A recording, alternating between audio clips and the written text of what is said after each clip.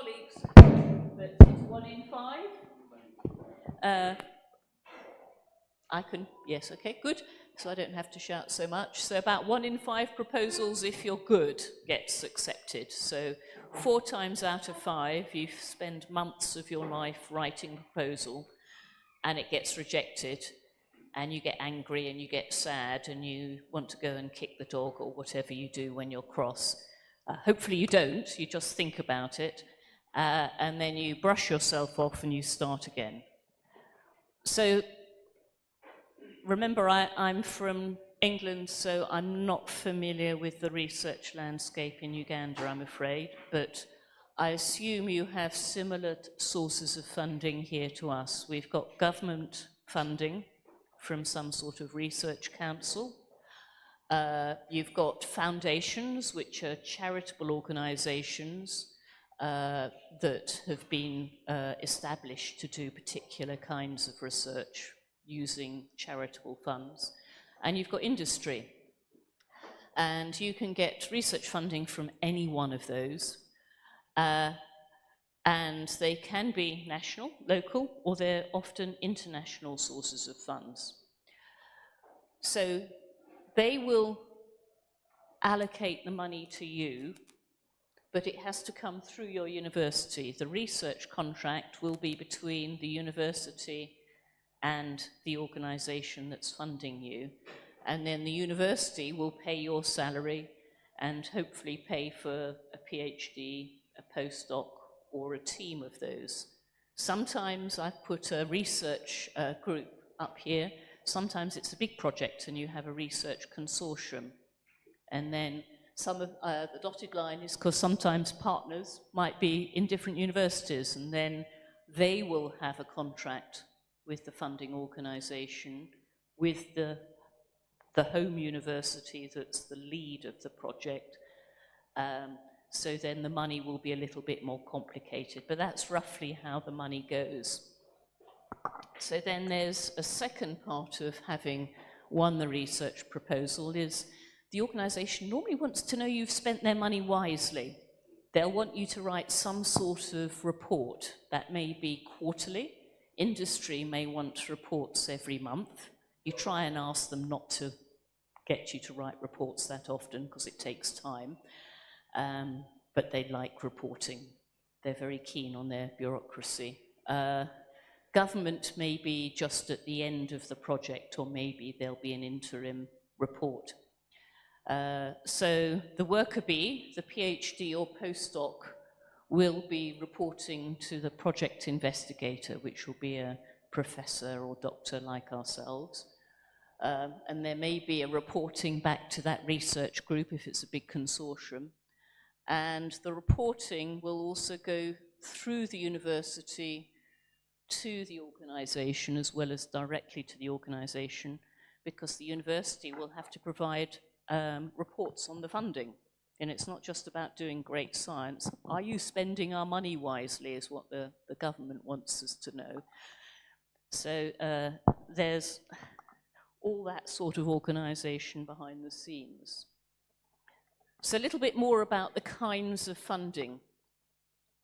Universities usually get most of their money from some sort of government organization. And the most interesting type of research project you can get is what's called curiosity-driven research. You have a great idea.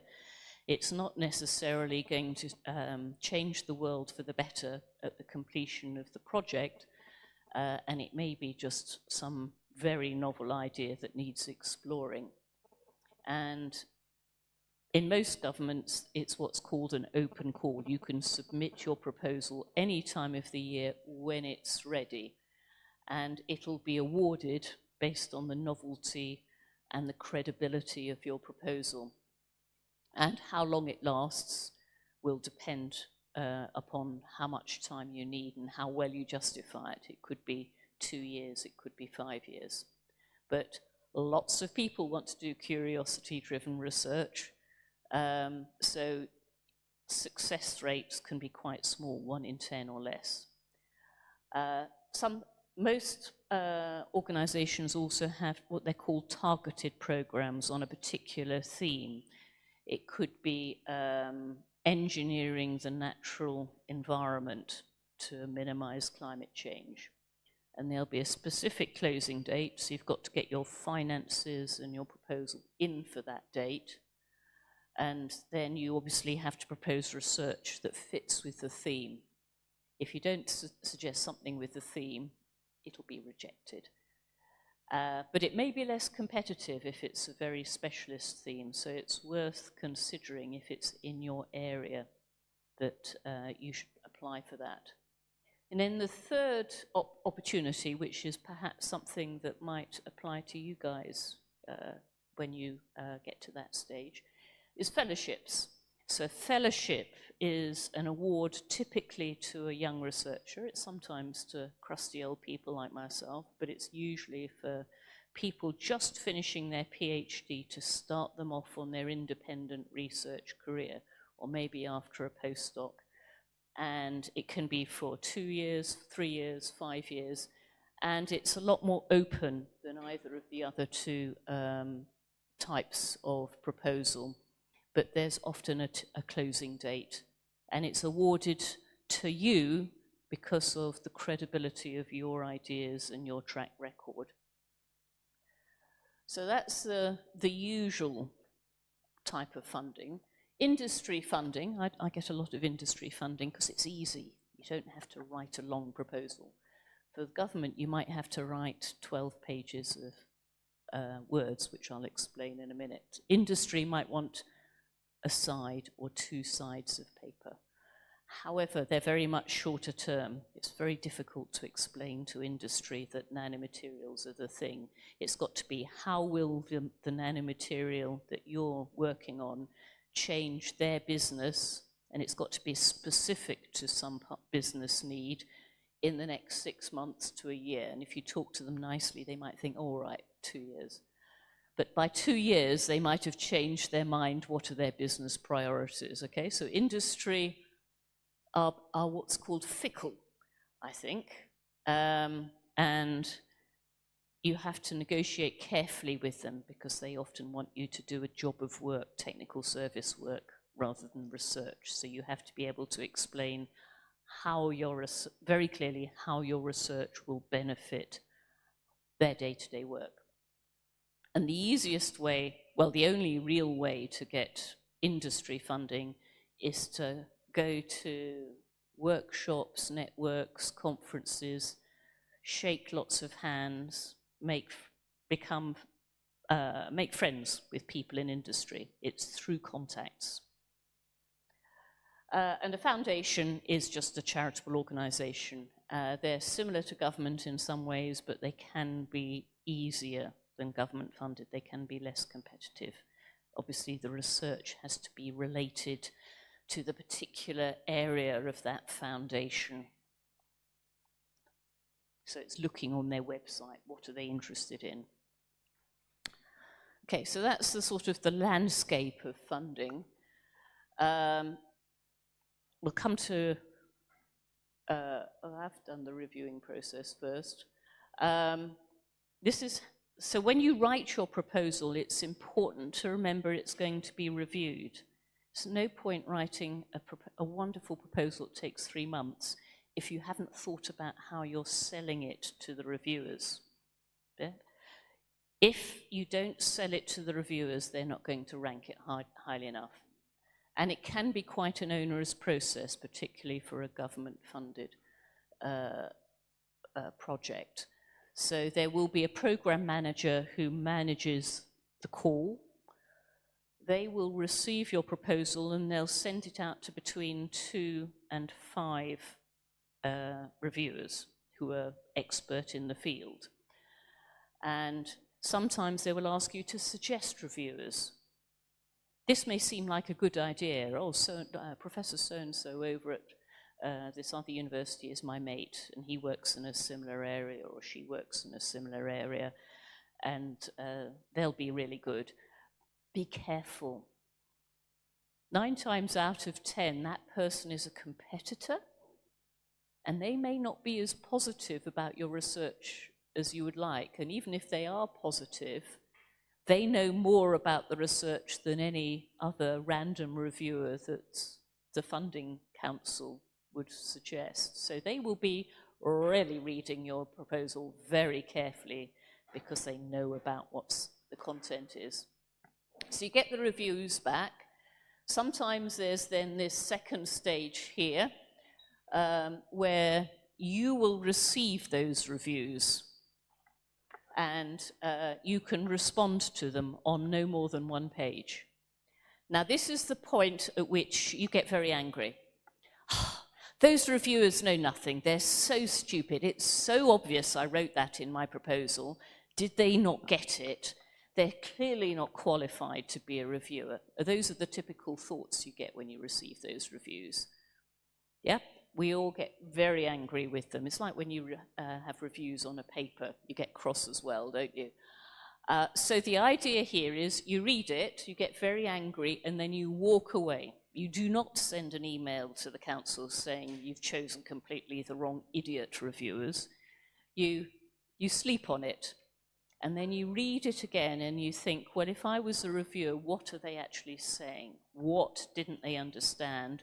What extra information do they need? And then you write a very concise, fact-based response. No more. Don't say anything about what you think about the quality of the reviewers. Just respond to the comments. Refute them with evidence if they are refutable. So after that, all those proposals will go to a review panel. So, for example, I'm sitting on one I have sat on one for the Danish Research Council for a number of years, and there are about 20 of us around the table. And each one of us will have reviewed 50 proposals out of 300, and there will be a first reviewer and a second reviewer from that panel. And then we all meet in a room and we try and grade those proposals so they can be ranked based on their scientific and content and feasibility. So this can take 2 days. And of course, the panel is not necessarily all experts in your field. So this is why you not only need to write depth, but explain things very carefully in language a technically able person can understand. So you rank it, but none of that is related. Well, that indirectly relates to funding.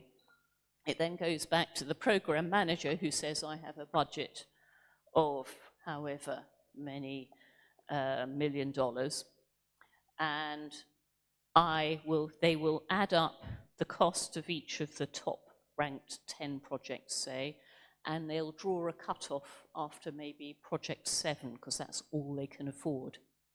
So there's a technical ranking, and then there's a financial ranking before you get funded. So you can see it can be quite hard.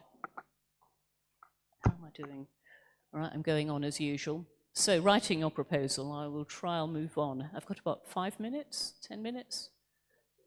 Okay, so we'll leave a bit of time for questions. So the proposal, the easy bit is having the clever idea. The rest of it is a lot of hard work, but it's quite fun because you're kind of doing research along the way. You have the idea, then you have to read the literature, not just in your own field, but outside, to check no one's had that idea before, and to be able to justify why your idea improves on whatever Smith and Jones have done before. Then read the call for proposals. The Research Council doesn't just put up a web page for the fun of it. There is a lot of information there, and the people who follow the guidance carefully are the people who are successful.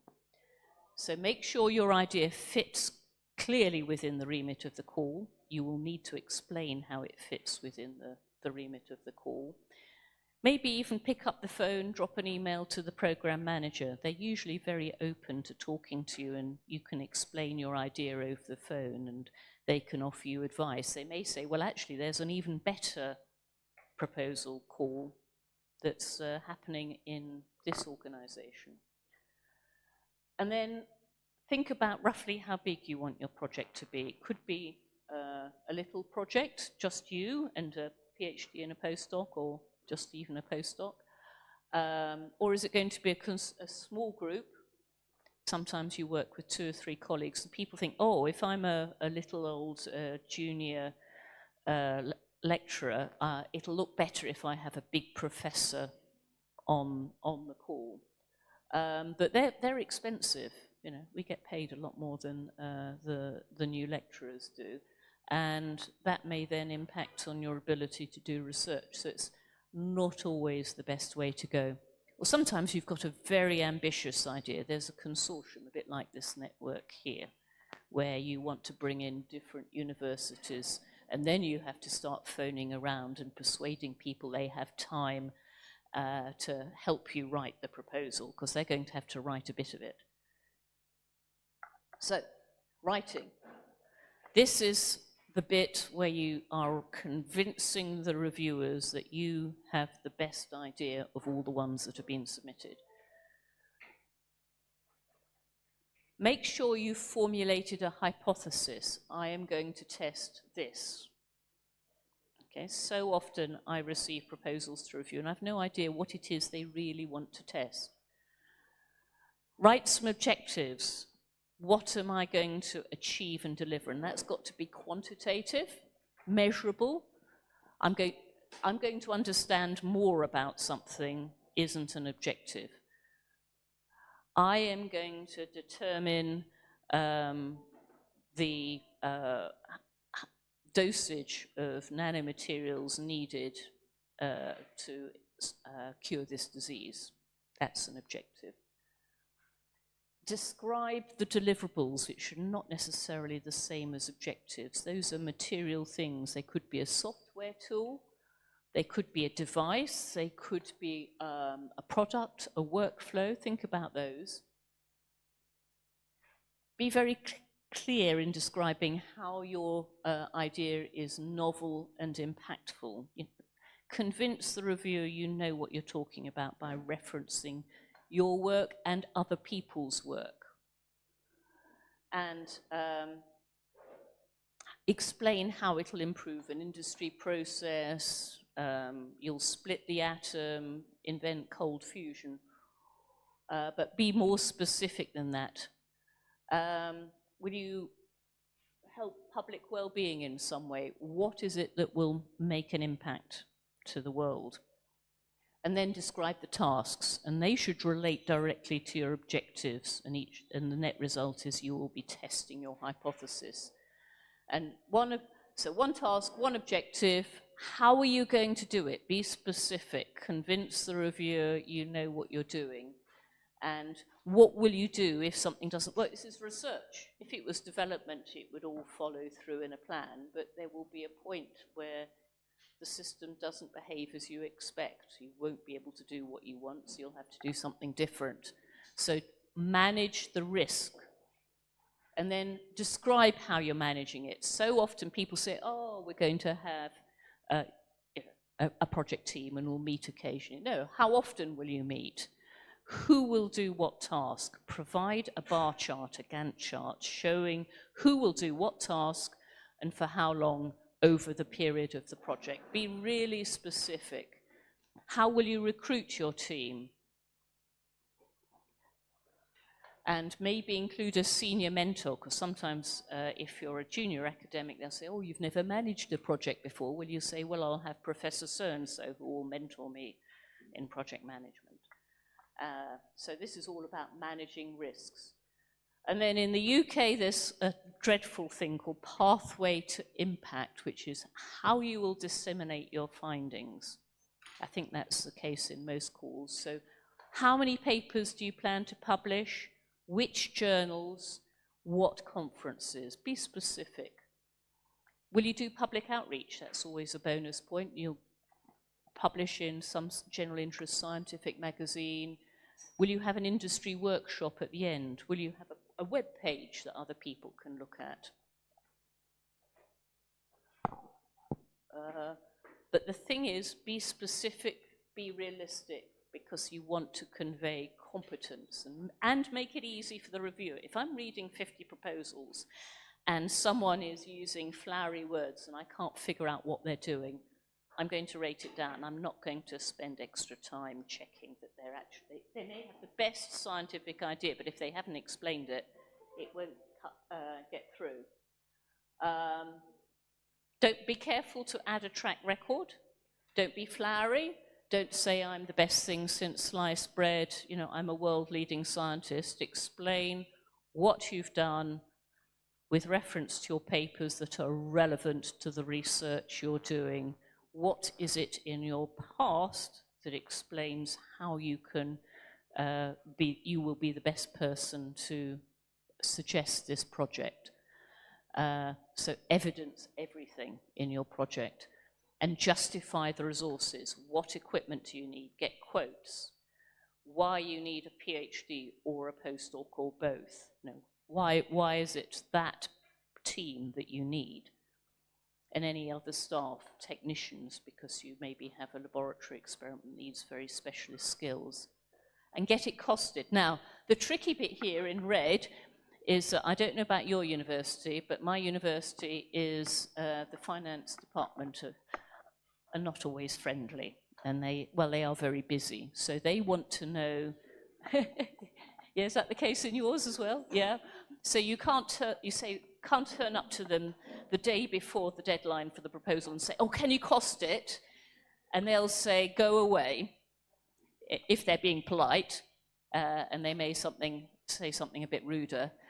You need to, when you start writing your proposal and you know the deadline, contact the person who will be costing it and say, when do you need the information by to cost it? And make sure you deliver by that date, or you won't get your proposal submitted. And then never finish writing your proposal 1 minute before the deadline. I know it seems hard and we're all busy. Try and write it the week before, and then ask a colleague to read it and critically analyze it. And don't get cross with them if they make comments about changing it. Someone else will not have the same ideas that you have.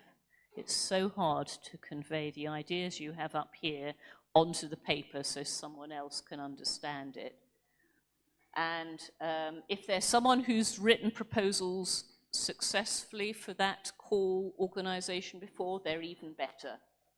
And then reread and revise and leave at least 24 hours before revising, yeah? Because otherwise you will still think it's obvious from the sentence you've written what you have in your mind, but if you come back a day later, you'll think, what did I mean? What rubbish was I writing there? Okay, I'm going on a bit. All right, so just remember when you write all this, your reviewer may be a specialist in your field, but they don't know you and they can't read your mind. So this is basically all the things I said about writing a proposal. Imagine the reviewer reading it, and they want to know, is your research groundbreaking or incremental? How important would the findings be? Is it technically feasible? You need to convince them that from your description of the tasks, you really can do what you want to do in the time allowed. And have you chosen the right tools and alternative tools if it doesn't work? So have you considered all the risks? So is it operationally feasible? Is your Gantt chart, can you really do this in 3 years rather than needing 10 years? There's no point having a hugely ambitious idea and saying, oh, we'll invent cold fusion in 2 years. And make sure you have the expertise, and well, I have to check that the PI has convinced me they know what they're doing. And does it meet the call description, of course? So you can do items 1 to 5 and be really top ranked And then if it doesn't meet the call, so suppose it's green research is the call that I review for Denmark. If it doesn't tell me how it's green research, it may be the most interesting piece of scientific work they're proposing, but it'll not get funded. So don't use flowery adjectives. That really annoys me. You try reading a social science proposal, and they love 5-syllable words in their proposals, and it just, leaves me at my wit's end and makes me think, do they know what on earth they're talking about, or are they hiding behind big words? So you're successful. Woo-hoo. So you're very happy, and then the next piece of hard work begins, because you've got to deliver on what you said. So think about recruitment. You know, there's a good number of women here, but there's not so many women as you go further through the scientific life cycle. So think carefully about wording the advert. If you talk about we found at Imperial, if we talked about being world-leading, competitive, thrusting, that really puts women off. They want to feel they're part of a more family kind of cooperative research project. So think about the wording for who you want to attract, and have a colleague long list and short list the interview candidates with you, and then interview it, because they offer an independent viewpoint. It's very easy to become biased towards one candidate and not see their weaknesses. And it will, if you get the wrong person for a project and you're stuck with them for 2 years, it can suck the life out of you. You can spend hours and hours of your time working with them because they don't know what they're doing, or they're not quite up to it. So, I forgot, let me hide that. Make sure you reread what you promised you'd do and what the terms of the offer are. Make sure you adhere to reporting deadlines and what you're going to do. And of course, do the best research out there, because that's what we all want to do, isn't it? We want to be fulfilled in our research and enjoy it and make a difference to the world. 9 times out of 10, you're rejected. And again, there's you read the reviews and you think, well, yeah, the reviewers are idiots. They've got no clue. They should never have been allowed to review any research proposal, let alone mine. They're clearly incompetent. So you put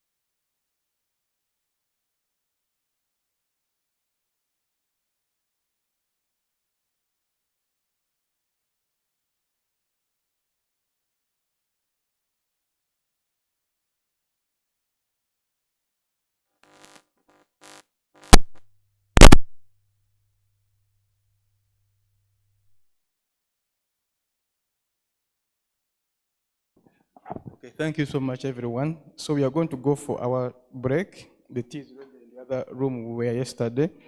And after the short break, let's be on time. By 10:30, we are back. We are going to have a presentation from the collaborator from the industry, from Petroleum Authority, to see the status of Uganda and how we are collaborating with the industry. Thank you so much. 10:30, let's keep time.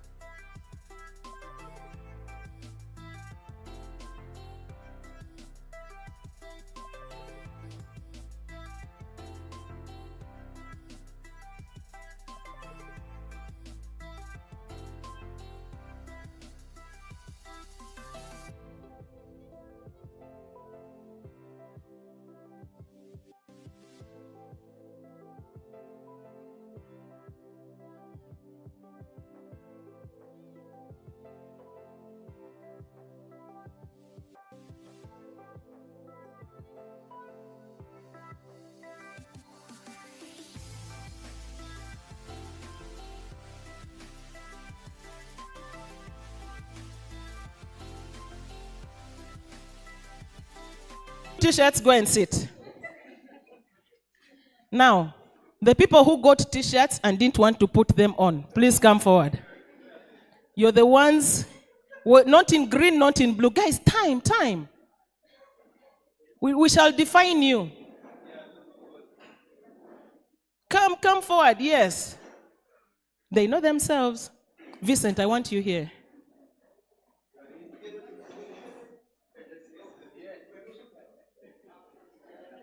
Yes. Now these ones are professors. I'm going to make them jump in court. Okay? Oh, I was going to invite you. Yes, you're the lead. You can't jump. Who tells you? Okay, in 3, 2, give me the front leg. Yeah! Higher. There you go. Hey. Guys, go in. 1, 2, 3. Professor, my dear, I want the leg up. Oh. Okay, 1, 2, 3. Raise the leg. Higher. Now, who are you kicking? Go back and sit. Now, I just need this one photo. You can go and sit. Professor Obongoloch. They said people in green, you didn't come. Just come and stand here. Come now. Come now. Creative media, please come. Creative media, please come. Creative media, you're on the camera. I say when you come, the camera will stay working. Now the next person is you're all having a green and what? I request that the people with the money come and speak to us. Petroleum, join this photo. Okay? Now we are going to test fitness. You're in the middle. Okay, 1, go down. Down, down, down, down, down, down, down, down, up. Okay? 1, 2, 3, 1, crazy one. Show me the audience like that. There. Yes. Okay. Please take your seat. At this moment again, I kindly request Mr. Chigozi, Dr. Chigozi, Ronald Kaima to come here, and Dean John Zobongoloch. Please come here.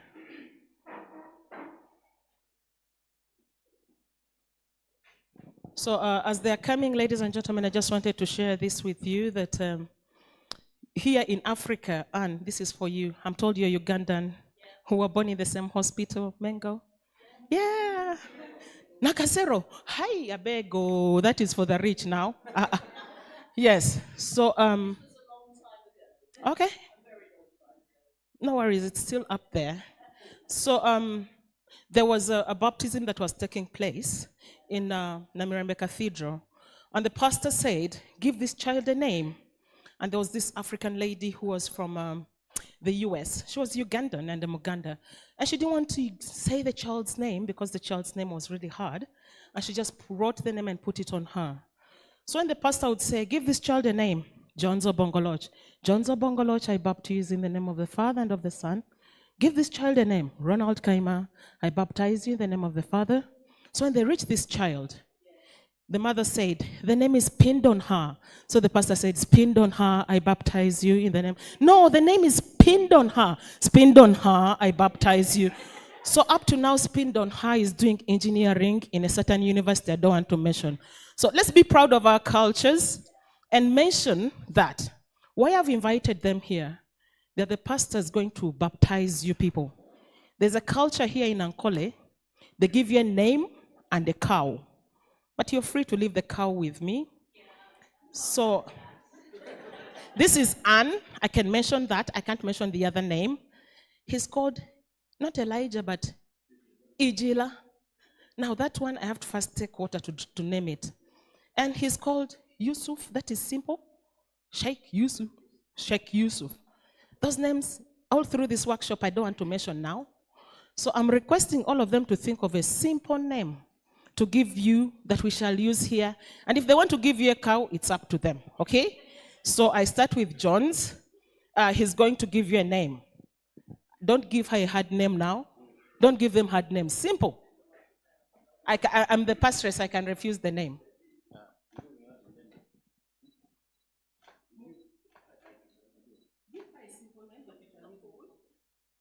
She's called Apio. Apio Annette. Please clap for Apio Annette. What is the name of what does Apio mean? It's a twin. Because you have twins now, you're giving her a twin name. Apio. Okay, Apio is a simple name. Apio Ann, please stand up in this house. Yeah. Apio Ann, wave to the audience. Yeah. Okay. Ronald, you're naming Professor. Yes. Waiswa. Waiswa. Not Waisa. What does Waiswa mean? Waiswa is also a twin. Okay. Yeah. Yeah, who comes out first? So, Waiswa If you don't have twins, may your children have twins. So, wise, I may know. Clap for Gabadaye. So, Waiswa, the twin who comes out first, you're always the lead. You let the shine. You are the yonder star. Yes. I think I will not divert a lot. I will give him Kato. Kato is a football player in German. So that is the baby twin. So Kato Yusuf, please stand up. That is Kato Yusuf. Wave to the audience. Waiswa, please stand up.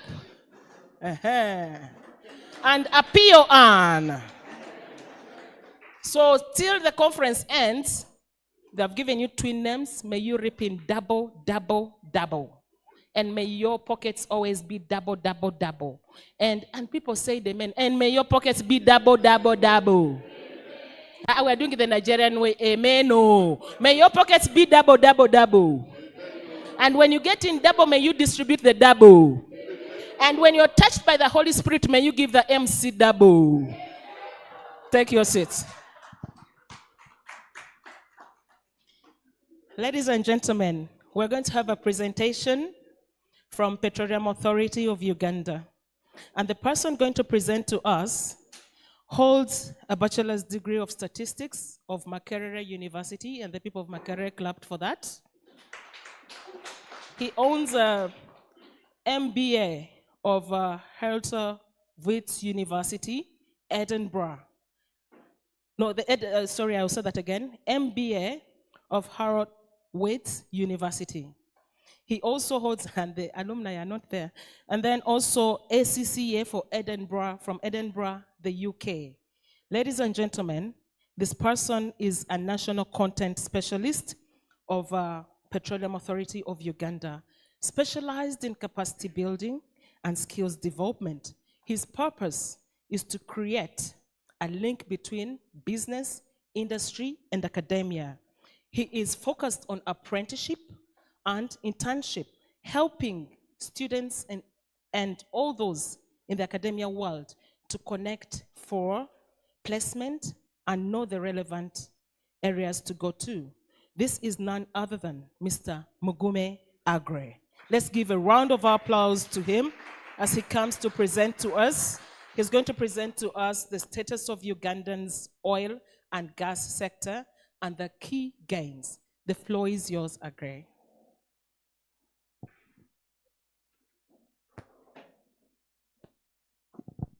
Thank you, MC, for that wonderful introduction.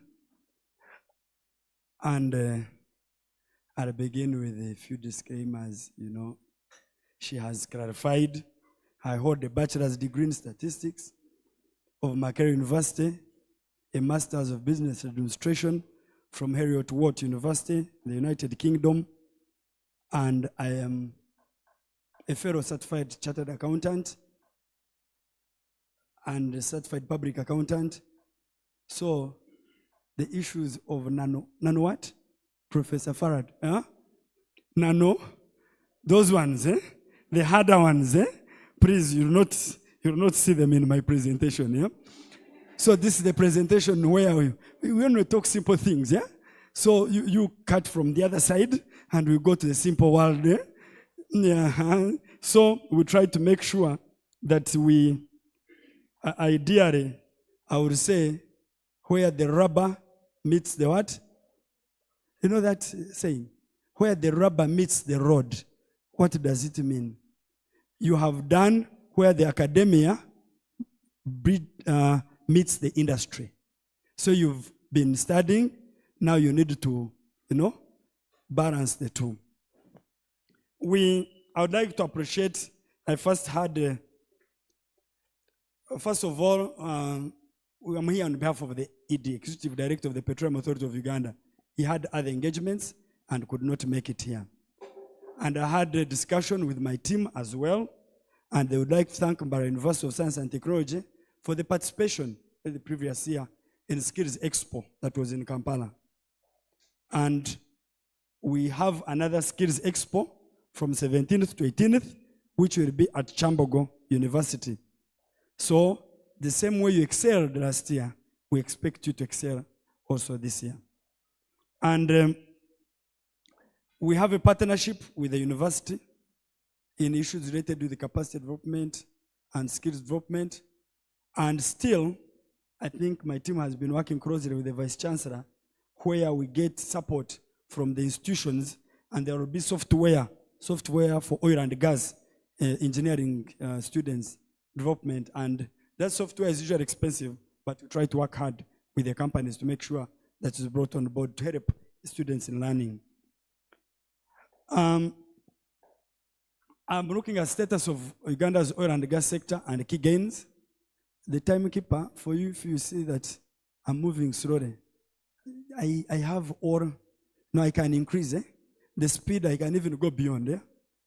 So I look at first of all, the oil and gas students, you know that long, that tall thing? Yeah? You know it? Yeah.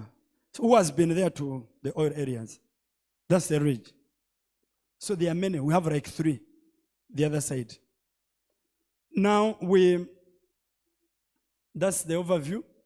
And the key roles and supporting legal framework. The Petroleum Authority of Uganda, there's Ministry of Energy for policy formulation, then followed by Petroleum Authority of Uganda, and regulating and monitoring in the petroleum sector. Then we have Uganda National Oil Company, which is responsible for the state's commercial interests. So here I'm in the middle, the Petroleum Authority of Uganda, which is regulating and monitoring compliance in the petroleum sector. So why am I here?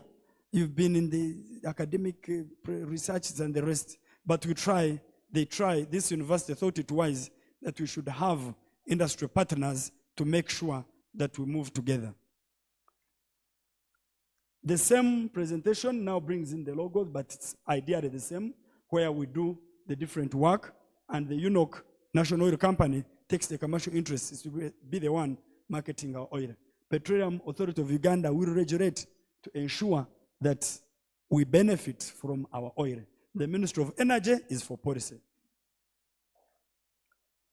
The vision to be a leading petroleum regulatory agency and to regulate and monitor petroleum sector in Uganda, creating lasting value. So ideally, somebody was asking me, so some people don't know Petroleum Authority of Uganda. But for us to benefit, the Petroleum Authority of Uganda is very key. It has to be there. I pulled out the other presentation to reduce them, but it looks at the national content where the capacity building will fall. The overview of the project, you'll find in the upstream, we have the SINOC, the companies. SINOC for China National Offshore Oil Company, Total Energies, we have Ama Energy from Australia, Total Energies from France, Oranto Petroleum from Nigeria, then UNOC, our own UNOC, and then the one we are licensing, which is DGR. You find you have 2, 4, 5, around 5 companies which are in upstream. And when I was in Nigeria last month, for some oil and gas, they have 154 companies which are operating in the industry, in the upstream. So it's very big, and we try to partner with them. The oil and gas, the one you hear about, in 21 oil discoveries, 88 drilling success rate, have around 6 billion barrels of oil, and 1.4 is recoverable. You're the converted guys. When I talk of recoverable, you already know. Some of you have done geology and related others. So, production licenses around 9. So the oil we are talking about has already been only in like 10% of the areas which are capable to have the oil. So we still have more that can be discovered. That's why we call in more companies to come in for exploration. Now, Uganda's oil and gas sector. A number of you have interacted with you as students, and then you find you've been focusing on only Petroleum Authority of Uganda. I sent in my application, they have not, Uganda National Oil Company, they have even not replied to me. Oil is big. We have a number of companies which are in exploration and appraisal, I told you, have Ama Energy, Oranto, then DGR, UNOC. In development and production, we have Total Energies, SINOC, and UNOC that has come on board. And these companies are on tier 1. So they are some other instances. Then they have tier 1 contractors.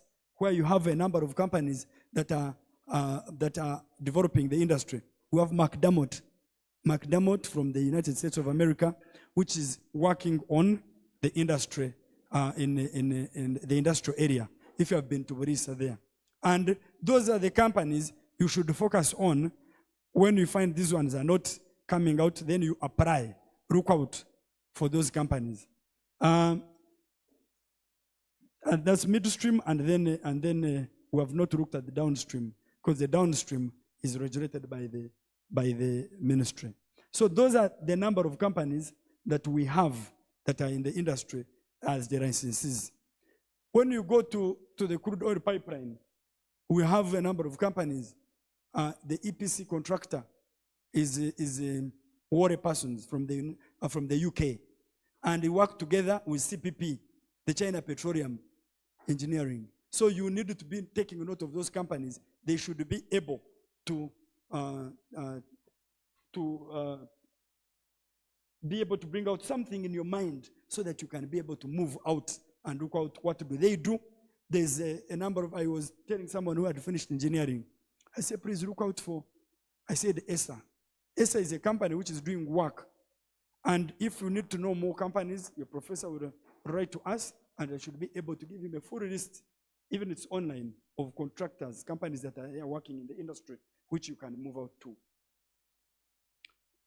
Then there's this one, slightly older slide, but I put it in for purposes of you to be able to have this information for your own use. Yeah? So of course that's Lake Albert, where the oil is. It's in the Rift Valley, and then that's the work that have been 3 licenses and exploration, planned work programs, and other basins where they're trying to discover more of the oil. So it is still a bigger cake.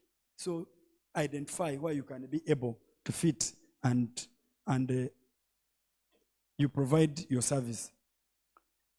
The development stage in the upstream, then the refinery project I talked about, the barrels. We are looking at having a refinery of 60,000 barrels per day. And all our oil is around 230,000 barrels, with the Burisa side of Total handling 190,000 barrels of oil per day. And then Sunok, which is in Kingfisher, in Chikube, is 40,000 barrels per day. And when you add those two, that's 230,000 barrels per day. Then the refinery, the focus is on 60,000 barrels per day. Yeah. So around the crude oil pipeline, which is 3.55 billion estimated project cost, that will be starts from Hoima, the airport, up to Tanga in Tanzania, and work is already moving on. So there are quite a number of companies that are working there. The airport is around 98% done, the airport on that side. I will not go into the details of that, don't want to delay you here, but what we focus on here in the national content is where you have capacity building, employment of Ugandans, capacity building, technology transfer, use of goods are not looked at it, enterprise development. So in capacity building here, you'll find you have, you see that thing ECTIB, the engineering construction, that certification. Very important when you want to work in the oil and gas. Has someone heard about NEBOSH? NEBOSH? NEBOSH is certification for what? From the green ones. For air safety. Very important. Not a course unit you have done in your class, no. You have to have certification. In oil and gas, you have to reduce the risks. So those are some of the certifications you need to get and attach somewhere, and you say, you're moving that line. But we work hand in hand to ensure that you have heard about UPIC, the Petroleum Institute, Chigumba, to support those skills. So we work hand in hand, so we'll be able to identify and support you. Then these oil companies, they have, it's a requirement, we compare them to put training budget, and the training budget is train some of you to be able to pick up skills. Have you heard of the MOOC, the training which was under Total? They selected a number of students. gentlemen, the Cape had about it. I think some of you contested, I maybe did the interviews through.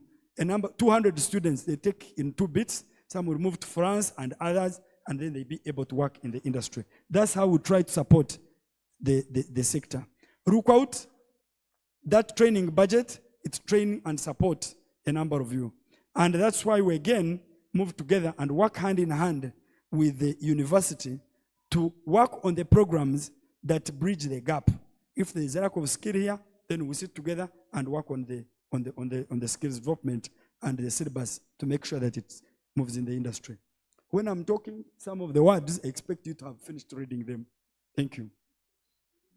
So ideally, it looks at that area. Those are the areas which you're picking out. Skills development. When you're, like you've done mechanical, some of you have done some mechanical. Now in oil and gas, there's a lot of fabrication. So if you have skill free in fabrication, then you're able to move out in the sector and be able to become relevant within the sector. The skills development, those are some of the partners we've been working with, World Bank, GIZ, yeah, to make sure that we have the support and the skills for our students or the workforce for the oil and gas. And that's partly some of the funds that have gone into training of Ugandans. A number of you are looking at support for internship. When you apply, don't focus entirely in one area like Petroleum Authority. Petroleum Authority of Uganda has around 190 to 210 employees. 190 to 210 employees. You find them here, we're doing work almost for like 5 people. You have to make sure that you do thorough work, and over time, you need to have some experience. So you need to begin from down with these other companies I've told you about, and you're able to keep on gaining experience. So we shall also move hand in hand to support you. And again, I talked to Dr. Fard and said the oil samples, provision of oil samples, is working closely with the Petroleum Authority of Uganda for provision of those samples. What you're seeing down, partly the other one is under in UPIC, Petroleum Institute Chugumba, where there's training. So don't say, me, I already have my bachelor's degree, I will not go to UPIC. When there's an opportunity, go there, gain some skills, and then you'll be able to move on in the field. Petroleum Geoscience program at bachelor's level and master's and Makerere, we'll review those ones. Work for skills development strategy, we'll review and ensure that those companies do not employ people from out. We have to look at all in issues of employment to make sure that we first utilize our local workforce. 120 vocational training institutions on the skills requirements for oil and gas. That was for training of enterprises. I just left it there for enterprise development and training of enterprises in the oil and gas. We support women groups, youth, and the rest to support MSMEs. And we had a project with the African Development Bank of around $500,000. So that's how we try to build and have partnerships within the sector. There is Industry Enhancement Center, which is funded by joint venture partners, Total and the rest. If you're in oil and gas and a university identifies something to work with the Industry Enhancement Center and you put in your proposal, the Industry Enhancement Center can support you. It is a project that will run over a period of time with a budget of not less than $10 million.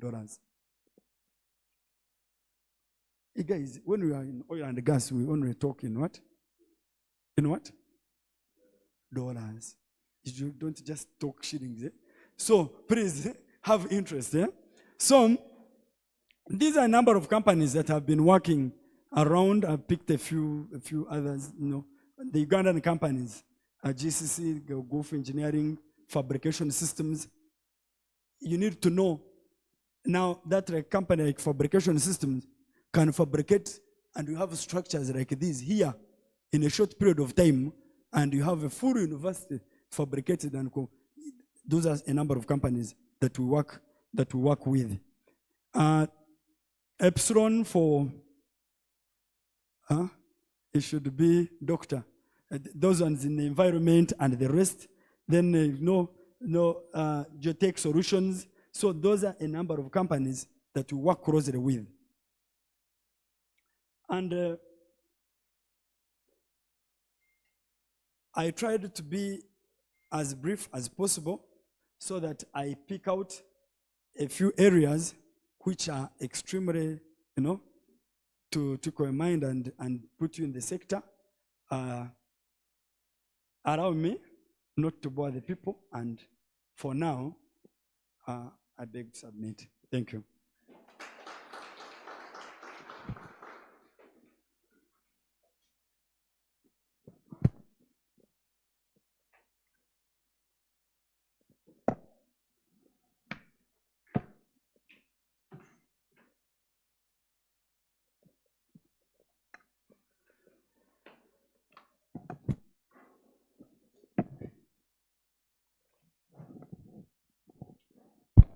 Thank you so much. Another round of applause to Agre. Questions, I'll just take 3 questions, if that's okay with you. 3 questions. Yes.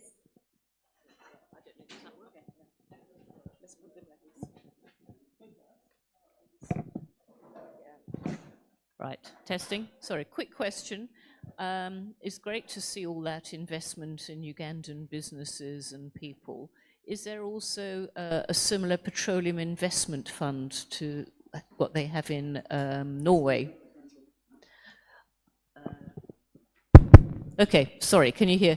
Is there a petroleum investment fund similar to that which Norway have? So they've invested a proportion of the profits and taxes from petroleum into a fund which over the years has been paying back to support infrastructure projects around Norway.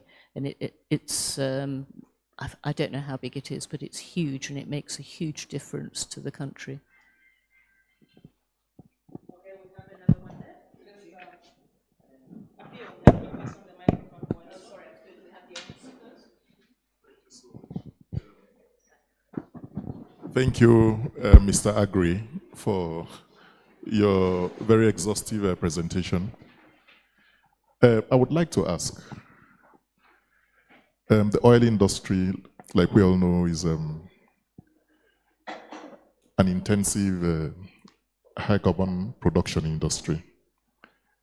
I don't know what the Petroleum Authority of Uganda is doing to ensure that the oil industry rolls out deliberate and very impactful corporate social responsibility initiative to their host communities.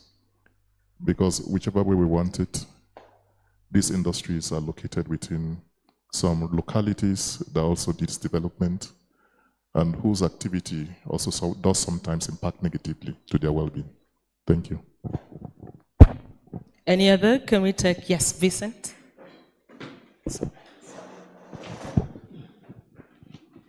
Yes, thank you so much, Mr. Mugume, for the wonderful presentation.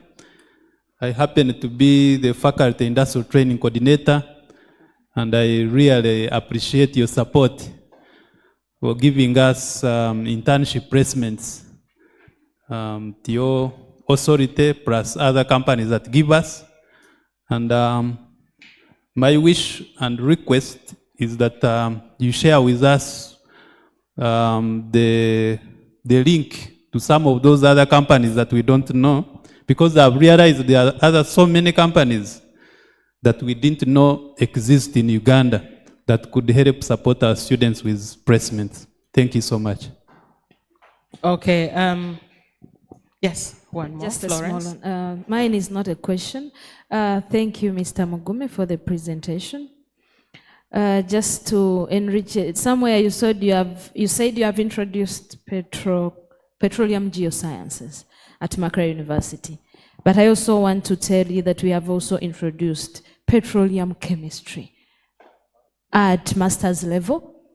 And I teach that course myself with some other professors.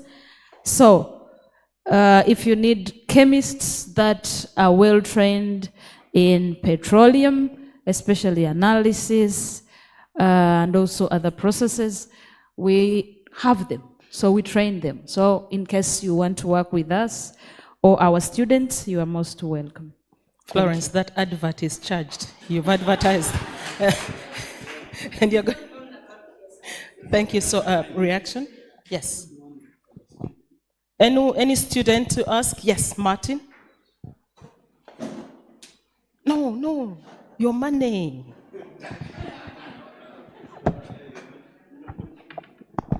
Thank you very much. Okay, it's more like a request. So we just hear that people are having graduate training from PAU specifically, but we never see these adverts specifically for graduate training. So we'd just like to know the right channels that you use to advertise these, so that we can also follow up and apply and maybe have a better chance at competition. Thank you.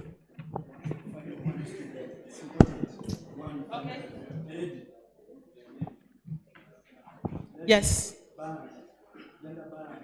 Gender balance, a lady? Okay. Okay, thank you so much. My request was I hear that there are some short-term contracts that are always awarded at Petroleum Authority of Uganda, especially for fresh graduates.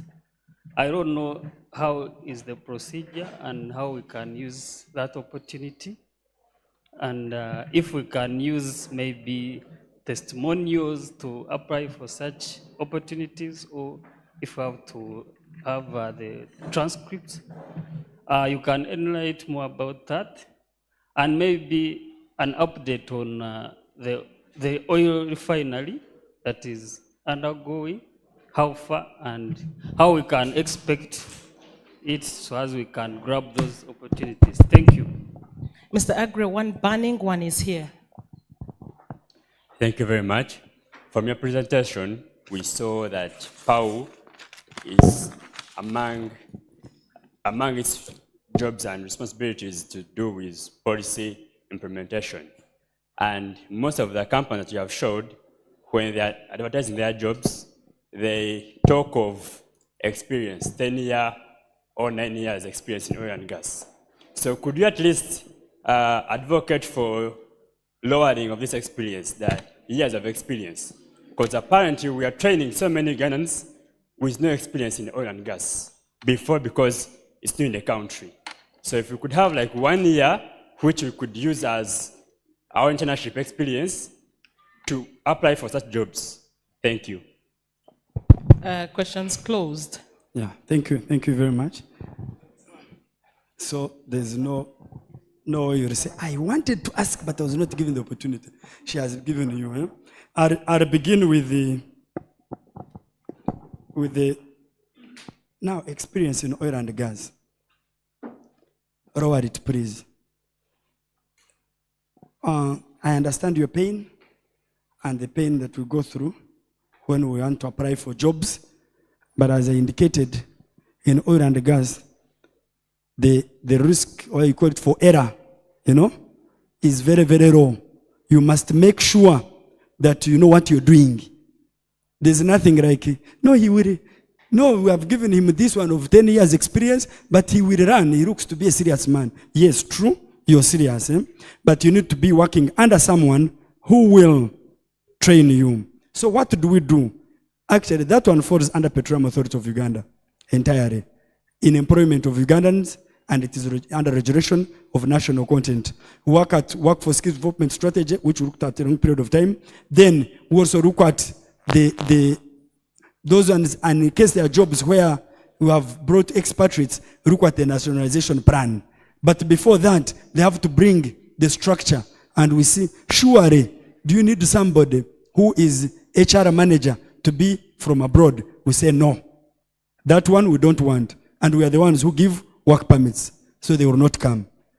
Then there may be others. They tell you, no, we need this person he must have had experience of 15 years and he should have done this. Some of them, by the way, we insist that you need to have a bachelor's what? You find somebody has like a diploma in something and then certifications and they have been working with the person on like 10 projects. So, bottom point, we shall try to do our best to make sure that area is leveled. However, try to see where you fit. Don't be a fresh graduate and you're applying for a job of 10 years experience in oil and gas. But I understand your pain and we are working on it. Yeah.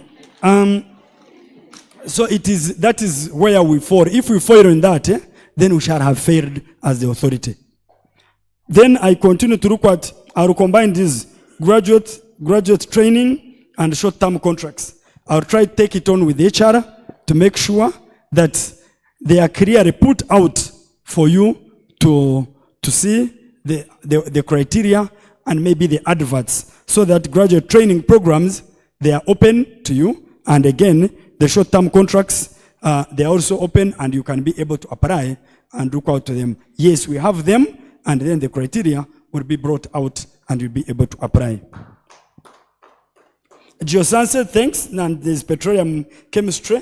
We shall take it on, and I will also inform them and they'll be able to do that. This one of graduate training and short term and the rest, it will be in the report. And we have the executive director who reads every word. He has trained everywhere in the world in oil and gas. Nigeria, United Kingdom, US, China, and the man doesn't sleep. He's very serious. Yeah? He reads every word. So just to know this one in the report, he will read it and he will give a response. The issue that relates with him, you are very critical with Norway. If you've been following the news recently in oil and gas, Norway has been supporting us for the past 30 years. Yes, in development of oil and gas. Our teams have just returned from Norway. Yeah, the question was, yes. Do you have a fund? Now I'm just getting on that line. So the fund will be in the National Content Fund for the development of oil and gas, and then you can say a certain percentage from the profit, retain it for the development of infrastructure in that line. Now, the National Content Fund is not yet implemented. It's not yet implemented. It is, but I don't think the approach was supposed to be that a proportion of your profit, you bring it here and we put it in the National Content Fund. But there is oil and gas fund, which is held under what? Under the Bank of Uganda. In the area, I may not be entirely the expert in that line, but it is guided by the PSA, the production sharing agreements, which is entailed within. So that's why it goes to the profit oil, then cost oil, and the rest. Now, the one which was the National Content Fund should have been ideally done on the perspective of the money we get from the oil, the government commit a portion to the growth and development of national content.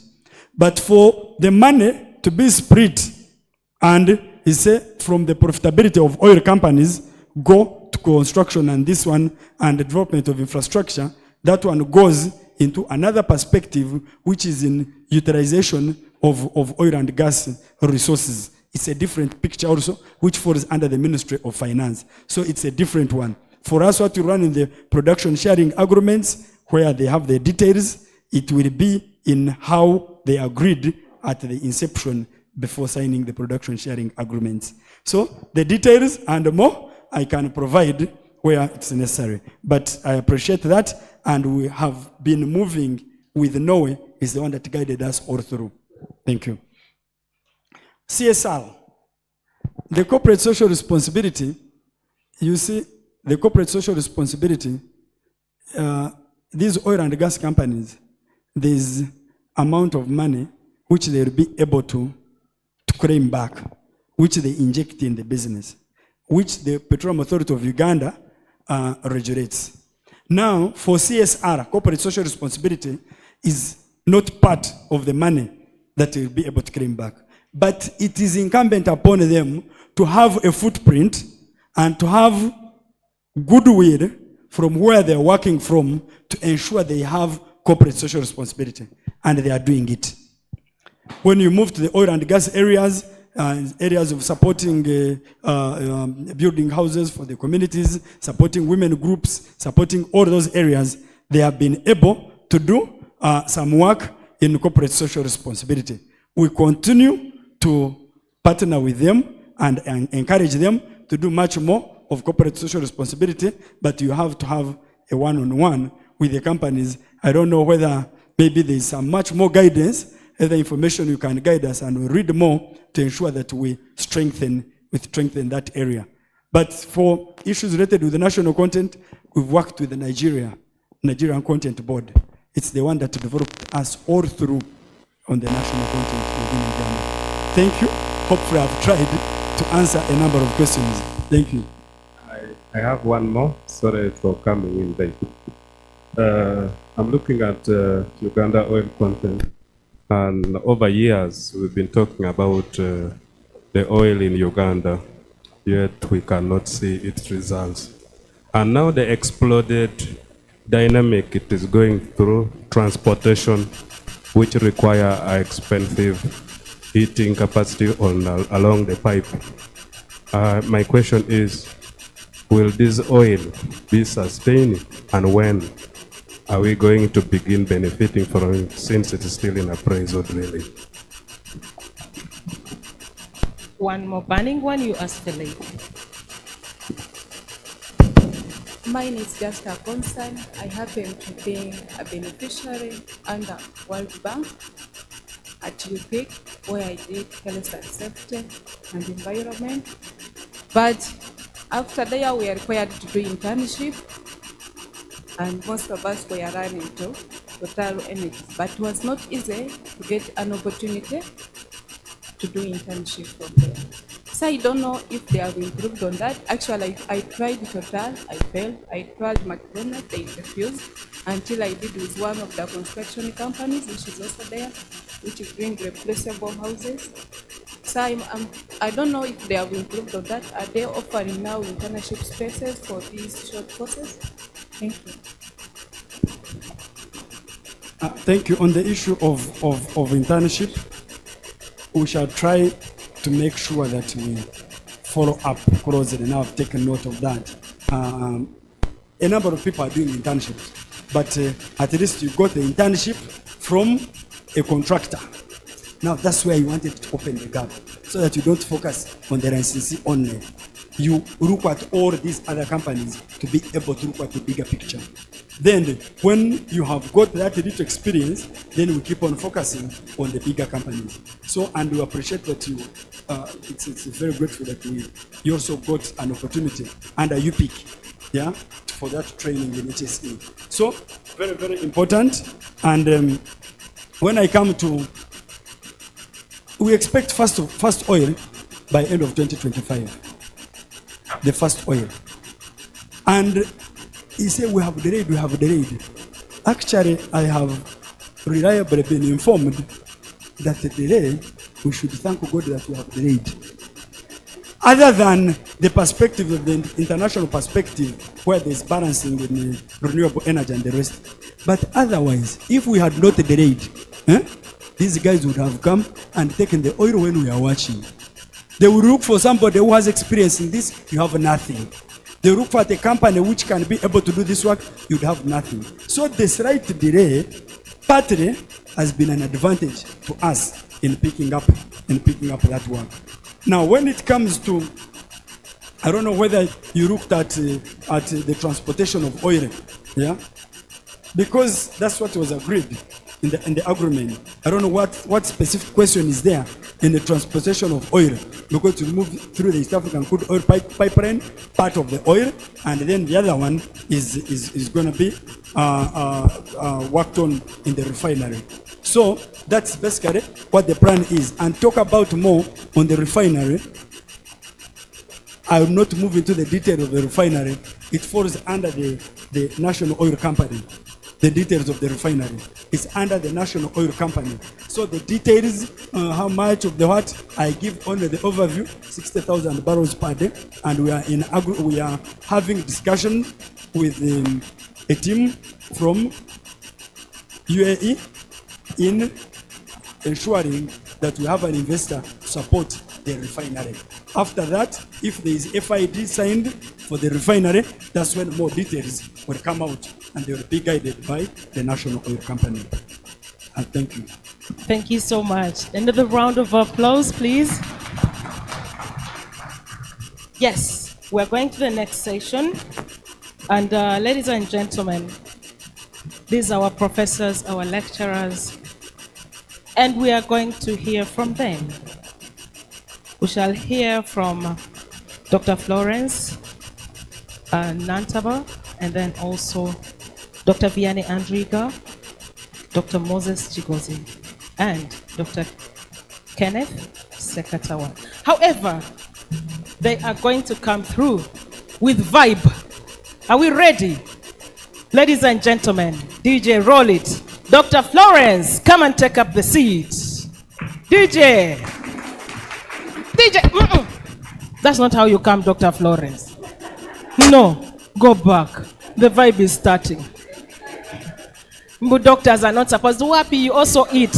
Dr. Florence, go back. DJ, roll it for me. Ladies and gentlemen, swear, everybody do the swear. Kills or dance, everybody can you do dance. It was Cheza.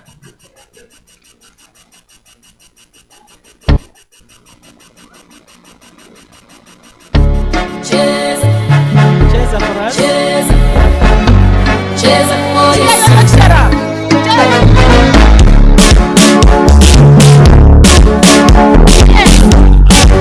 This is for you, Jesus.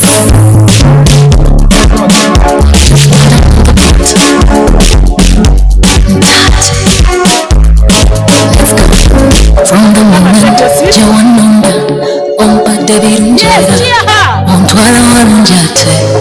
next, ladies and gentlemen, is Dr. Vianney.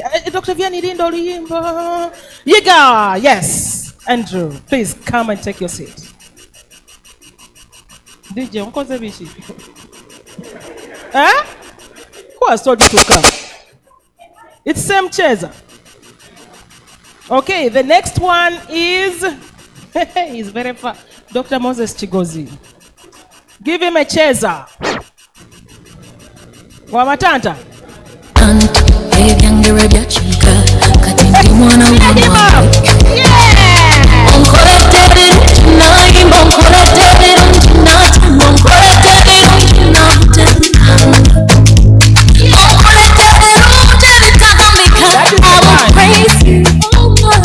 Yes. Dr. Kenneth Sekatawa.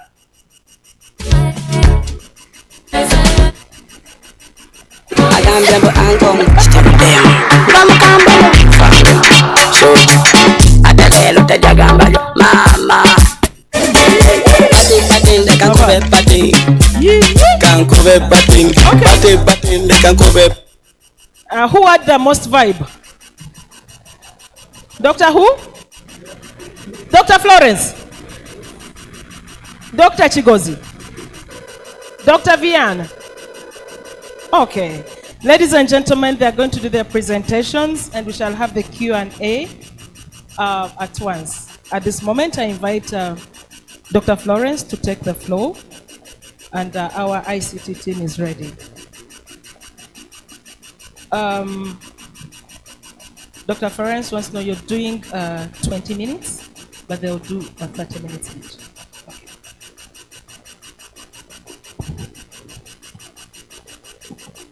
Thank you so much, Madam Coordinator.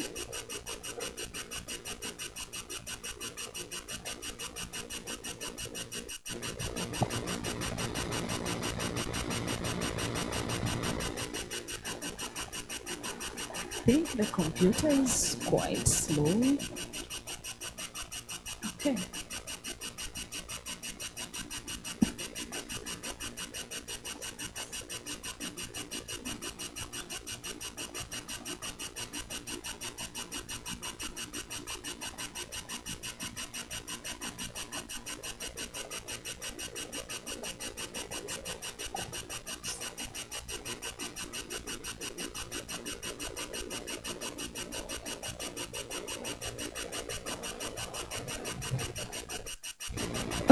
Good morning, ladies and gentlemen. My name is Dr. Florence Nantaba. I'm a lecturer of chemistry at the Department of Chemistry, Makerere University.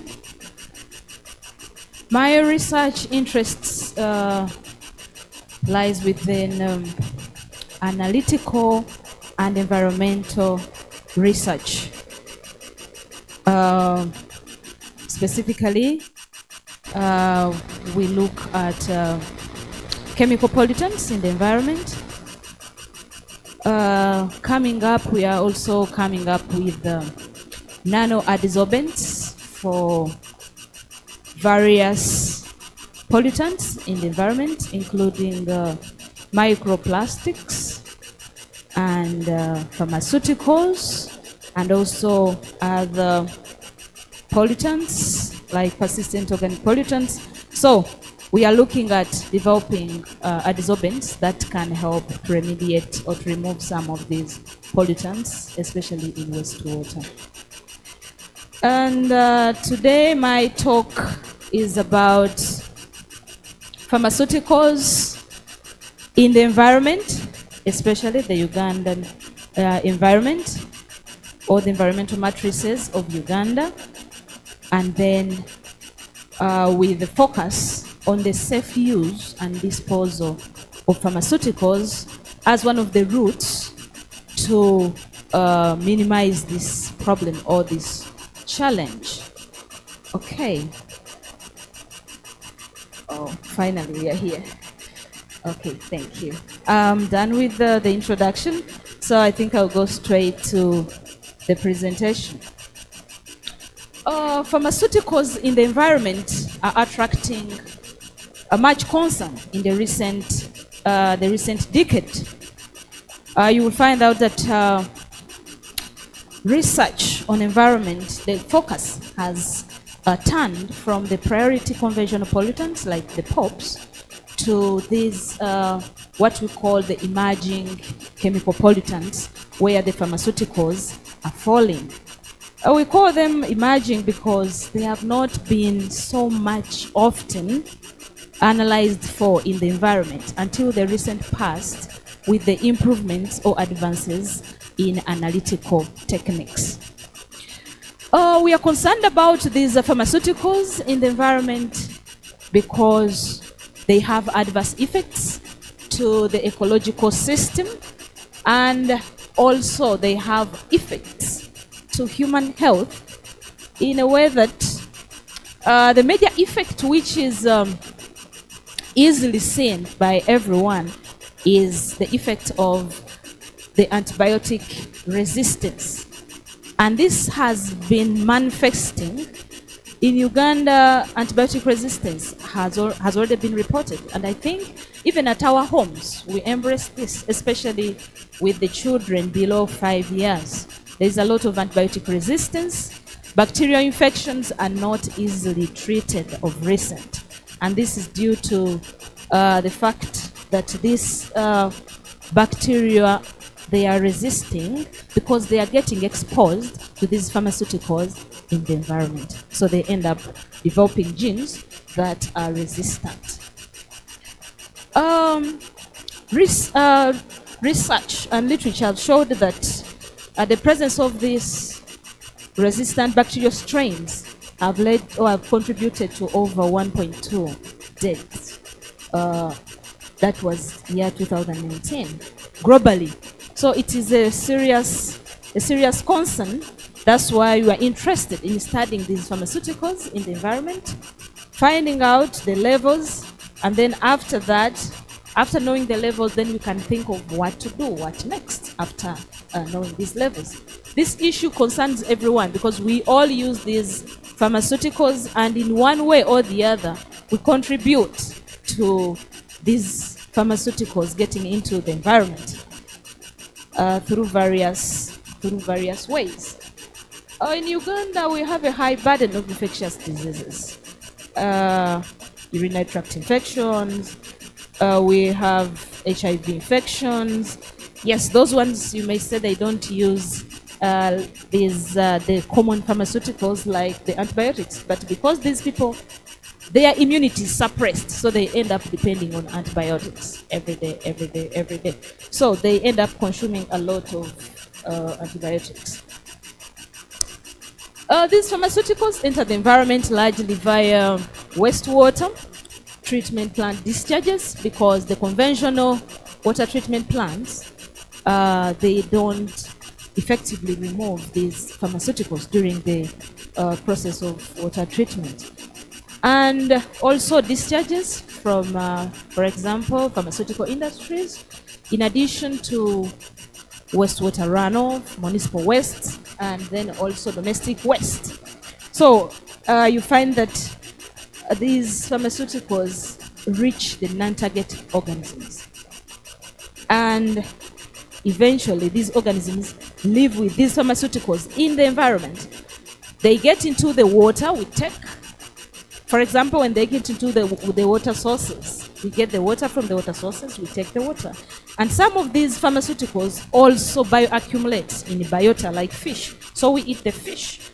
And eventually, as humans, we also get exposed to these pharmaceuticals. Those are some of the structures of the common pharmaceuticals that we have studied or we are studying. Some are very common, especially tetracycline is one of the antibiotics which is commonly used in poultry and also in cattle keeping. Then we have azithromycin, ciprofloxacin, diclofenac. Then we also have acetaminophen. Those are common painkillers, the paracetamol, or locally known as Panadol sometimes.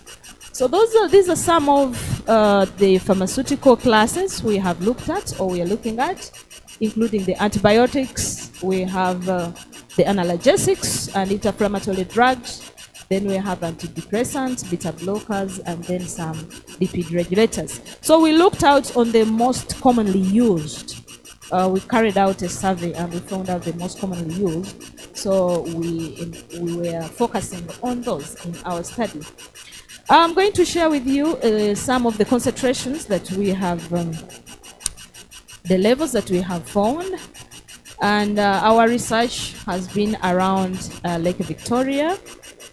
And we chose Lake Victoria because it's the biggest freshwater lake in Africa and the second biggest freshwater lake in the world.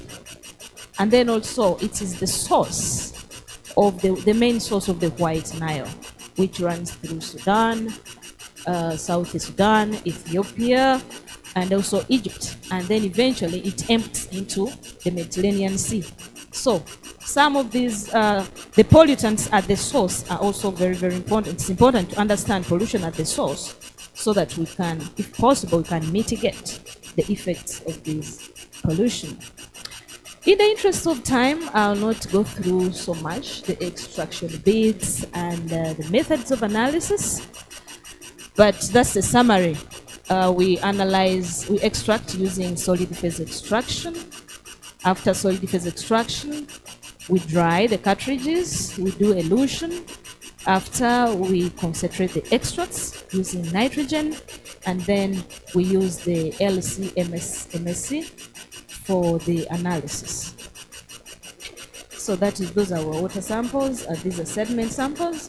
We start with the ultrasonic bath, and we extract the analytes into acetonitrile, into a liquid, into the liquid media, and then after that, we go for solid phase extraction.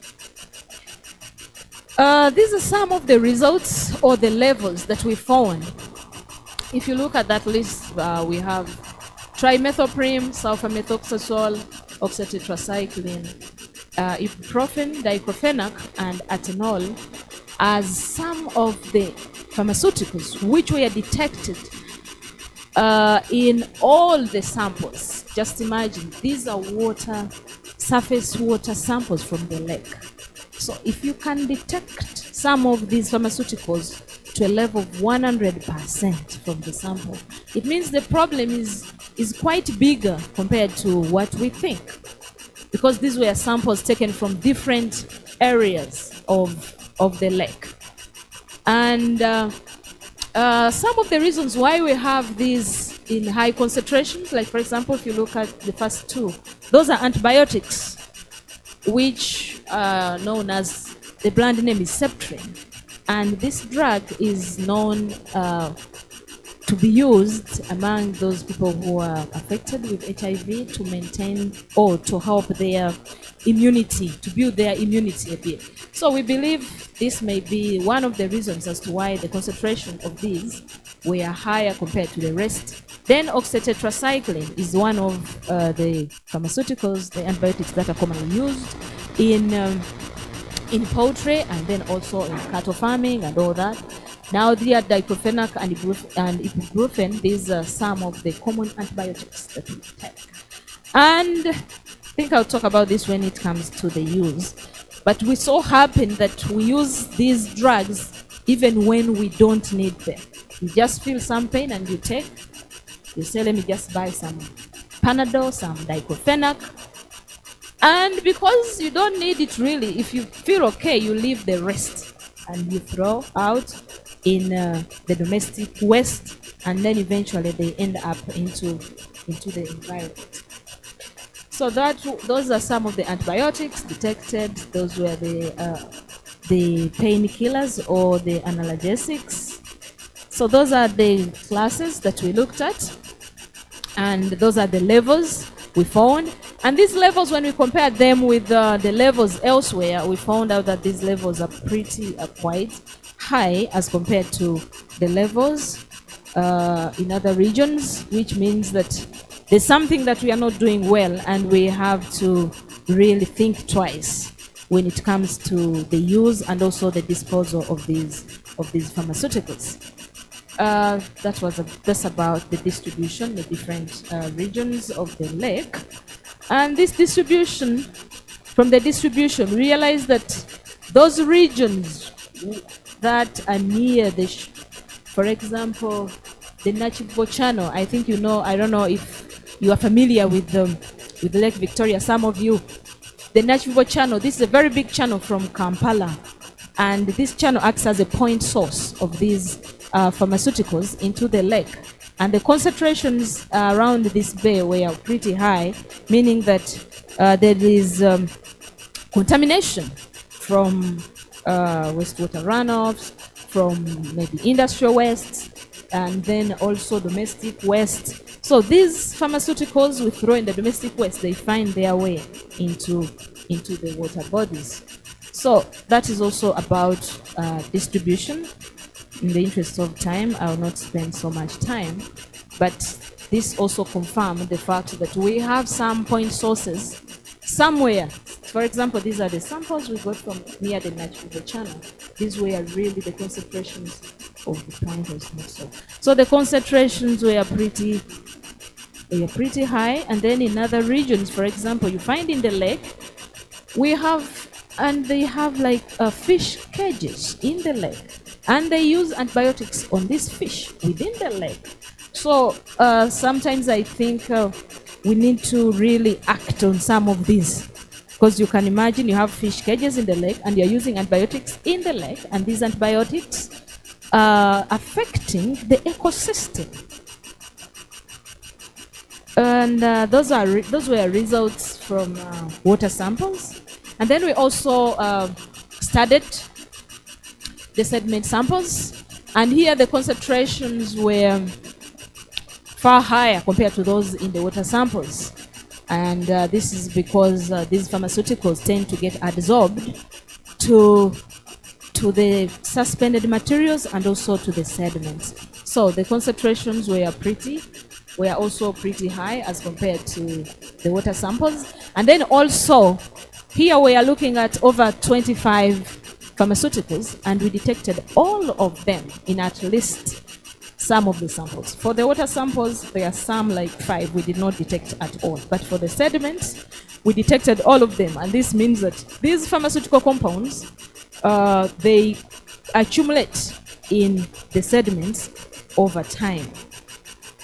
This was also trying to elaborate on the distribution of the different regions where we picked the samples.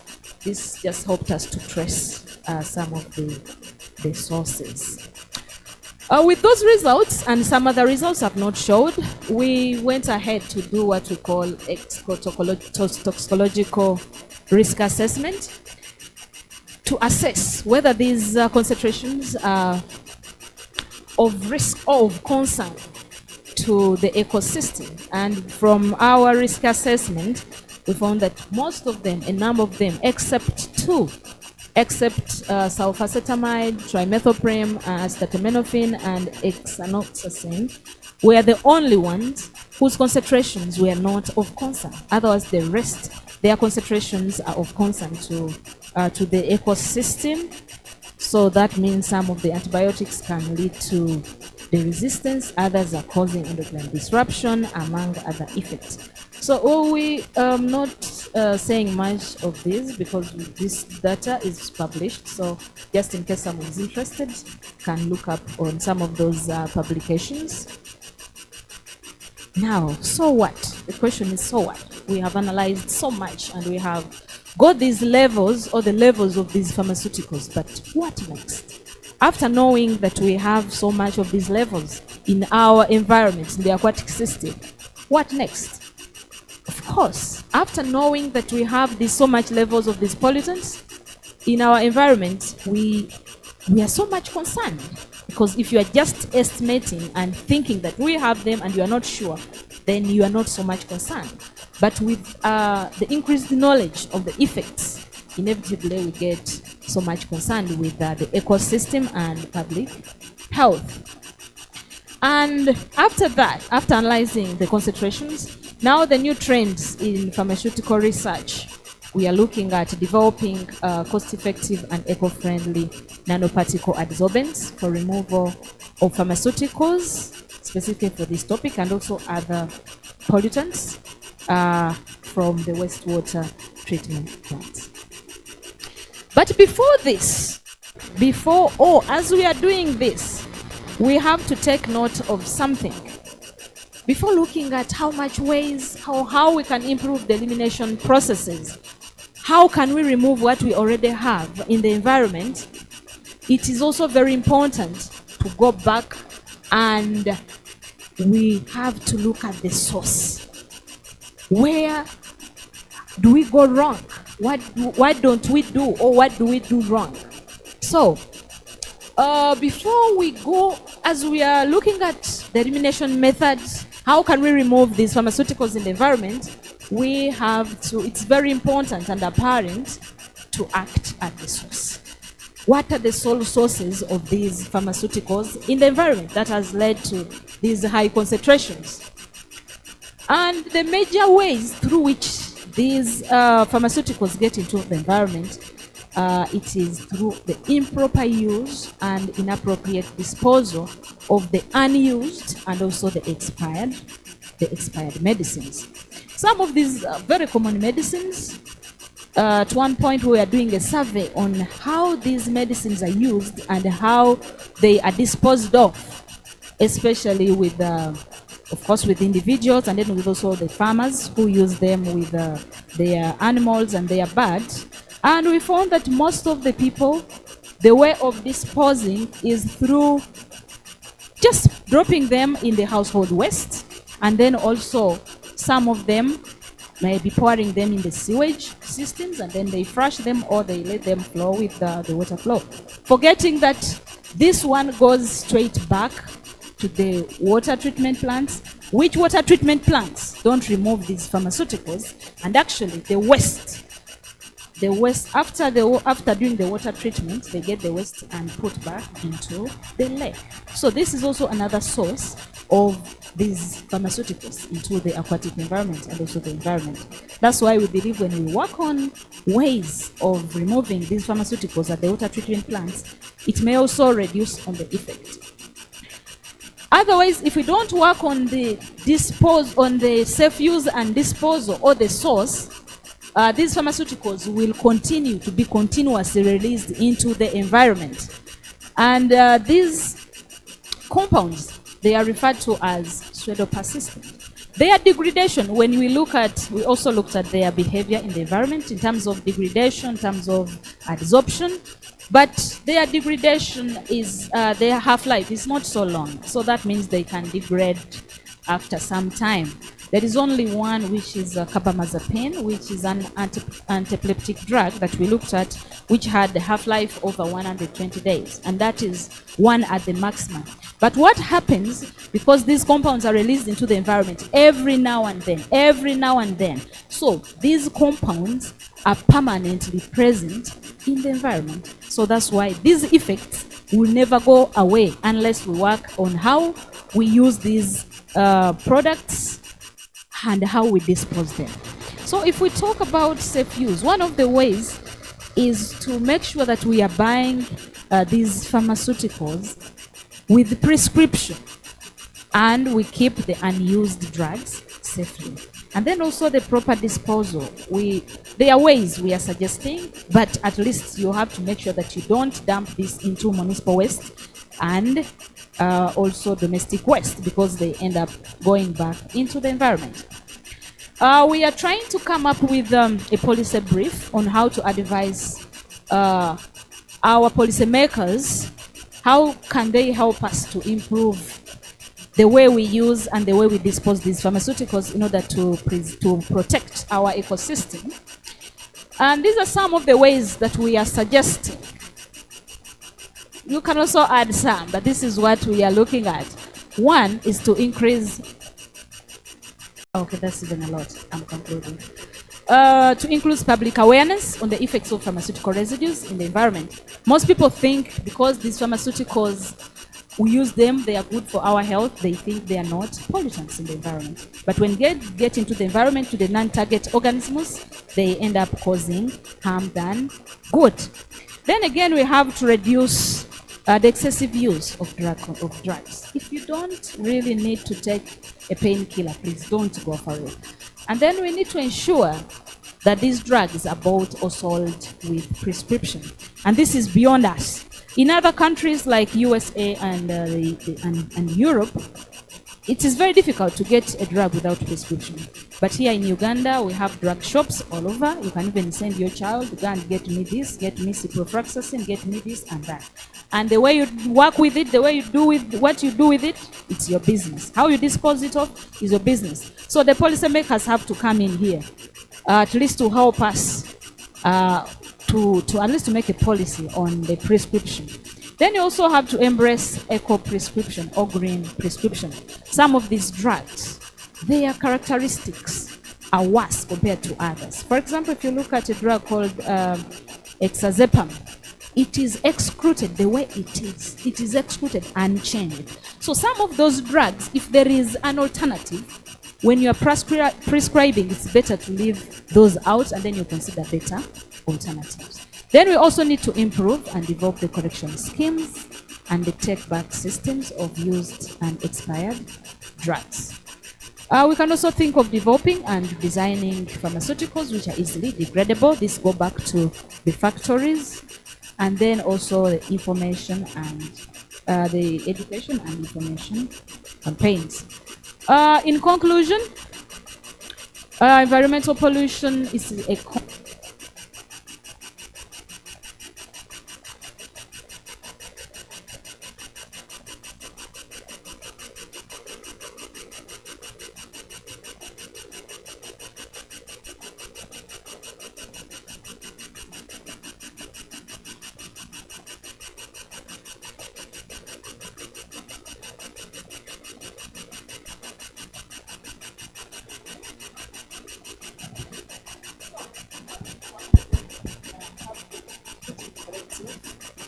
effort. Thank you.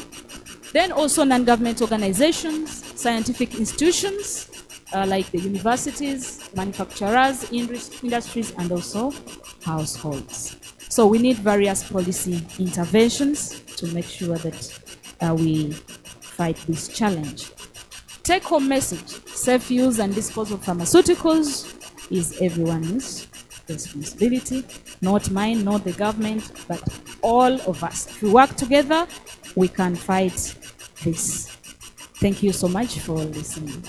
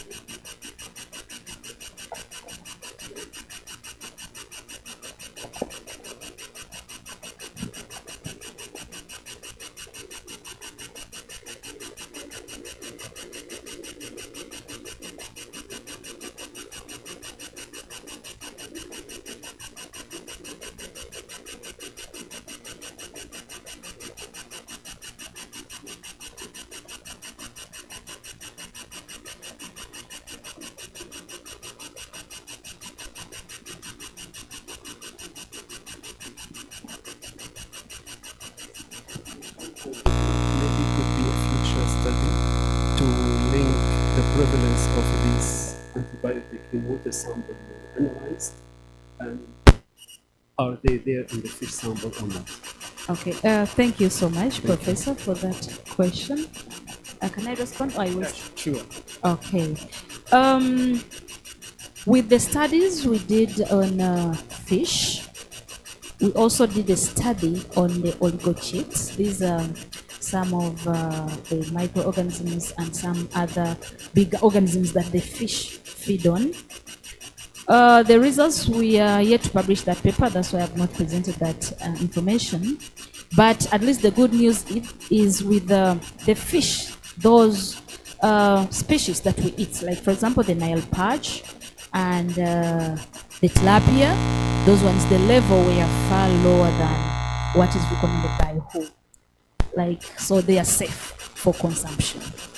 But we are worried if we continue, if the trend continues, you never know, after some time you may find that the concentration may get higher and higher. That's why we are so much concerned at this point to make sure that we fight this source of these pharmaceuticals in the environment. But at least fish is safe for consumption. Thank you so much, Doctor, for your presentation. I might have missed this in your presentation. You sampled 75 times, and for some of the pollutants you are able to the forest and you discovered only 40% of the time. Yeah. I was wondering, is that dependent on some sort of seasonal variation? I don't know how the period you took sampling. Would the time of discovery correspond to some seasons where we could maybe link this season to the prevalence of a certain disease, a certain infection or something like that? Thank you so much. We sampled in different seasons, 2 seasons. That's the wet season and also the dry season. I did not include that information because of time, but we found out that in the dry season, the concentrations were higher compared to the wet season. But at least in both the seasons, we managed to detect these compounds. There's no one compound that we detected in only one season. So in both seasons, we are able to detect these compounds. Yes.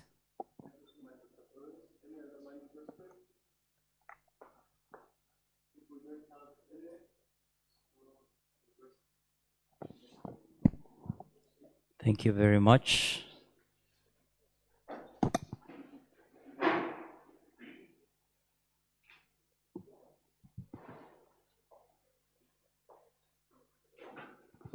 Okay, so I'm Vianney Andriiga. My research interests are 4 mainly, and everything else fits in there. The first one is biofuels. The next one is biochar, biocomposites, and bioplastics. So I'm from Makerere University, and I bring you greetings from the magnificent Makerere University. But Mbarara is our friend, very good friend. Whenever I enter Mbarara, I feel the breeze. I feel very happy, and I start to light up. So thank you, Mbarara, for always welcoming us. We have done some works with staff here in Mbarara, and we continue to publish many other articles with the people in Mbarara. So whenever we come back to you, colleagues in Mbarara University, the faculty, please continue to welcome us. The reason we come back to Mbarara always is because publications that are inter-university carry a lot of weight as opposed to the ones that we do in-house, okay? So that's why we keep coming back to you. My talk today is, sorry, the computer is taking a bit of time. Okay, but my talk today is basically going to be on synthesis and characteristics of rice husks derived bioplastic films. This builds on my work that I did for the previous 3 degrees that I had in mechanical engineering. And I only got a chance in recent years, I think 2 years ago, to delve more into chemistry. So I did a postdoc in polymer chemistry. And in there, we'll see that the work that I present is not so direct to engineering, but it has a bit of aspects of chemistry. So I'm not a chemist, yeah? And it will be happy to learn from many chemists here. I enjoyed the presentations yesterday from the chemistry departments of Mbarara, and I think, was it Busitema as well? Of course, Makerere, yes, but I think there was also Mbarara and Busitema universities. Huh? So why do I wake up every day to try and do some research or some work at the university? So the goal is not for us to see what has never been seen. Professor Ann Apio, you mentioned that, there's a lot of work that has been done. We're always building on what has been done. But the reason I wake up every day to do some research is because the goal is not to see what has not been seen before, okay? The goal is to actually think what has not been thought about what we see every day, okay? So you'll notice that the rice husks that everyone was talking about yesterday is not a new thing. We've eaten rice years before, and we shall continue to eat it. And in Uganda specifically, if you look at the top left, of course, because the government has done a lot of work in the commercial ability or, enhancing commercial agriculture, then we have continued to see a rise in production and consumption of rice. And there are very many varieties. My favorite is Super. Yeah, Super, yes. K98 rice husk.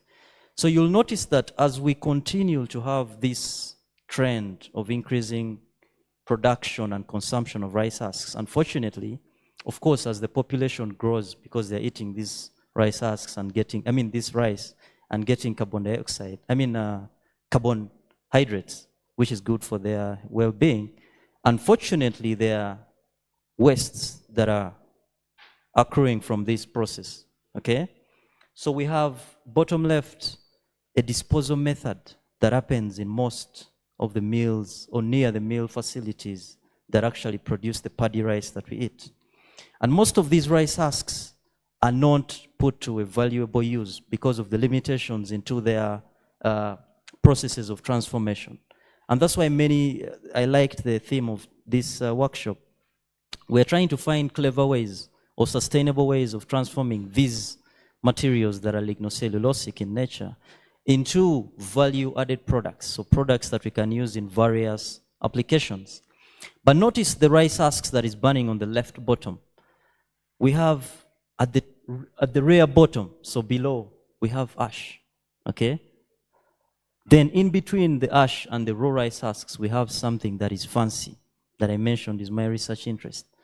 It's called biochar, and many people have it in different terminologies. You could call it activated carbon. Some people like to call it many other fancy names. But it's basically a material that is formed with limited supply of oxygen, and therefore it does not form ash. Otherwise, it would limited supply of oxygen. Otherwise, it would form ash if there was a lot of supply of oxygen. So in this work, we decided to get the rice husks and couple them to a problem that is existing. The petroleum engineers here may tell you that there's no problem with the trend on the right, isn't it? Huh? The problem is us, the people who use the polymers. but the petroleum engineers may not see any problem with us generating more polymer, because the problem is people like us who throw the materials from the polymer onto the ground, etc., right? However, there is a shift, there is a trend in the general, or internationally, to move towards cleaner or more sustainable plastics, okay? And this is where the work that I'll present today was focused. So you'll notice that about 2% or less of all the polymers in the world are bio-based. Most of the others are synthetic or petroleum-based, which should not have a problem. The problem is us who use the plastic bottles, for example, and dispose them off in a very unsustainable way. And you notice that the future works that are coming out of big universities, big entities, are always pushing us to either have composites with petroleum-based and bio-based materials, or bioplastics, so materials that are not petrol-based at all. But this work focused on the materials that are not petrol-based in nature. So what I did with these rice husks, it was a very simple route that I took, of course with colleagues in the Department of Chemistry. We treated the rice husks that we got as is, and then moved them into cleaner rice husks, which was sodium-modified rice husks. And in there, we were able to add succinic anhydride and pyridine and DMSO to provide the epoxy nature of these rice husks. Then we dried them to form a fancy term called M-cellulose, but literally this is just modified cellulose. And the ratios that we took for the modified cellulose to succinic anhydride were between 1 to 0.5 and then 1 to 3. So in there were increments of 1 to 1 and 1 to 2. From this, then we added a fancy TPM-PG so that we can increase the epoxy nature or the plasticity nature of this material. And thereafter, we were able to form a film. So this film then is what we took to the lab to characterize and test. Is it going to work sustainably? Is it going to give us the properties that we require, but also keep the environmental route going greener forward? And the characterizations that we focused on, of course, there are other people that will mention these characterization techniques after my talk. But we looked at FTIR, DSC, TGA, and then we wanted to get the mechanical strength and properties of these films to see if actually they will find applications in society, because these are what many times people look at, then they can use the material in industry or for production, etc. And then, of course, we looked at the hydration and solvent resistance properties to see what these films would absorb if they were actually put to use. For the combustion characteristic indices, we looked at flammability indices of these films, as well as the combustion characteristic indices of these films. And you'll notice that we used thermogravimetric analysis for this, where we were able to get the peak temperature, so the lowest point on the red curve. We're able to get that, draw a tangent, and then be able to get TI, which is the ignition temperature, the temperature at which they will ignite. And then at the end, where you have the mass loss curve at around 20%, we're able to draw a tangent and then read TF, which is the burnout temperature of these husks. These are very important, not only for the production, but also for disposal, because there was a problem about the disposal of these other petroleum-based products. So we did not want to create greener materials that will have a bigger challenge in disposal. So we want to know where can we use these materials after their lifetime, okay? So in this case, then we'll be able to form energy out of them, and that's why it was important to study the combustion characteristic parameters. Moving on, ladies and gentlemen, we did the kinetic modeling, and there were 4 methods that we used. One was KS, OFW, Tang, and Starrick. What these methods do is ideally to give us the activation energies of these bioplastic films. Activation energy means, you know, activation energy is a fancy term, but it literally means the amount of energy that is required or necessary to start a reaction, okay? This is very important for the production of these bioplastic films, but also their disposal at end of life. So the methods are 4 I mentioned, but all of them accrue from the Arrhenius equation, which is a fancy equation that most of us have noted before from maybe secondary school, okay? And then the last parameters that we did with TGA were called the thermodynamic parameters, which are Gibbs, free energy, enthalpy, and entropy. I don't want to dwell much in these because not all of us may be interested in them. And then I'll move to the results that we actually got from this work. Okay, so the raw rice husks and the modified rice husks were all taken to scanning electron microscopy to see what morphologies have been changed.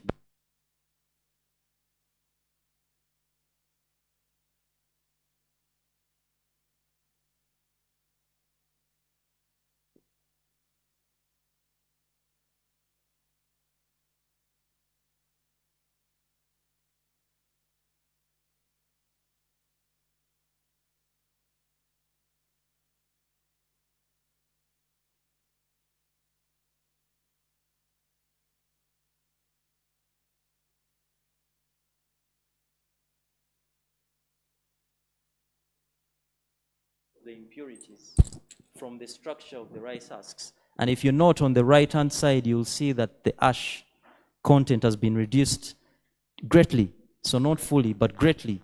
And then we'll be able to form materials from these rice husks. Then we moved on to the thermogravimetric analysis of these rice husks to check that actually they are still suitable and we can transform them into a material just as they are or after their treatment. So I'll not go into this. I'm sure some of you may not be interested so much in thermogravimetric analysis. But it basically shows you the highest degradation temperature of a material. If you notice the pictures on the right, you'll see where the arrow is. That's the temperature at which we expect the highest degradation in a certain material. And these rice husks temperatures were very high, somewhere before around 400 degrees. So that shows that they were very thermally stable and suitable for use in these bioplastic films as starting material.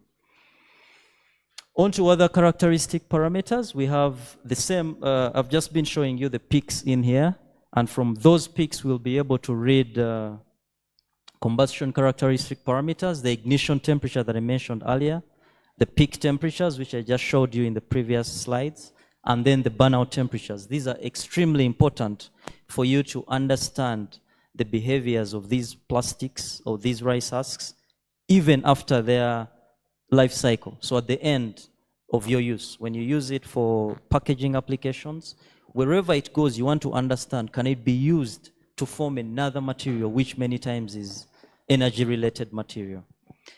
And then I'll move to the bioplastic films themselves. Previously, we were looking at the rice husks, and now we are into the bioplastic films. I am not a chemist, okay?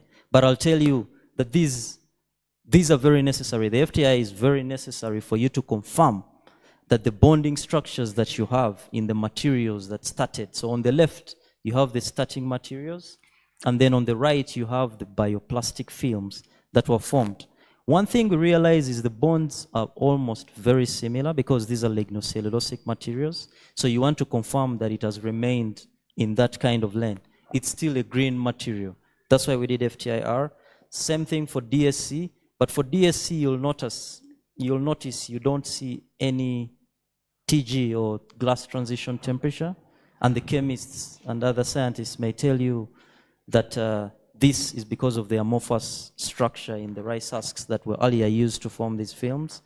But you notice with increase in TMPTG, you start to see a small peak, okay, a glass transition temperature somewhere on the right. So the one on the left, because it has low amount of TMPTG, you do not see any glass transition, but to the right, you start to see a glass transition temperature, which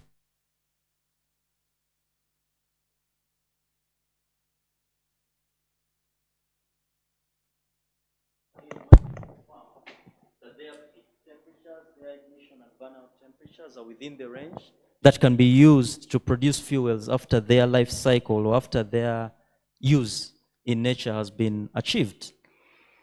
Then on to the kinetic parameters that I earlier talked about. One is the activation energy, which is the most important, but of course you have the others, pre-exponential factors, and the R squared values to check that the lines that I showed earlier on are straight or tending to 1 or 100%.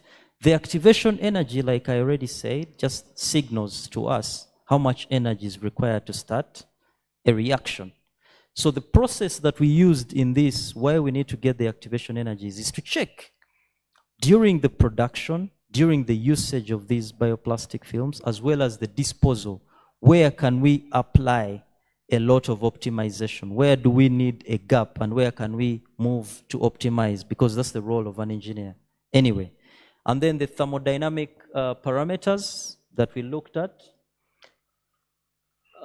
The first thermodynamic parameter that we saw was Gibbs free energy, and this was decreasing with increasing conversion rate. So conversion rate is the change in mass vis-a-vis the starting mass. Yeah. So as you notice that when the glass transition, when the Gibbs free energy reduces, the activation energy was actually increasing, and the Gibbs free energy relates to the initiation, how easy it is to initiate. Okay. And this is very important for disposal to form energy. The enthalpy is a positive as you increase the conversion rate, and therefore it's an endothermic process, releasing heat.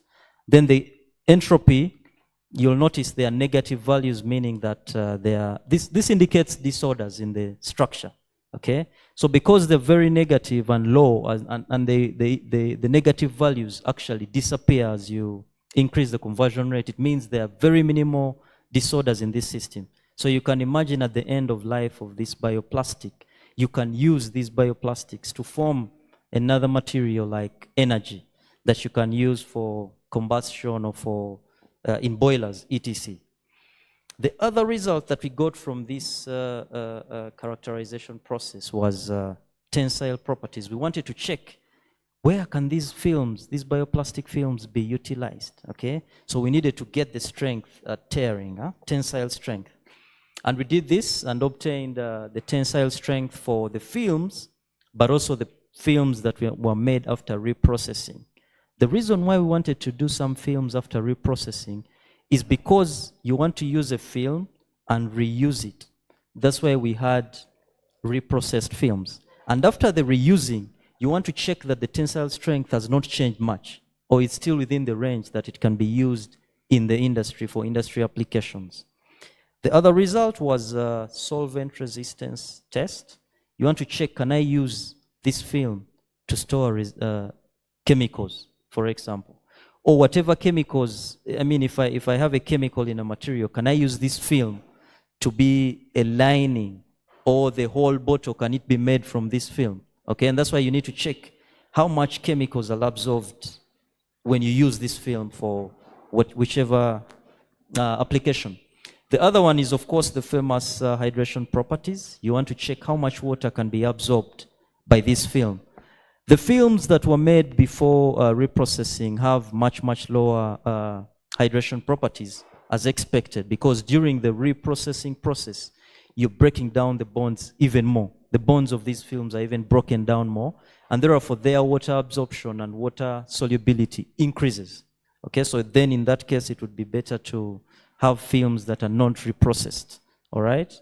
And ladies and gentlemen, I would like to acknowledge the Royal Technology of Academy, Royal Institute of Technology, KTH, because they were partners with us in forming these films that we made. Thank you very much for listening to my talk.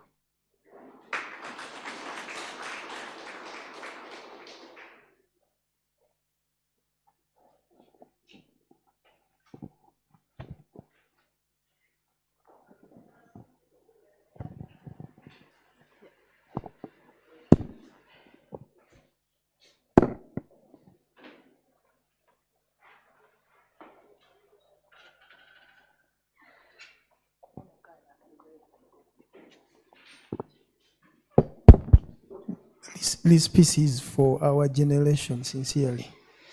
But I'm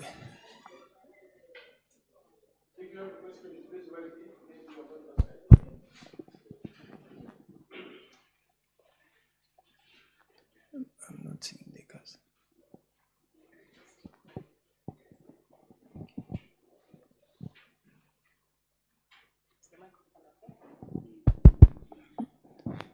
Check 1, 2. I think it's working.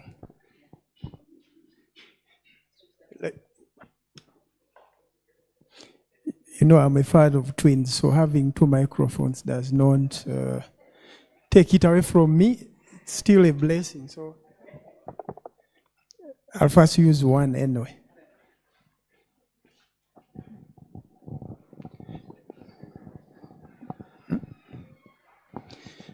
Yes, Chigos Moses by name, and I have 2 legs. You'll find me in Makerere, and also you can find me in Bustema University. Chigos Moses here is the reason why I have 2 legs there. It's because I think of these few achievements. I have a PhD in material science and engineering from Africa University of Science and Technology. Oga, I was in Abuja for 3 years.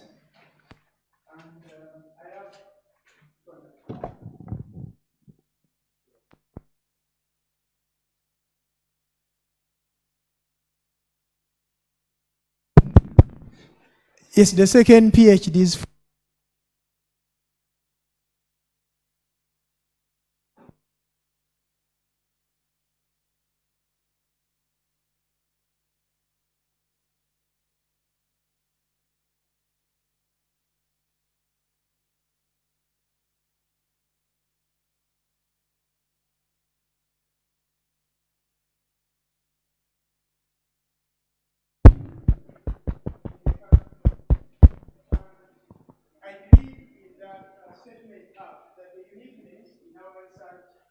brings us together.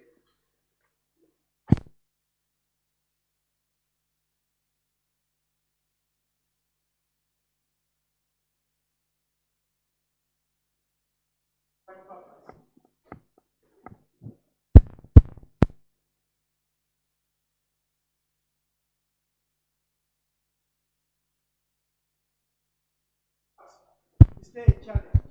Because one time I was with one of my mentors from India. He told me, the time you say that I have no solution, that means that's where you stop to think about something. But when you be like, I have a challenge, that is an opportunity.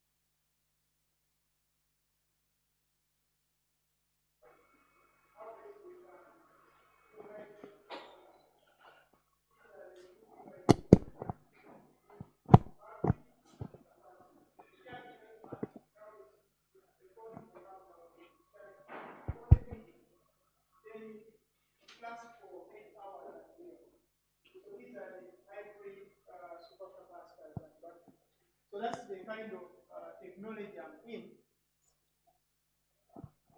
Anything I touch, it goes mute. Okay. I'm also looking at thin films and nanomaterials for water, purification, air, and oil application. I've done quite a lot also in that field. And the recent work we did was on air filters, because we have those microplastics and nanoplastics. We are looking for ways of how best can we get those ones within our systems. Like when you have a ventilator, then you put on a film that can trap those kind of particles. Then conversion of biomass to new materials. These new materials depend on the application which I'm going to look at. That's why I said I always want to go dirty. So I first look at what application can this give me what I want. Just a short story about that. In 2018, I was with him in a conference in South Africa when I mentioned that I can convert biomass into graphene oxide. All the professors were saying, no, everyone has tried it, it has failed, so you cannot prove to us that it is possible. So because of that, we got so many invitations to prove to them. But now, then one of the professors told me, I believe in you, so just go and put up a patent. But by then, I had no support to go for the patent. But currently, people are producing graphene and graphene oxide from the biomass. But at first, just 2018, they were saying it is impossible. And by that time, I was like, yes, I've done it and I've confirmed it works. So don't kill your dreams. Then on the lighter note, because I'm dealing with a lot of things, I do DFT simulation and modeling for most of these applications. Before I go to the lab, I can do some DFT, but currently my server where I've been submitting my jobs, they limited me, so I'm now out of that. So because of these different applications, yesterday we had students presenting about characterization. So I said, okay, I'll deal into that.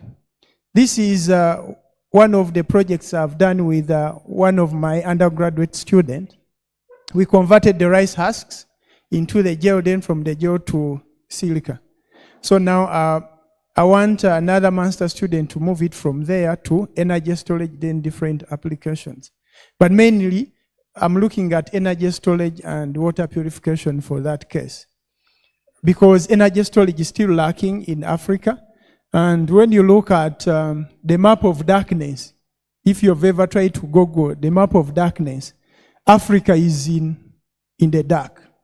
Yet we have one saying that if we can capture the sun that comes within one day, it can light Africa for 1 year. Where is the problem?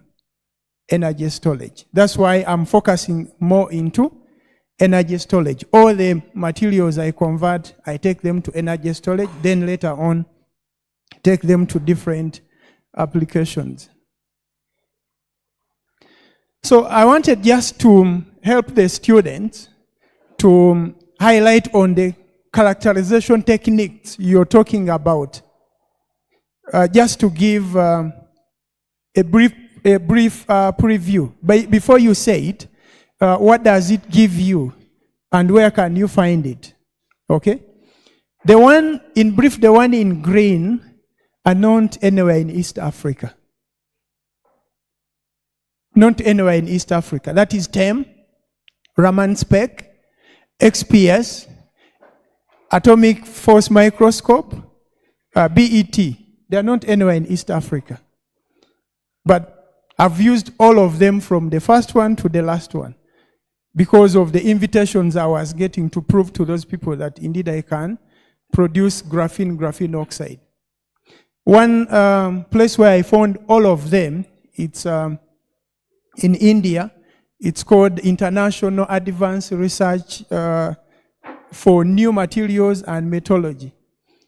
In brief, is one of the DSC institutes in India where you have all the machines. I've been there for 1 year, courtesy of Mapro Nano. So I've been going to do the work, then come back. Like those cylindrical cells, I could not assemble them within the country. But basing on the fund I got, I'm trying to still get the machines so that by next year, we'll maybe produce the first battery made in Uganda for Ugandan use. Why am I insisting on batteries? It's because of what I've told you. We generate power in the country, but the power we generate out of 100% every time they put on the Owen Falls Dam, we use only 30%. 70 goes to waste. But when it comes to pay, for us we pay for 100%. That's why our unit is very high. That is the gap I always want to close. So when you're using SEM, people are talking of SEM. SEM will give you, yes, will give you morphology, but SEM is coupled with EDX. That is one of the detectors that are used into composition, if you want to determine the elemental composition of your material. But beyond that, we have STEM, that is SEM and TEM. The one we have in Makerere, it combines both SEM and TEM. It has a STEM detector that can go deeper beyond what SEM can give you. So, and that machine is working. Then we have FTIR, that is Fourier transfer, infrared. Everyone has been talking about it. It is good for function identification, but one thing that you will not know when you're using it until you go deeper with it, it only gives functional groups which are asymmetric. Any functional group you see on your materials using FTIR, just know it is asymmetric. If it is symmetric, then it won't give you. So that is the challenge we have. Then we have Raman that can help us to give the symmetric functional groups. So I usually combine both of them and get the full functional groups of my surface materials. Then we have XPS, XRD, XRF, TGA, DSC. The list is long, but I'm going to timekeeper. Whenever you want to stop me, you'll stop me. So when it comes to SEM EDX, we look at topography. You want to see your surface of the material because it is the surface that determines most of these applications. If it is oil spills, water purification, heavy metals, it is the surface. How good is your surface? And you can only tell when you go for SEM. Then it can also tell the morphology. Is it the shape and the size of that morphology? Is it particles? Is it flakes? Is it a block? And if it is that, what composition does it have when you couple it with EDX?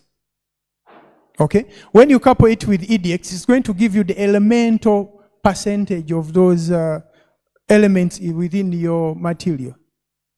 And some people tend to look at, it gives two things. The elemental composition basing on percentage and elemental composition basing on atomic weight. So those are two things. But when you go deeper into understanding your results, you'll get to know the difference, why you have those two. Then we can also tell the crystallographic information of the atom arrangement.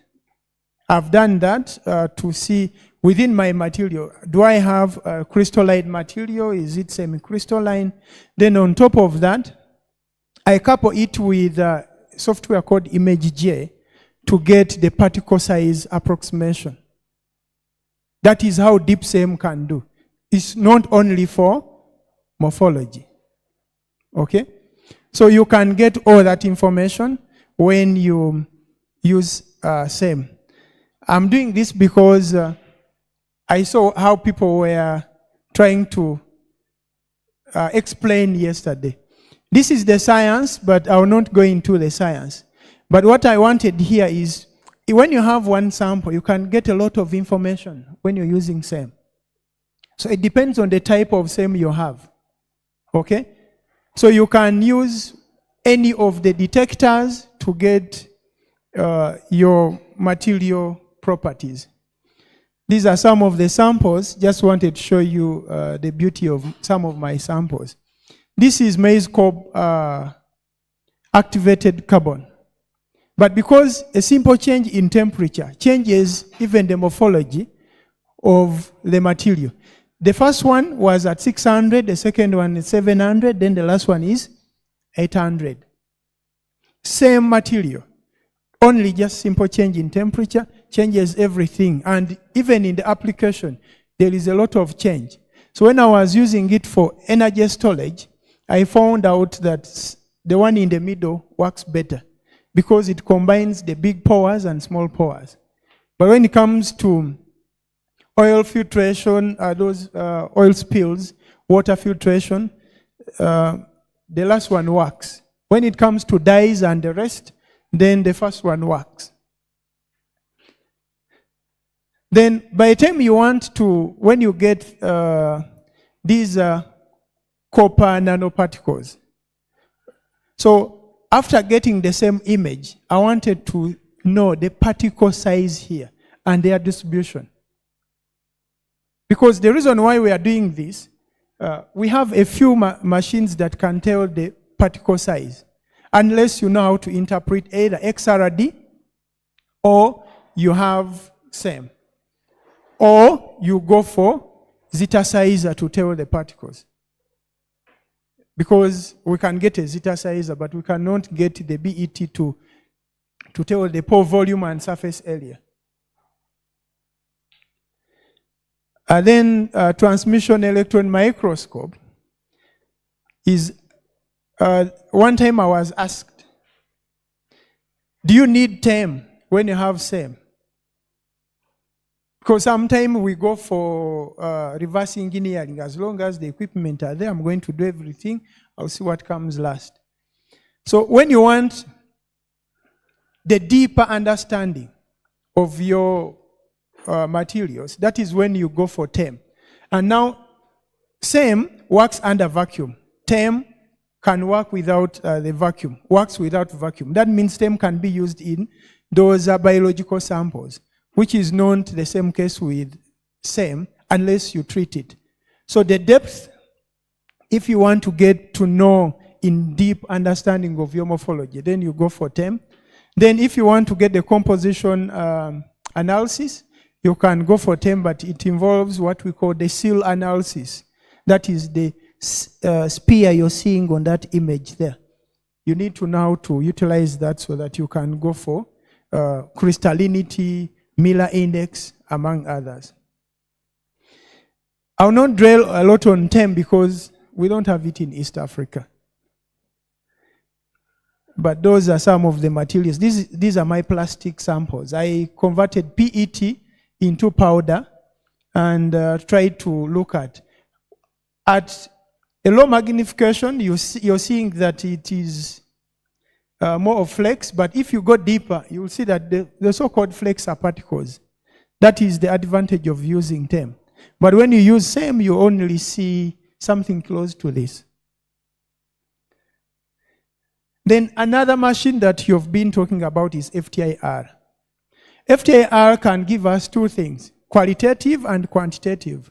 But we don't rely a lot on quantitative because of some other factors. But qualitative, it helps us to do structural elucidation. You want to know the structure of your material.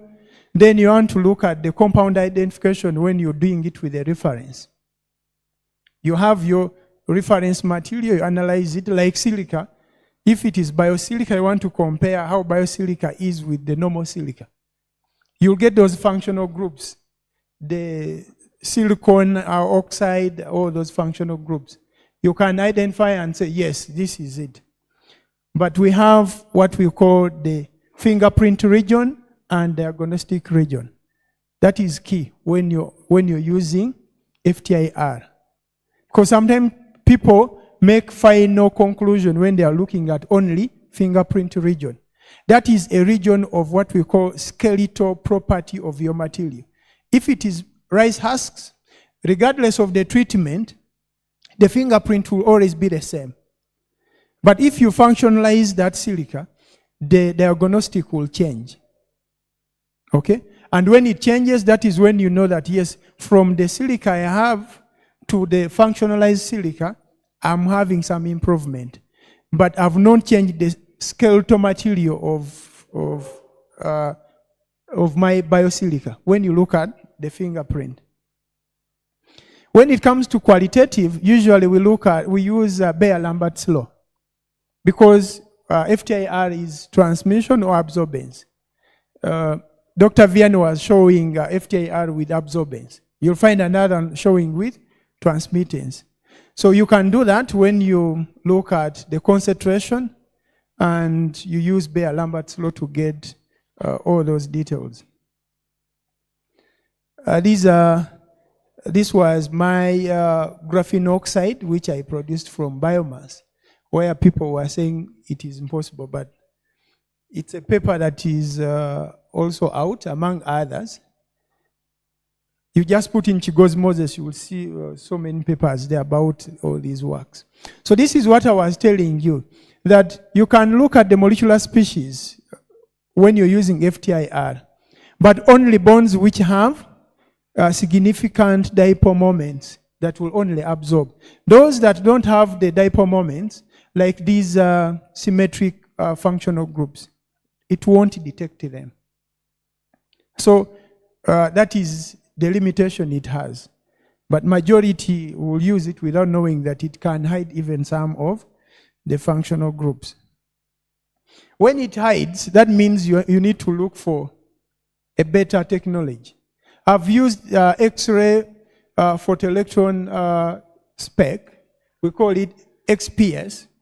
This is the one that will analyze and give you all the functional groups. It only leaves out two elements, that is hydrogen and helium. So if it leaves out hydrogen and helium, it will give you other functional groups. It can work on solids, liquids, and gases, and is a non-destructive technique. I accessed it when I was in India. Then there is one in University of Pretoria, that's South Africa. I met a colleague from Egypt. He told me they have one, but I've not gone in their lab to find out. But we don't have it in East Africa. But when you get an exchange, this is a machine that you need to confirm. That is the time you say, I have functional groups on my material, which are A, B, C. Because it will give you something like this. This is the results you'll get. And when you get these results, we do what we call deconvolution of each peak. Because it will give you, if it is carbon, it will give you a peak for carbon. Silica, it will give you a peak. Oxygen, it will give you a peak. But underneath this peak, there is a lot of science. Underneath the peak, there is bonds that are happening. Let me just highlight one. These are the samples I showed up there. The one of 700, when you look at only carbon, is trying to show you that it has more than 5 functional groups around it. So each one is having what we call the binding energy. And these binding energies are there in literature. You just put in binding energy of carbon at 284. Then it will tell you it is carbon, double bond, oxygen. As simple as that, because all this data is there in literature. And this is when you can confirm that, yes, I know all the functional groups. Now I can put it onto a given application. Raman is another one that also works within the same area. Because remember we said if FTIR cannot give you, then you go for Raman. Because Raman is going to give you the symmetric properties. And in biomass, we use it a lot to identify the defects, the chemical structure, and also when you're converting like biomass into maybe graphene, those 2D dimension materials, it helps you to give you the what we call the G band and the D band to know the crystallinity, the defects of the material. which we usually have when it comes to material characterization. We have the G band, we have the D band to confirm. The reason why Raman became so popular is after 2008 when they gave a Nobel to the man who discovered graphene. Now it became so popular that now they are giving Raman scholarship for people to go and understand more how best you can use Raman. One of the machines that is available within the country is XRD, and because of time I may stop on this. XRD, as per now, based on my data, we have one in Makerere, there is one in Busitema, then there is one in Geological Survey and Mines. Done by an instrument called a zeta sizer, and we have it at Makerere University. And I think it might be the only one in Eastern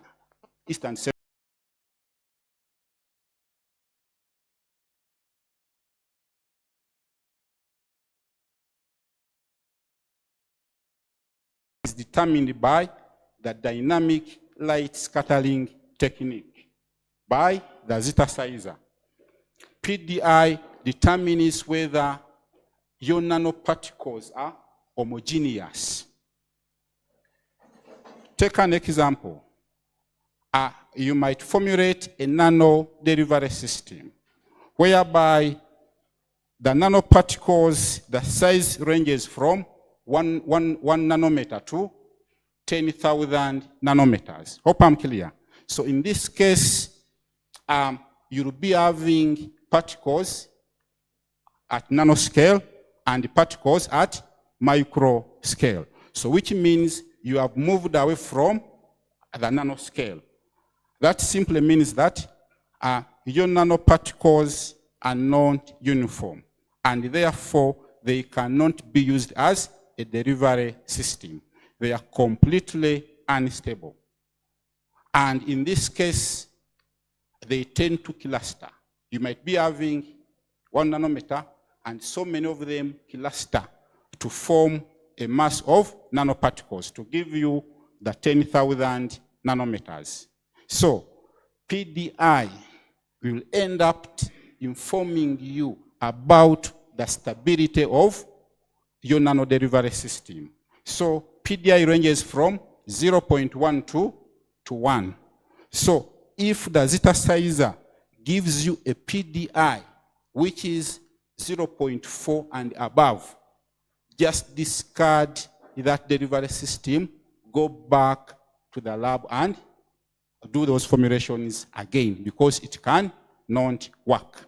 So in this case, a PDI of 0.3 and less is recommended. And it has been well established that a nano delivery system with such a PDI are highly stable and they can last for so long. Also, there's what we call biocompatibility. So when you are designing any nano delivery system, is it safe? Is it biocompatible? So in this case, we have what we call liposomes or lipid nanoparticles. They are designed in such a way that they are completely identical to the phospholipid bilayer of our cell membranes, and therefore they are biocompatible. I have tried to design chitosan nanodelivery system. I have tried to design silver nanodelivery system, but I ended up throwing away silver because silver wasn't biocompatible. I have designed lipid nanoparticle delivery system, which is highly compatible, and right now we are using it for vaccine development in Uganda.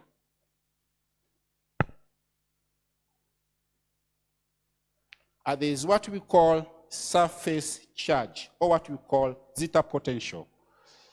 Surface charge is also determined by the dynamic light scattering technique, by the nano zeta sizer. So in this case, when you are designing any delivery system for protein subunit vaccines, for drugs, and for messenger and DNA, messenger RNA and DNA vaccine, you are supposed to make sure that they are positive, simply because RNA and DNA are negatively charged. In most cases, proteins are negatively charged. So that will end up facilitating what we call electrostatic interaction, so that your cargo, your drug, is easily entrapped by the nano delivery system.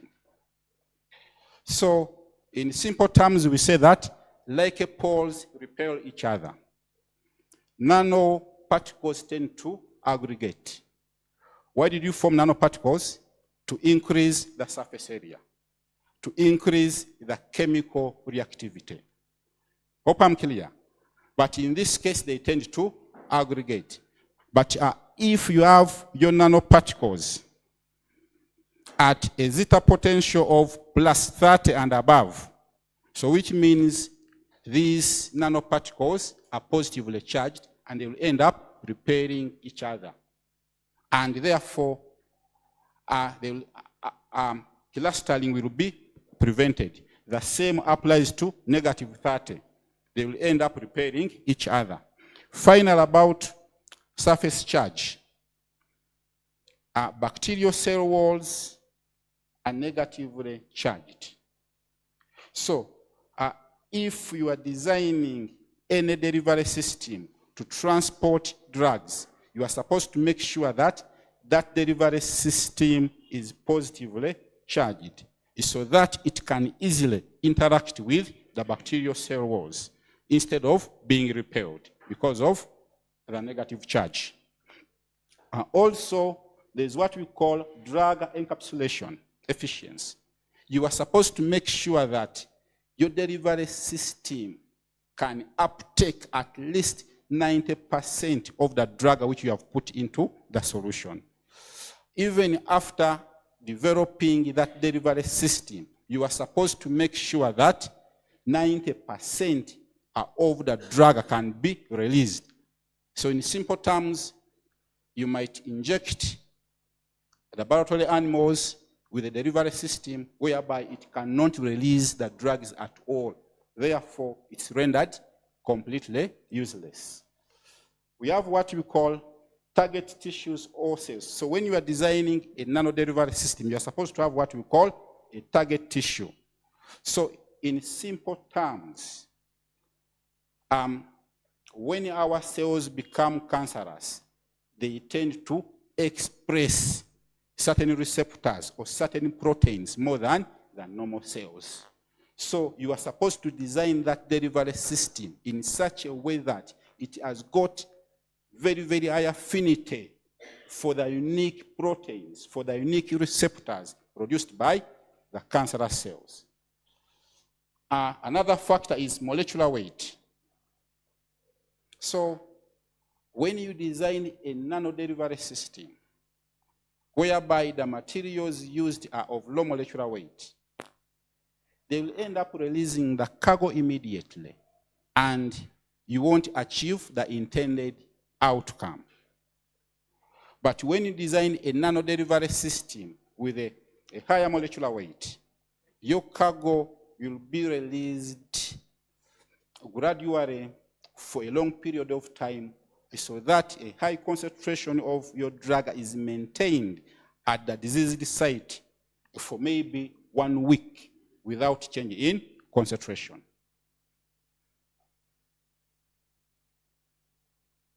So we have what we call targeted drug delivery. So you can also call it smart delivery. Here you are delivering a drug so that its concentration is so high in the diseased tissue, in the target tissue, as compared to other parts of the body. So we have what we call passive targeting.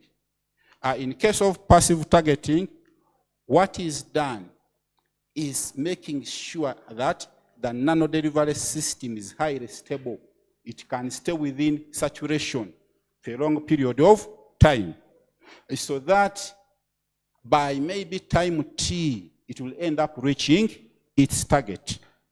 So you make it stable so that it cannot easily dissociate. You make it stable so that it's immune against the immune system.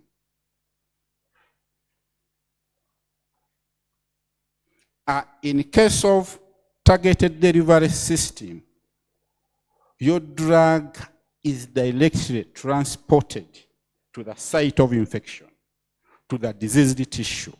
So, as I said, we have cells which are infected, cancerous cells. They will end up expressing proteins which are unique to them. Therefore, you target them. Also, we have what we call magnetoliposomes. So, which means you design lipid nanoparticles or liposomes. You conjugate them with what we call paramagnetic nanoparticles. So, if you know the site of infection, it's as simple as projecting a magnetic field at the site of infection. So that now the liposome, because of their magnetic properties, will be attracted to at the site of infection. Also, we have what you call non-delivery systems that are pH responsive. When we get infected, bacterial infections, the pH will go down. It will end up becoming acidic. So, some non-delivery system can only release drugs under acidic medium. In chemistry, you call it leaching. That's what I think. You call it leaching in chemistry. So they'll end up leaching out the drug at low pH. So application of nanodelivery system. I have talked about COVID-19 vaccines such as Pfizer and Moderna. I won't explain because it will take me 10 minutes to explain. We have what we call active targeted delivery of anti-tumor drug doxy. So in this case, we have a brain tumor or we have skin cancer, what you can call Kaposi sarcoma. And Kaposi sarcoma, or those cancerous tissues, tend to express a lot of transferrin proteins. Those proteins mainly are therefore transporting iron into the cancerous cells. Remember that cancerous cells are super cells. They use nutrients more than the normal cells. And therefore, they will tend to express a lot of transferrin receptors. So those are the term and same images, but I won't go into the details.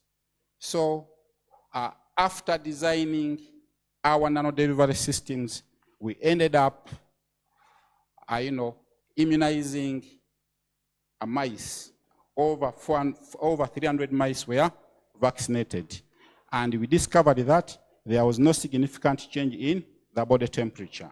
There was no inflammation at the site of the injection. We also observed that there was no significant change in the body weight among the different groups, control groups, and the experimental groups.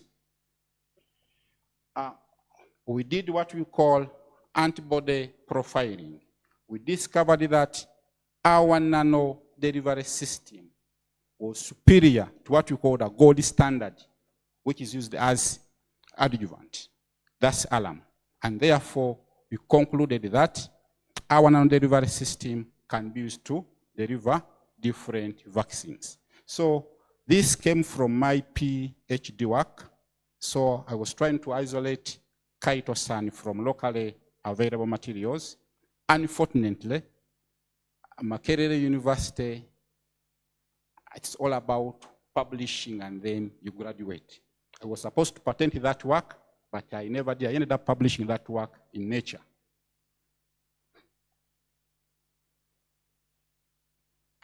So we also conducted what we call histopathology analysis. to find out whether our delivery system was safe.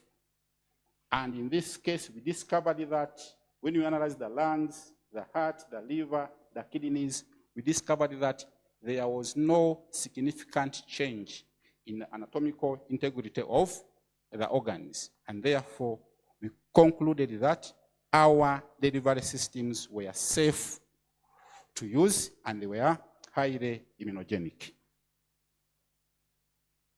Also, apart from that, delivery systems, we synthesize paramagnetic nanoparticles for extraction of nucleic acids. You buy Biogen kits from abroad, and they are highly expensive. And isolating DNA and RNA from those samples will take you about 2 hours. But when you use these paramagnetic nanoparticles and you get a magnet, they will end up binding onto DNA within a minute. You use a magnet, they'll end up settling at the bottom. You discard off the solution. Then you have your DNA within 10 minutes. So we can do that at Makerere, and there's a certain lab which is using those paramagnetic nanoparticles. Also, we develop what we call nanobodies for RDT and therapeutics. So in this case, when you are faced by an infection, our bodies produce what we call antibodies. So antibodies have got what we call a light chain and the heavy chain. But when animals like camels, or they are called camelids in that group, when they are infected, they don't produce antibodies. They produce nanobodies with only 2 heavy chains.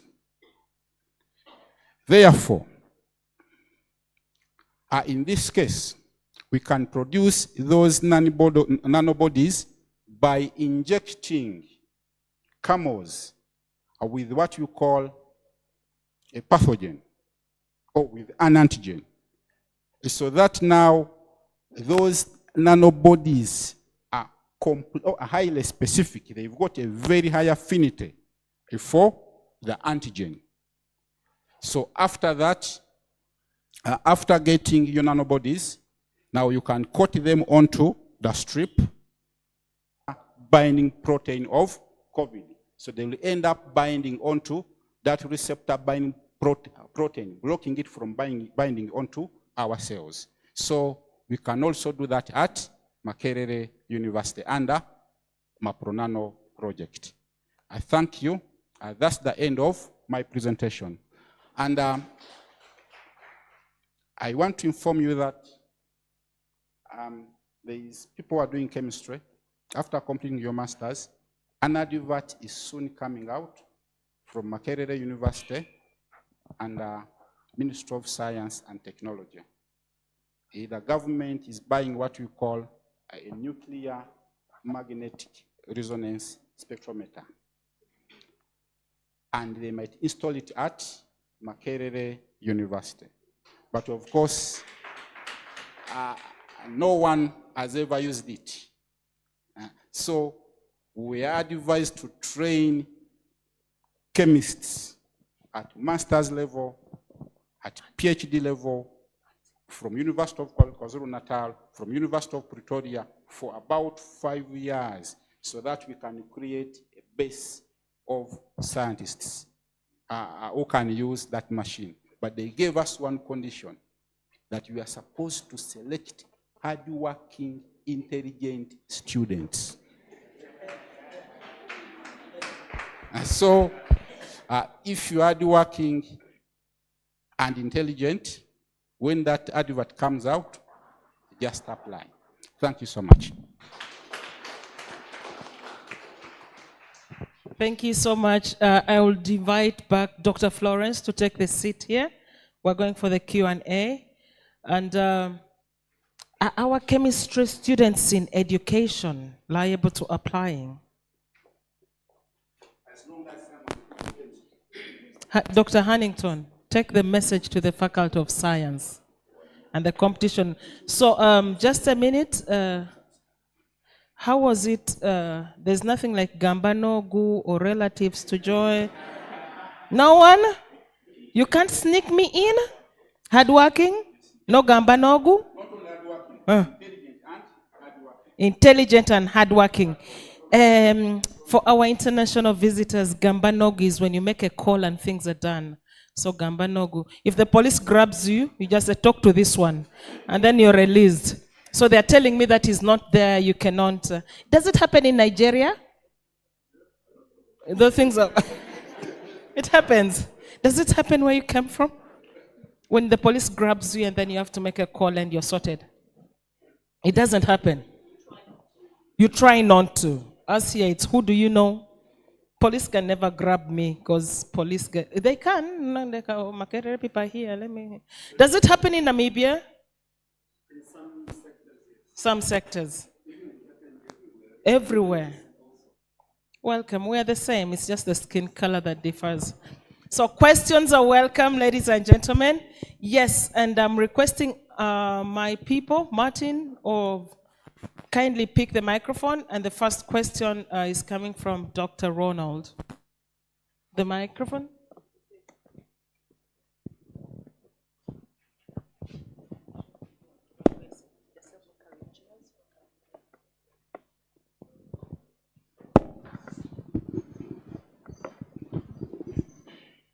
Yes, thank you, MC. Yes, just for purposes of recognition, I want to recognize my longtime friend who is a lecturer here. We were together for bachelors and we slept in the same hall of residence. Used to come and beg for some lunch from me. Yes, let me recognize Mr. Rodney Rubega here. Oh, Mr. Lubega. A photo for Mr. Lubega. Please take a handshake. Dr. Lubega. He told us he's an angel. Yes. Oh, really? Okay. Yeah, he's a good man. So, whenever I listen to those guys presenting, I'm always thrilled, and I always want to get something like a takeaway. So, one of the key things that I note when people are talking about complex things, especially in biochemistry and all that, I've always told my colleagues who are doing PR and maybe in mass communication, if someone comes out with a PhD on how to better communicate these findings, because the consumers, like I was seated here just appreciating what Dr. Sekatawa was saying, and I couldn't pick some facts, okay? But it's really, really good work. So I always tell people, if you can come up with a study topic on how we can break these complex things for others to do what? To appreciate. For example, whoever was in this room, I think I wasn't alone, but I was just appreciating the science anyway. The first question goes to Dr. Sekatawa. For me, when he presents his work, I'm like, I think we are almost there, because when I take these capsules for flu, my entire body is weakened.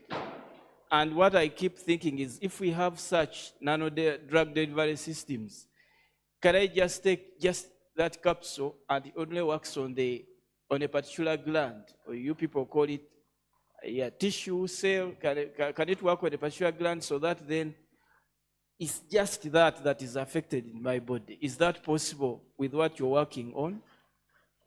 Because that's in my thought, that's what I get. Like, we are getting to a point where you just take a drug that is actually going to be delivered to a particular tissue, and your entire body remains intact. Is that what I'm picking from you? You help me understand that. Then the other one goes to Dr. Chigozi.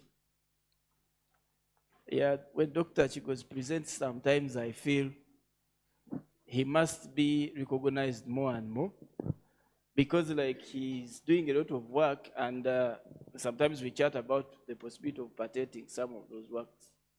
But on the student side, sometimes we get frightened. I'm like, if we don't have these particular machines, do we have a way out?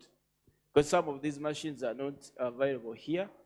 But I think for the sake of the students, there is much more still we can do, okay, with what we have. One thing I want to assure is we don't have to stress, for example, Dr. Sagala, that I want to go and do my work using a term, and maybe we can get a term in South Africa. But once we get to understand what we want to do as per our proposals, we can do much with what is available. If we get a chance to go and access these machines, if we get the chance to travel like Dr. Chigos has done, that would be great. But I think let's not be like, oh my God, what I've proposed. I'd proposed the term, and if I can't access a term, I think I'm gone. I should actually dwell with that objective, okay? There is much we can do with what is available, and let's not really get frightened with what we have, okay?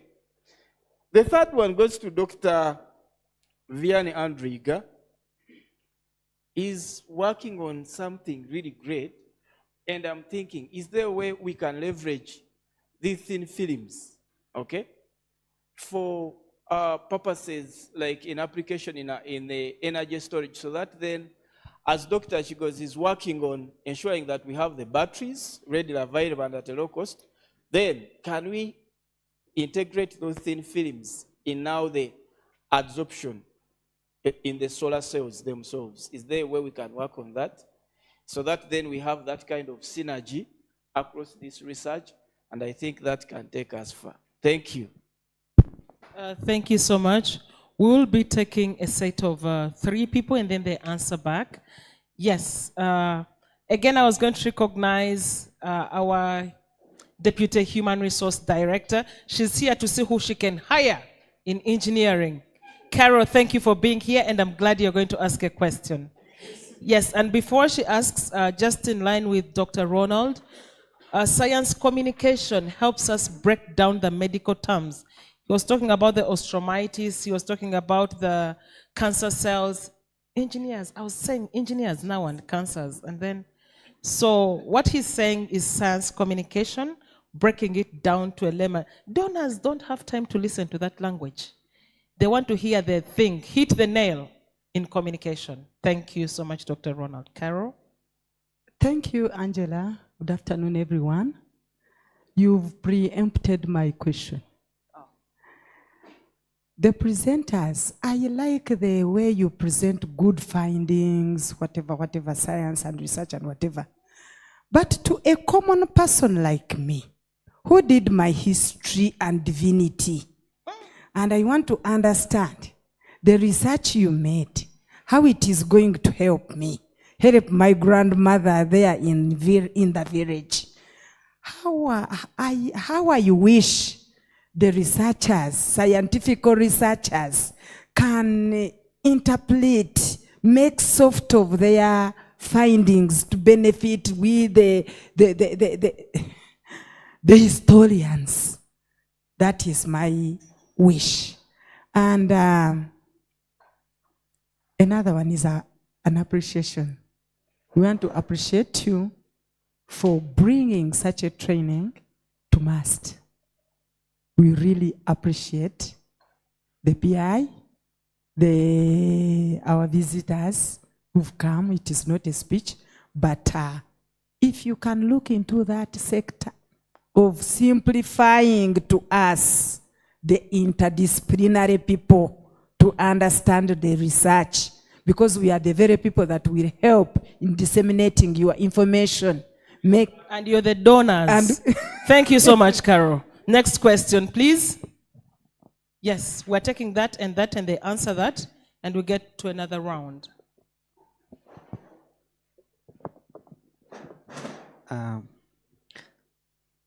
My name is Akabai Sam, petroleum engineering student in my final year.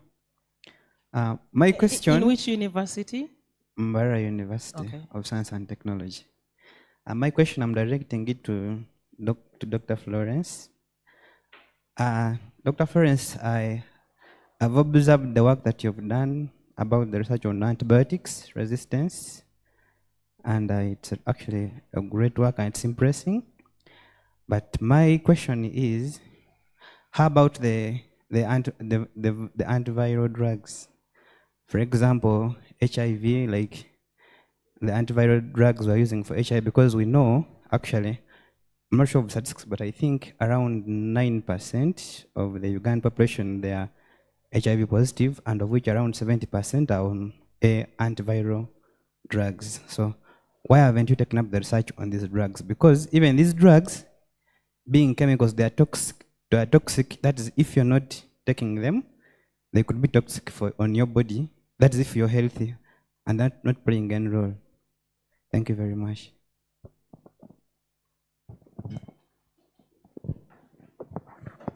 Thank you so much, moderator. My name is Lukungu Jonathan. I'm a petroleum student in Mbarara University. Just got done with my third year. My first question goes to Dr. Vianney. Thank you so much for the presentation. You talked about, you were giving us the way of synthesizing the husks, the rice husks. But in there, I saw in the research that is being carried out, you didn't mention about how the after impacts will be dealt with. For example, the burning of these husks. Is the research not involving this section? Because now, if you're looking at a carbon-free environment, and we are involving burning, I was thinking about a large scale. If you're burning them on large scale, and you're generating a lot of carbon content in the environment, aren't we looking at how best we can deal with this carbon, yeah, as we proceed with our proceedings? For example, if we want to produce now the plastics, the films, these films, yes, we shall produce them, but again affecting the environment. Then the other question is to Dr. Vianney. These plastic films we are producing, at the end of the day, shall be used, yeah? But then, we are trying to fight the disposal, and shall be disposed in the long run. Aren't we going again to create a number of wastes in the environment? Are you making them biodegradable in the research? Then the other one goes to Dr. Chigoz Moses. Thank you so much for the battery innovation.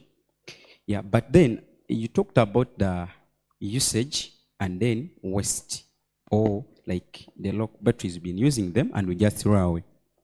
So in the research that you have carried out, I'm inquiring, these batteries that you are coming up with, how are they helping us now to deal with this? Instead of throwing them down, are we getting some contents out of these that we have already been in use, that we are involving them in the new research, such that we do not just waste them? Also, the ones that you are developing, the new batteries now, how are you going to deal with them such that the same effect doesn't come back, to just throw them away after use? Then my last one was to Dr. Florence. Yes, Dr. Florence, thank you so much for the research on pharmaceuticals. But then I was looking at the waste of these products in the water bodies. I happen to live a bit along the shores of Lake Victoria and realized that the biggest challenge is scientists have made research. Yeah, they have given us a way forward, but they haven't implemented any of the methods that they have come up with. For example, they have hoped us that you can dispose, put in one environment. But then, the same people, yeah, I mean, you've left this maybe to the state, I don't know, that is all now the state that has to come and implement the science you have made. But then scientists have not given maybe a proper direction of how this waste should actually be dealt with to help the state, help the natives, the local personnel in there. So I was asking myself, mostly to the people living along the shores, how are you helping them? Thank you.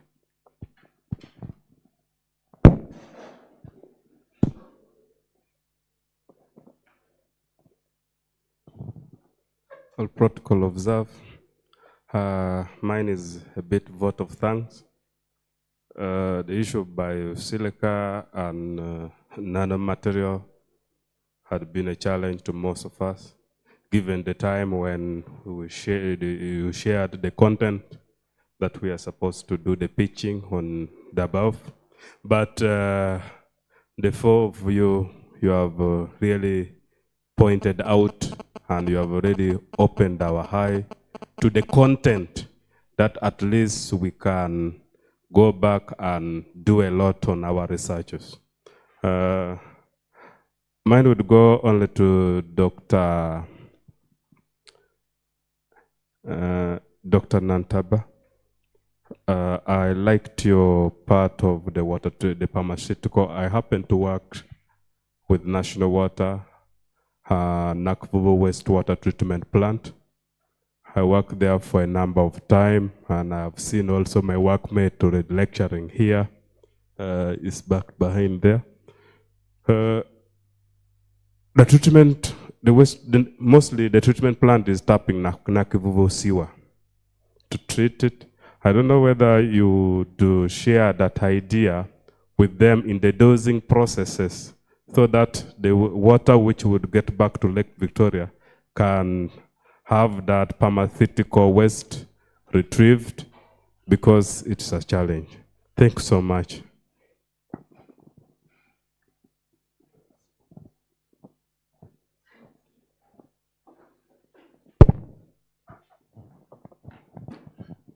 Thank you so much, the wonderful panelists we had. My name is Wisua Robinson Ejila. I think I'm really honored that by the end of this workshop, I'll be living here with a Ugandan name. Having said that, the various thoughts and research findings that have been espoused here by your well-articulated presentation is actually worthy of commendation. In a special way, I would like to advance my question to Vianney, who handled this presentation with some level of certificated erudition. I don't know where he came from. Engineers don't talk too much grammar. You worked on bioplastics. The processing of bioplastics. I was wondering, in the course of the processing of your bioplastic material, it does appear to me that it required so much chemical modification.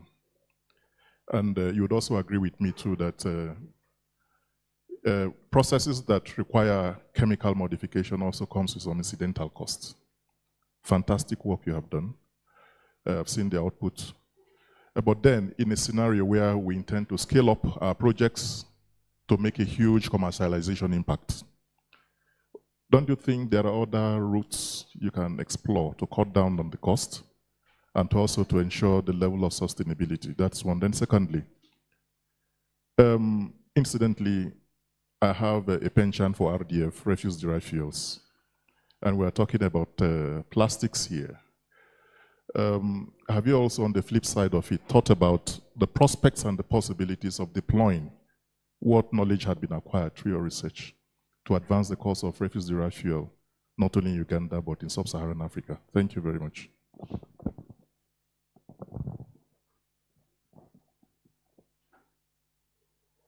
Thank you very much for the questions. I'll start with the first question from Ronald, my colleague. So these films, definitely maybe allow me to stand. I'm a bit short when I sit. These films that we are making are actually to find applications in various fields. Now, the reason why packaging is the most field that we want these films to be used in is, one, because of the cost of the raw material. The cost of the raw material is near zero. Actually, it's zero because the rice husks have no alternative means of transformation to other alternative materials. So we are looking at materials that are really so cheap, like packaging materials. However, the results have proved, especially the thermal properties have proved, that we can use them as linings also in energy storage materials, like the batteries that Dr. Chigozi was talking about. Then the other question is on the scientific communication. We need to soften this a bit for sure. There's need for a lot of research to help us soften the work that we do in science and get it to the people that actually need it or need to use it. Unfortunately, I'm not an expert in that, but I know there's a lot of work going on to soften what we speak for everyone to be able to pick out. I know there's work at the teacher education colleges, for example, where they get whatever the scientists are speaking and try to make it well understood for everyone in the community. So unfortunately, I cannot give so much details on that. Huh? But then, Jonah, you asked about the burning of the husks. Yes, of course, burning the husks would be a problem. And that's why you notice we want to get the husk that would ideally be burnt, and then we form alternatives of materials that can be used in the society. All right? Because in the process that I present as an alternative, there is no burning. What we do is just to pre-treat using some chemicals that Professor Ejila said. We use some of these chemicals, pre-treat it, change its morphologies, change its structures, and then provide an alternative in form of films that can be used in various applications. For now, we are focusing on packaging applications. And then, of course, there is a disposal issue, which we took note of. One, the materials that I presented earlier are part of a paper that is published out. And in that paper, we present results on biodegradability. I did not think they were so important here.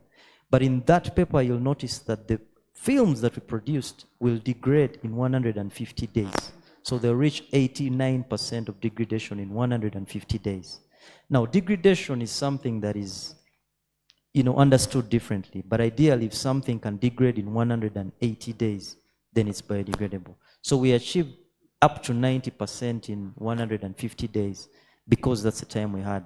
But I'm sure if we had reached 180, then we would have 0%. Nonetheless, I was told by the chemists that nothing degrades.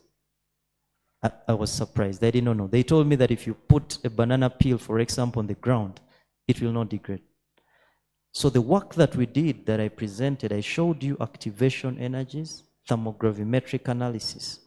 And the purpose of that pyrolysis bit of my work was for these bioplastics to be used to transform into energy at the end of their life. So you may not need to go through the procedure of degrading them to 0% weight, but you could go to the process of forming energy out of them using pyrolysis. And that's why I presented work on thermogravimetric analysis as opposed to the biodegradability results. And then Professor Ejila, the cost of processing, yes, there is a lot of work that we still need to do. Because the chemicals that we used, as much as they were in little dosages, vis-a-vis the amount of rice husks that we used, there's still a cost aspect that accrues and comes back to us, the scientists making this. So if we are to see actual production of these bioplastic films for application in packaging or any other storage, energy storage material, we now need to look at the life cycle assessment to understand for each gram of rice husk, how much chemical did we use, what's the impact of that chemical, and could we use more sustainable chemicals, etc. So there's, if we can go into a PhD or a master's project on that specific component, I'm sure we would have viable answers for this. And then finally, ladies and gentlemen, the scalability. Scalability is very important, but in this work, I did not look at scalability. There are experts who can help us with that. So if you think of any ideas that we can work on together towards scalability of this work, thank you very much. You're very welcome. Thank you for the questions. The first question was about the antiviral drugs, the ARVs. Why not looking at the ARVs in the environmental matrices? This is a very good idea. There is a lot to look at in the environment as far as the chemicals are concerned, because we have a lot of chemicals, a lot of dangerous chemicals, which are useful, but when they go into the environment, they do more harm. The only issue I can talk about are the resources. We wrote a grant application with some of our collaborative labs in Sweden on these ARVs. Maybe if we secure the money, we'll be able to embark on this research, because usually some of the equipment we need may not be around. Some of the chemicals that you need to use are very expensive. So once we have the facilitation or the funds, we can embark on it. It is another area to look at, and it's also very interesting. Someone talked about, was asking why scientists don't deal with maybe, specifically was talking about the wastes of these pharmaceuticals, for example. Our role as scientists is basically or primarily to carry out research, and we get the information with the evidence, and we inform the policymakers, or we reach out to the stakeholders. Like, for example, in that line, we reach out, for example, to NEMA, because it is concerned with the environment. So that one is not our mandate, to go out there and enforce or check how do you people dispose of your wastes and all that. So that one is not our mandate. But what we do, we write policy briefs. Currently in Makerere, it's a must. With all graduate students, masters and PhD, you have to write a policy brief advising the policymakers on how to go about, for example, the problem you have tackled or the problem you have solved. Like I think in my presentation, I was giving some of the options, some of the suggestions in our policy briefs to the government to handle these pharmaceutical wastes, and then also to reach out in the community. For us scientists, we can only reach out on the audience that we can reach, like for example here, but you cannot go out there and start, communicating this and that. But what we do, we get the information and then we communicate to the policymakers, and then they pick it up from there. So it's not our mandate to do that. Another person asked whether we have shared the idea with the National Water and Sewage Corporation, the idea of not discharging back the wastewater treatment residues into the lake. Was that the question? Did I get it clear? Thank you so much. Usually, National Water and Sewage Corporation are some of our stakeholders, and often they invite us and we share some of our findings, some of our research findings, as far as some of the pollutants are concerned. So we share the ideas, but again, I'm not so sure whether they have implemented this for now. But we share the ideas. We share the findings. Yes. Yes, thank you. Let me start with Dr. Kayue. Way out on equipment. Actually, when you're doing research, you cannot get all the equipment you want, but you look at the basic equipment that can give you the results for your specific objectives. Yes, I've shown here that we don't have TEM, but why do you have to go for TEM before even you start with SEM? I've told you that there is STEM in Makerere, then you try with STEM before you go for TEM, because sometimes we go for equipment when we are not even sure of what we are looking for. So it's better you be sure of what you're looking for, the property you want. Then there are different equipment that can help you to get, sometimes it may not be only one. to give an example, I wanted to find out how much lithium that is in these used up batteries. When you use a flame photometer, it will give you a certain percentage. But now, I cannot make the final conclusion on that, unless it's the only one I have, that basing on this equipment, I report ABC. If I can access ICP, then I can say with ICP, because of its limit of detection, I can report this. So the only way forward is to use what you have and report basing on that. Don't make a general conclusion that basing on the results in the world, this is what I have.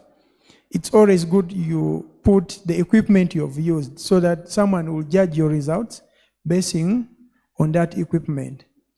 At the time I started my PhD, we had these machines. I looked around XRD, TEM, FTIR, they were not there. But currently we have them, and from different institutions, and people are willing to collaborate. So you come to Makerere in Sedat, they'll give you those machines at a low cost because they need to be serviced as a student or as a researcher. You come in as someone who is making money, they'll charge you differently. So you just have to know the right people to deal with, and it will be easily done. Simplifying the science. Actually, today we are in a kind of science and technology workshop. But sometimes we go to the local people. Last year we were in Science Week under STI, Science and Technology. I usually exhibit in the Science Week, so I meet people at different categories. So when one person comes, what do you do? I'll tell you, I turn this rock into a battery you have in your phone. As simple as that. Then another person will say, how do you do it? Then I'll know that the person needs a little bit of chemistry. I'll tease you with 2 words. If you say, then I'll lower down the science. As simple as that. So when it is academic, we usually go for academic, because sometimes it is not so easy to sweep around. You want to inform the academia, because academias are very funny. They want to hear those jargons and all those complicated things. So when you bombard with them, they say, yeah, that is it, that is science. But one time I was doing, it's called elevator presentation, 1 minute presentation. I was in India. They told me, can you present your work within 1 minute? Someone to buy the idea. I did that, and it was Science Week in India. And I was the best. But people were like, maybe because he's the only black, so he was given a chance. It's how you communicate. That is key, and the people you're in. Because I knew I was with a scientist. Someone talked about the batteries. These batteries, I remember I said, I need to close the loop of those batteries that people use. We have started getting electric cars. But what happens when that whole pack goes out? We have electric motorcycles. What happens to that? So what I do, I don't even get them for free, even these phone batteries. I buy them from those phone repairs or those mechanics, then look at them. Sometimes when you're getting these batteries, some of them have different namings, others have no naming. So we have designed a way of recycling them, and we remove all what we want. Like we can recover lithium, we can recover copper, aluminium, all those elements. But if the recovery is too hard, we have a second alternative. We are reusing that very material. After we remove the paper and all those other moisture, we use them as materials for hybrid supercapacitors.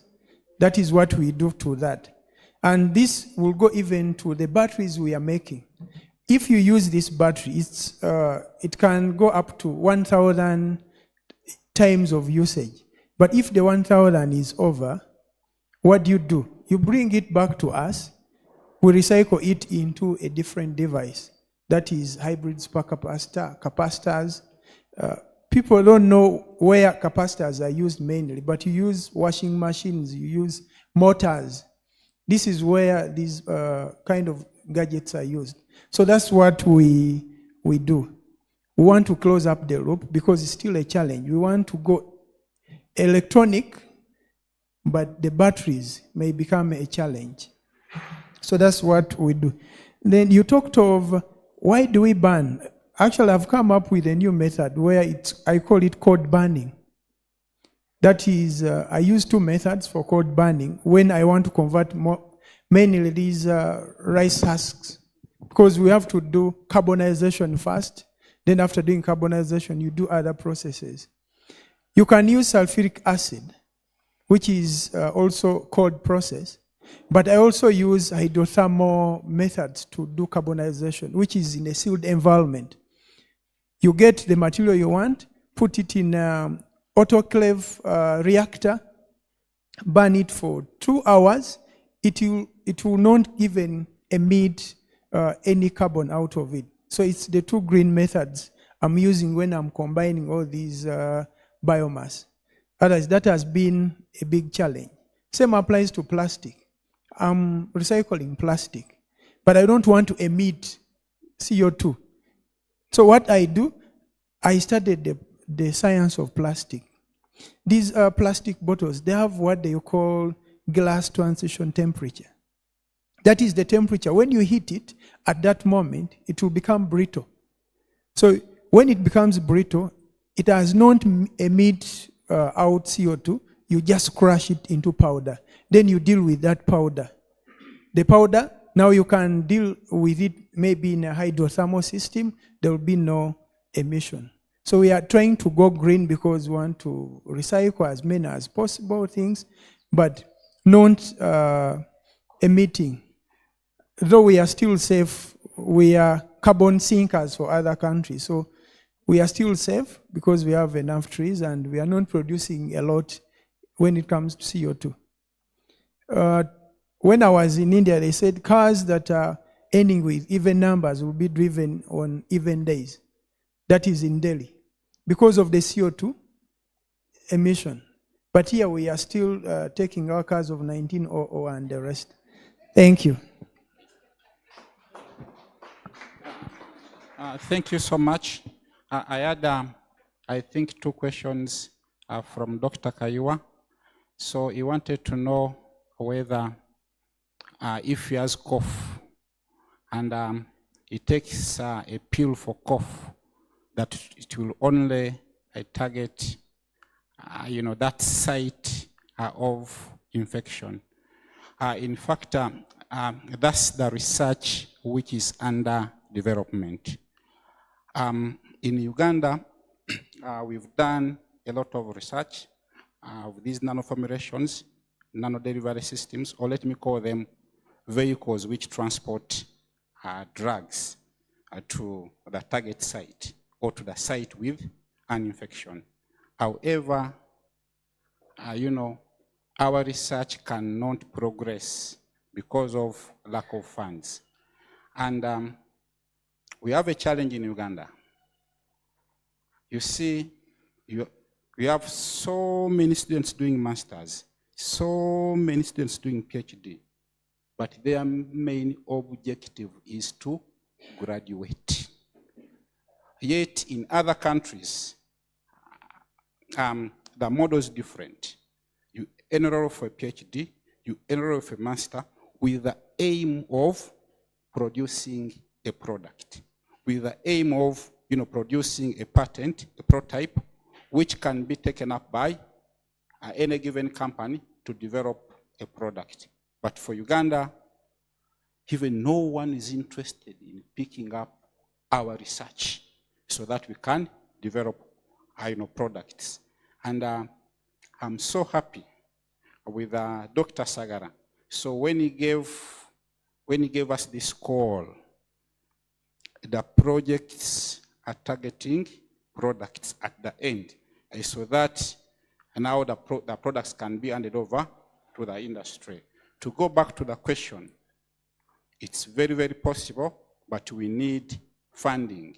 So to target cough, like whenever someone is infected with a given disease, someone is going to produce what we call markers. In biology, we call them biomarkers. So which means those biomarkers are going to be mainly produced by the diseased part. But now the challenge is identifying those unique biomarkers in people who are sick. So you need to do a lot of basic science so that you can design a delivery system to target those biomarkers. Thank you.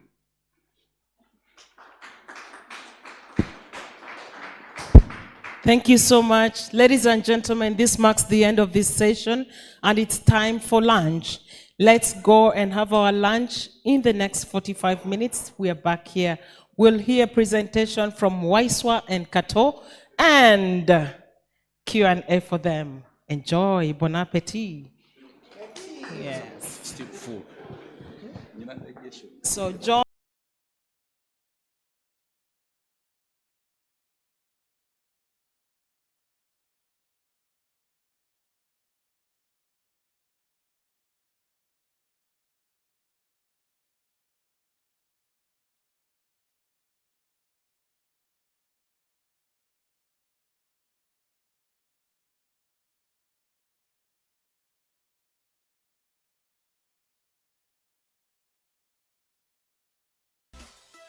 Zone or a specific time. Researchers, scientists always thinking about what's going on, what's happening, how should we adapt, how should we produce new things to live with, how should we inform the communities, how should we collaborate. So when this opportunity came to me, by the way, it's the first time for me in East Africa and the first time in Uganda. I had some Ugandan colleagues when I was doing my postgraduate studies. I had 4 fellows from Uganda. They were doing their PhDs in food science and also food technology. So by research training, I'm a food microbiologist, more into food safety, and I have developed the trends now and the interest into functional ingredients from natural resources. So when I saw the call coming from Dr. Sagala about this project and the objectives of this collaboration, I was so like, it's really good opportunity for us in Namibia to look at this topic. Why? Because nanoparticles, nanotechnology in Namibia, it's at its infancy level. We don't have, if I would count the projects which tackling nanoparticles, nanotechnology at the entire university, we have like 3 to 4 projects only. So, and especially research in agriculture, it's still at, I would say, at the birth stage. Therefore, we are looking in this collaboration at optimizing the synthesis. I think the colleagues, they have mentioned several ideas and protocols they are following, and we have seen successful examples from the colleagues from Makerere University. So why not for us at the University of Namibia also? By the way, in Namibia, the staple food is pure millet. We call it in the local language, they call it mahango. So that pure millet, we have vast areas planted. Rice for us in Namibia is not the staple food. So in local population, they don't eat rice that much. They eat paps, and that paps is from the mahango cereals. So in this project, we are exploring, yes, we will start first with rice, but we would like also to explore the other crops in Namibia. After harvesting, what are we doing with this agriculture waste? How can we transform it into value-added product? The industrial applications, as I said, in Namibia also, few partners are engaged with the university. Or let me say, not with University of Namibia only, but with higher education institution. the bond between academia and industry is very important, and I would like to know more about the situation here, like in Uganda. In the morning session, we learned from the petroleum industry how their connection with your university and the graduates' readiness to be engaged in industry. So for us, we engaged one agriculture partners. You see the logo called Avagro. Avagro is a small size enterprise focusing on green leafy vegetables, and some other local products to be sold in the market, local market.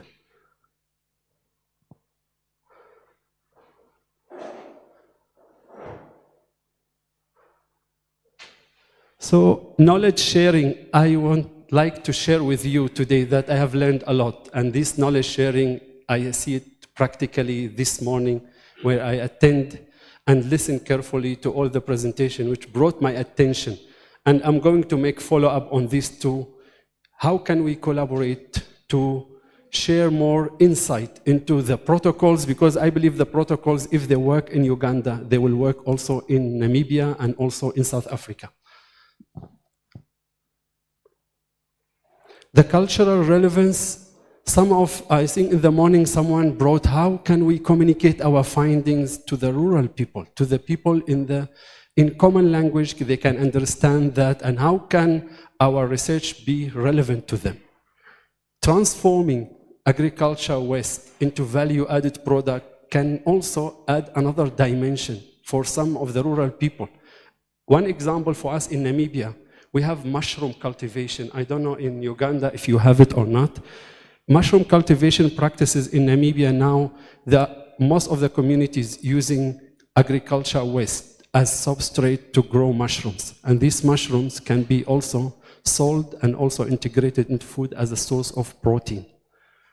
Environmental impact, we cannot neglect that because little is known about the nanotechnology impact after application. We all excited, yes, we can see it, but after application.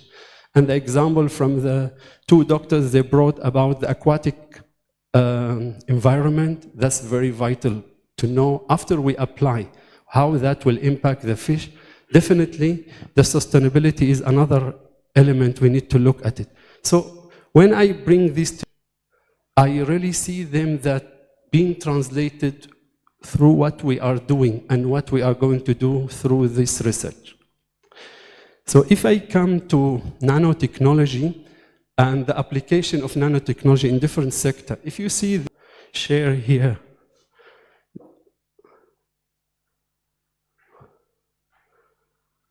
okay, the indicator is not working. Maybe this one here in orange color. This is the application so far in terms of the number of reported work in the literature about nanotechnology and agriculture, and how, you see how small that part is from the pie chart. In Africa, I think Africa can feed the world if we develop well practices. And one of the agricultural practices we have is the zero concept. Is zero concept. Zero is zero emission research initiative, where we are trying to use every single natural resource in our agricultural practices.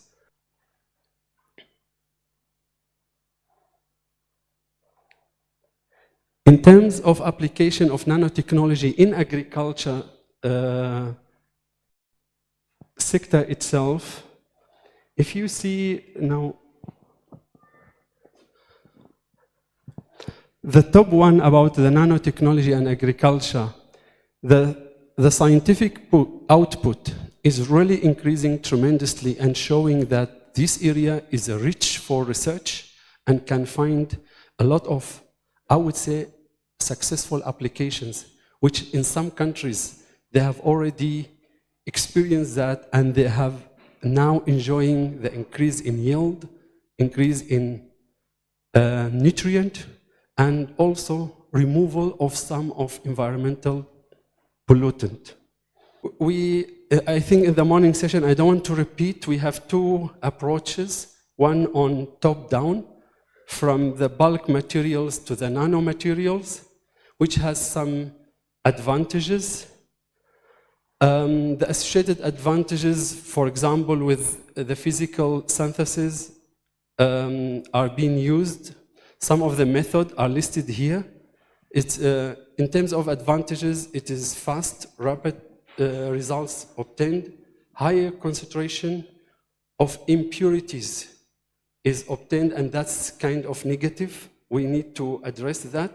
The size and the shape vary a lot, and that definitely is going to add another 1 or 2 phases in the subsequent work to be done on the nanoparticles. In terms of the other approach, bottom-up, we have here in the chemical synthesis, we have precise size control, low concentration of impurities. Meanwhile, in the biological synthesis, we have precise size and low toxicity, which is very important for the safety aspects of the nanoparticles. And the work here, or I would say it's a bit slower than the first approach. This diagram showing us the metal nanoparticle biosynthesis. Either we are using from microbial extract containing the bioreducing and capping agents, where we use microbes or microbial metabolites such as enzymes and some other metabolites like organic acids and proteins. And also, if we use plant extract containing the bioreducing and capping agents, such as we are talking about phytochemicals, some of these classes including phenols, metabolites of proteins, flavonoids, and some other organic acids. So when it's mixed in the lab with the proper solution, through the biosynthetic route, we are going to look at some important factors. Some of the colleagues mentioned them: the temperature, the pH, the mixing rate, and also incubation period. After obtaining the solution itself, we are going to subject it to bioreduction and nucleation and also growth test. When we subject that, depending on the approach we are taking, we are going to get the nanoparticles. If we are looking at stabilizing, we definitely need to apply the stabilizing agent or the capping agent, which is proper for the synthesis we are doing.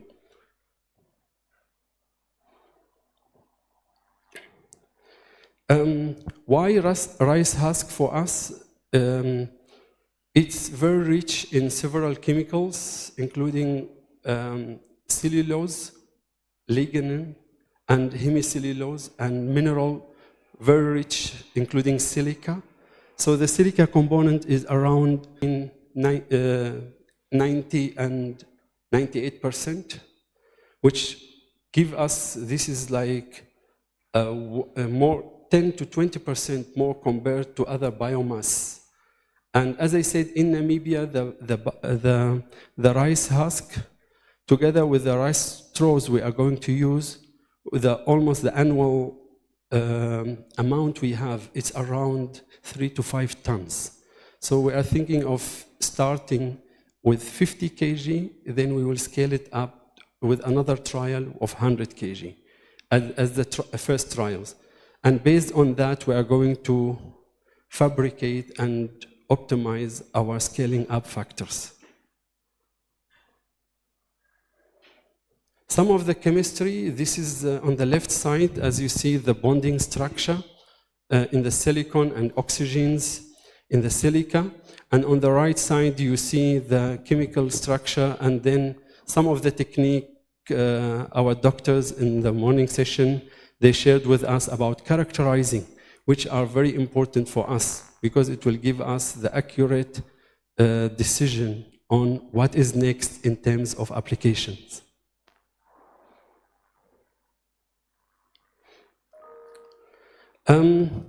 Again, there are several protocols. So which one do you choose to suit your target application? Please do careful selection, the availability of the instruments you have, and also the expertise in your team. Since one of them is fertilizers, to look at the nanoparticles integrated into fertilizers and coming up with nanofertilizers and their impact.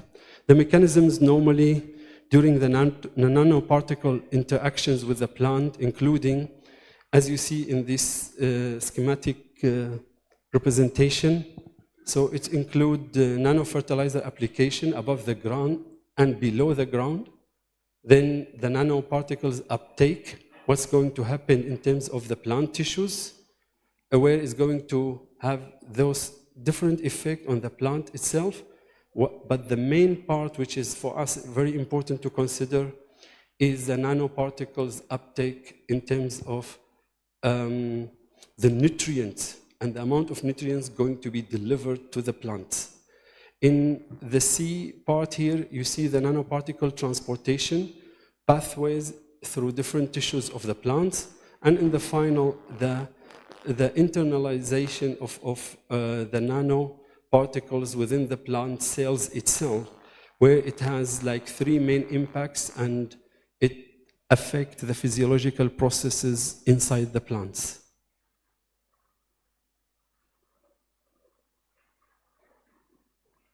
So on the right side, what the benefit are we looking for? We are looking at kind of like how the target application for the delivery of these nutrients to the plants going to be achieved.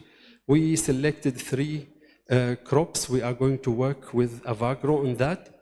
And our main interest also would be one of the future or expansion study to look at how they can improve the plant-soil interaction in terms of microbial interaction with the plant's roots, to come up maybe with a new inoculum that can improve the plant productivity. On the left side, you see some of the challenges, and those challenges definitely, as reported in the literature, we need to consider them for our future application. And definitely the future trends, as we see from the reported literature, is really promising, with a lot of topics could be discussed for future collaboration.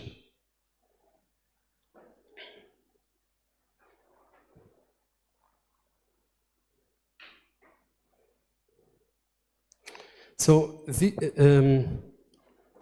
as I said, this is another schematic just to summarize what we will be doing and what will be our interest when we are going to look at the green synthesis advantages, and also what type of properties are we getting. I mentioned to Dr. Binani before lunch, the developed biofilm could be also used for food application, not only chemical absorbing ability to remove, for example, pollutant gases or pollutant chemicals, but if we start with some of the cellulose or hemicellulose, we can also develop biodegradable, edible biofilms. Definitely after we characterize their safety aspects. As I said here in the top, you see the different or the current kind of uses of the straw, rice straw in terms of application. This is the general protocol we will be following in terms of the nanoparticle preparation. And one of the interesting part let me just mention this for you here.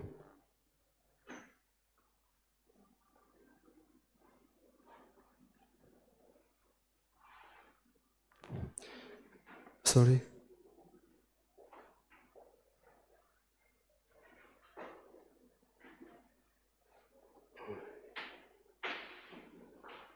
Okay, if you see here on mushroom cultivation, we also would like to study the impact of husk rice nanoparticles made from on the growth of the mushroom. Can we increase nutrition? Can we deliver some of the healthy, well-confirmed compounds in the substrate, and then, mushroom absorb all the nutrients from the substrate, and then we can come up with more nutritious, more targeted type of mushroom. Currently, we are exploring oyster mushroom and also white button mushroom for this application.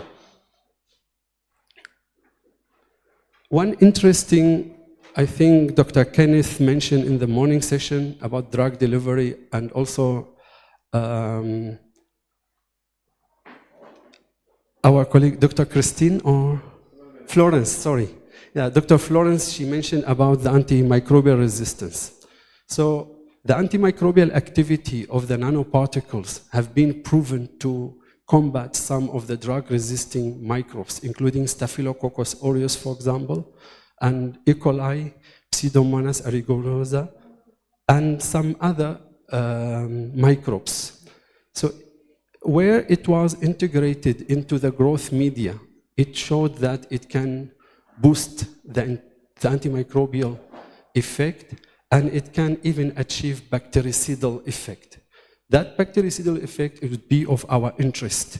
Why? Because it's really going to achieve what we cannot achieve alone without the using of the nanoparticles. And that's one of the areas I would like to explore. So what happens inside the bacterial cell? What happens inside the bacterial cell after the nanoparticles being absorbed into the cell? There will be adhesion to the bacterial membrane, then is going to penetrate the intracellular membrane, and is going to affect the main target are the DNA and the nucleic acids, where it's going to disrupt the synthesis, and it's going to open the double strand into single strands.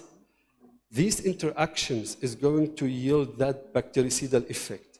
So our interest really to the synthesized nanoparticles we are going to get from rice husk, can they give us also such antimicrobial activity, or I would say enforced antimicrobial activity for certain of the microbes which are proven for us in Namibia. They are isolated from medical samples. Can they enhance that effect or not? That's what we will be doing. And thank you very much.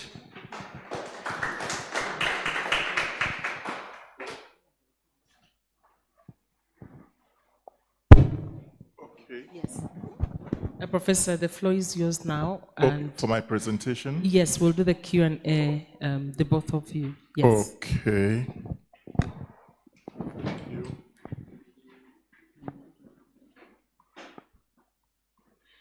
Sorry.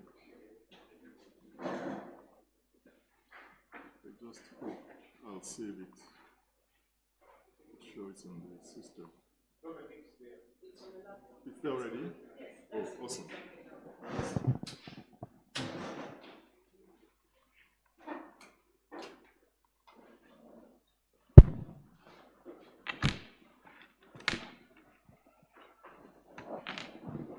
Yes. Oh. Is it here among these ones? Yeah. No, it's not yet.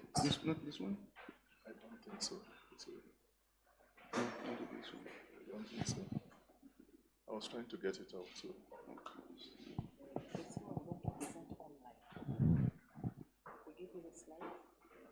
Well, can I connect directly?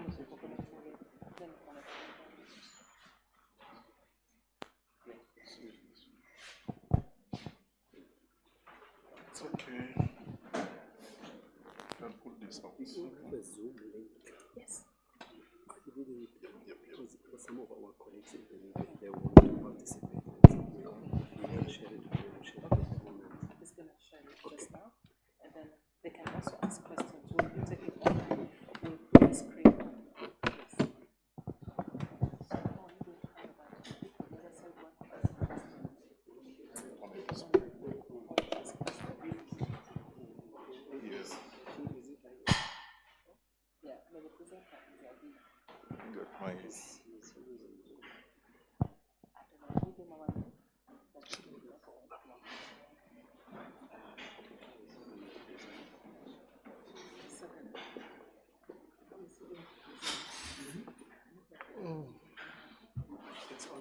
Oh, awesome.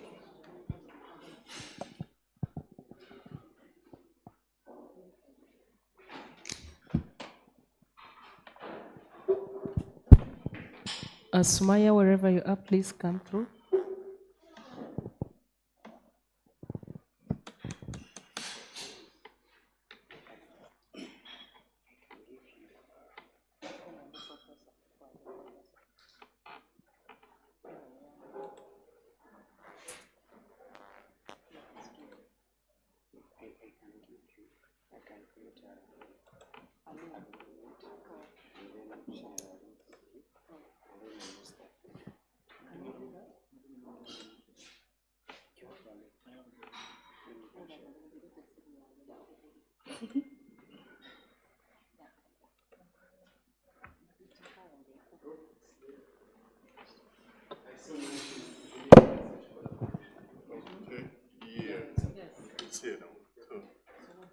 Yes. Thank you very much. Once again, my name is Robinson Ejila, Professor of Energy Studies, Abubakar Tafawa Balewa University. I am a very enthusiastic collaborator on this project as the lead of the Spoke institution I represent. I am very delighted to be at this event. It might also interest you to know I'm meeting Dr. Sagala for the first time in person. But it's even more exciting to note that about 3 years ago, I had already established a very robust relationship with this gentleman. Then I was on a program, on a project, then being launched by Academics Without Borders, a Canadian NGO, whose sole mission is to help build capacities of middle level and low economic countries. And as at then, there was a project between Mbarara University and Academics Without Borders, of which I had the opportunity to facilitate as a mentor. And Dr. Sagala and his team were the research team I worked with very closely. So Dr. Sagala, there's no doubt about it that he's one of the young emerging African scholars with building a robust cross-border partnership and collaboration across other scholars in Africa and other parts of the world. So for me, Mbarara is like homecoming to me, and I'm very delighted about that. So having said that, as part of my contribution to this workshop, to make for a more exciting conversation, or perhaps deepen the research conversation we have, I have been asked to speak on the topic managing engineering research collaboration in sub-Saharan Africa.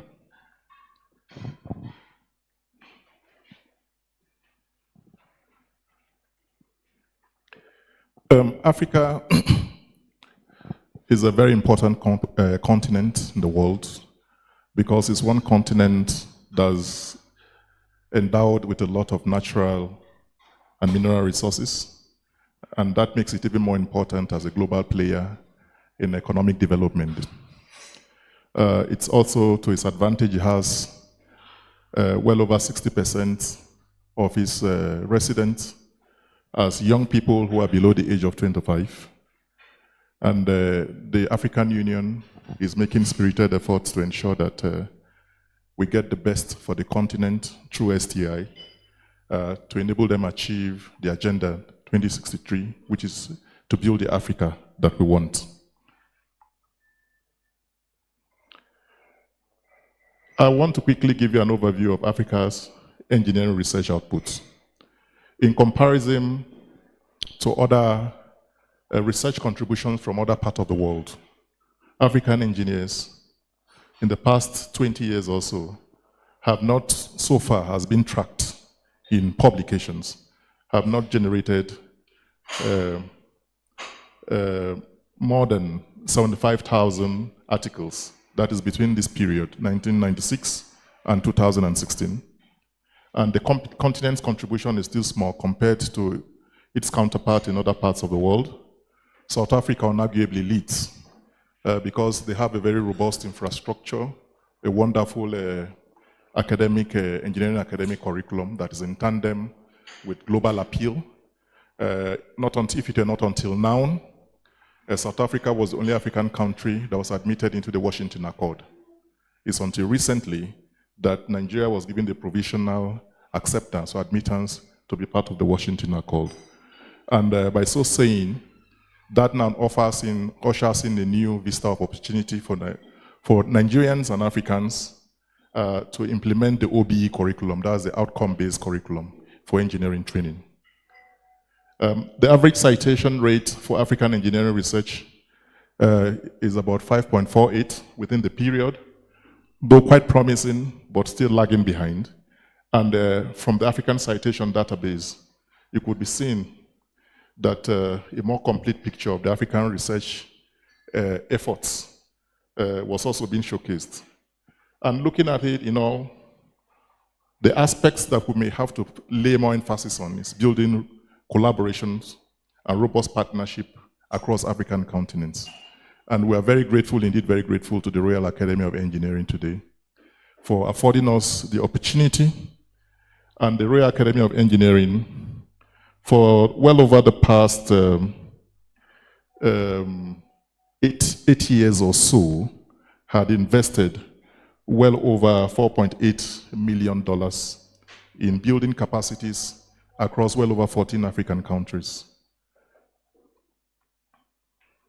There are challenges notwithstanding, and some of the challenges staring African engineering research in the face are that, one, we have the problem of even distribution of research outputs across the countries, lower overall outputs compared to other regions of the world. But that is not to say all hope is lost. There is still a glimmer of hope and a ray of opportunity. And the opportunities would include the prospect for growth and improvement, continuous growth and the impact of African engineering research, because young African engineers are no doubt very enthusiastic of making a difference. Improved collaboration within Africa and globally, development of an African citation database. Engineering, like you all know, is an important branch of science and technology. It has significant impact to make in overall development of the continent. It can greatly bolster the country's development and economic growth. Research collaboration is pivotal for African development, offering a platform to tackle pressing challenges and foster innovation. Yeah, we can now count by our fingertips the benefits of engineering research collaboration. One, it fosters unity in the sense that it brings people, researchers together from all parts of the continent. And in strength, this strength in unity is also very important because it does help us to pool for resources that enables us to tackle larger projects efficiently. One of those issues have been highlighted earlier when our young panelists were talking to the issues of the absence of adequate facilities for research in the continent. That he outlined that well over 6 or 7 of those very important equipment are not found in Africa, in the whole of Africa, but are found in India. The situation whereby we begin to identify areas of strength across African institutions or research institutes that have very valuable research facilities. We can, with collaboration, we will be able to maximally use those facilities to grow the research endeavor in the continent. Then, diverse perspective, it offers us diverse perspectives because collaboration drives creativity, and it also encourages new ideas and new viewpoints to begin to sprout. Capacity enhancement is very key. Through mentorship between experienced researchers and younger researchers, it does further help to foster a robust research culture. Then, the challenges of engineering research collaboration are the issues of resource constraints we talked about. These resources can be in equipment and can be in funding. Infrastructural limitations are also a problem. Poor communication and travel hurdles can impede interaction. If that had not been facilitated, for instance, perhaps I wouldn't have been in Mbarara today speaking to these issues and also making my contributions.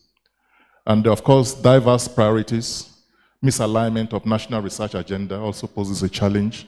So it's important that every country, every university comes out with a clear research agenda, and all that should be captured in their strategic development plan. So overcoming these challenges, we need to leverage technology by exploring the opportunity the global information communication technology affords us, creating platforms and using cloud-based solutions. We need to also build and cultivate, build and nurture a collaboration culture to foster trust, open communication, and value diverse perspectives. And of course, capacity development. This too also offers training workshops, opportunities, and mentorship to programs to would-be researchers or young researchers. Then there are also strategies that ought to be adopted to ensure successful engineering research collaboration. One of those strategies is we must never group in the dark. We must make sure we have a clear goal and also align these goals by identifying or focusing on the common problems like sustainability, energy, and water management. These are prevalent problems across the continent.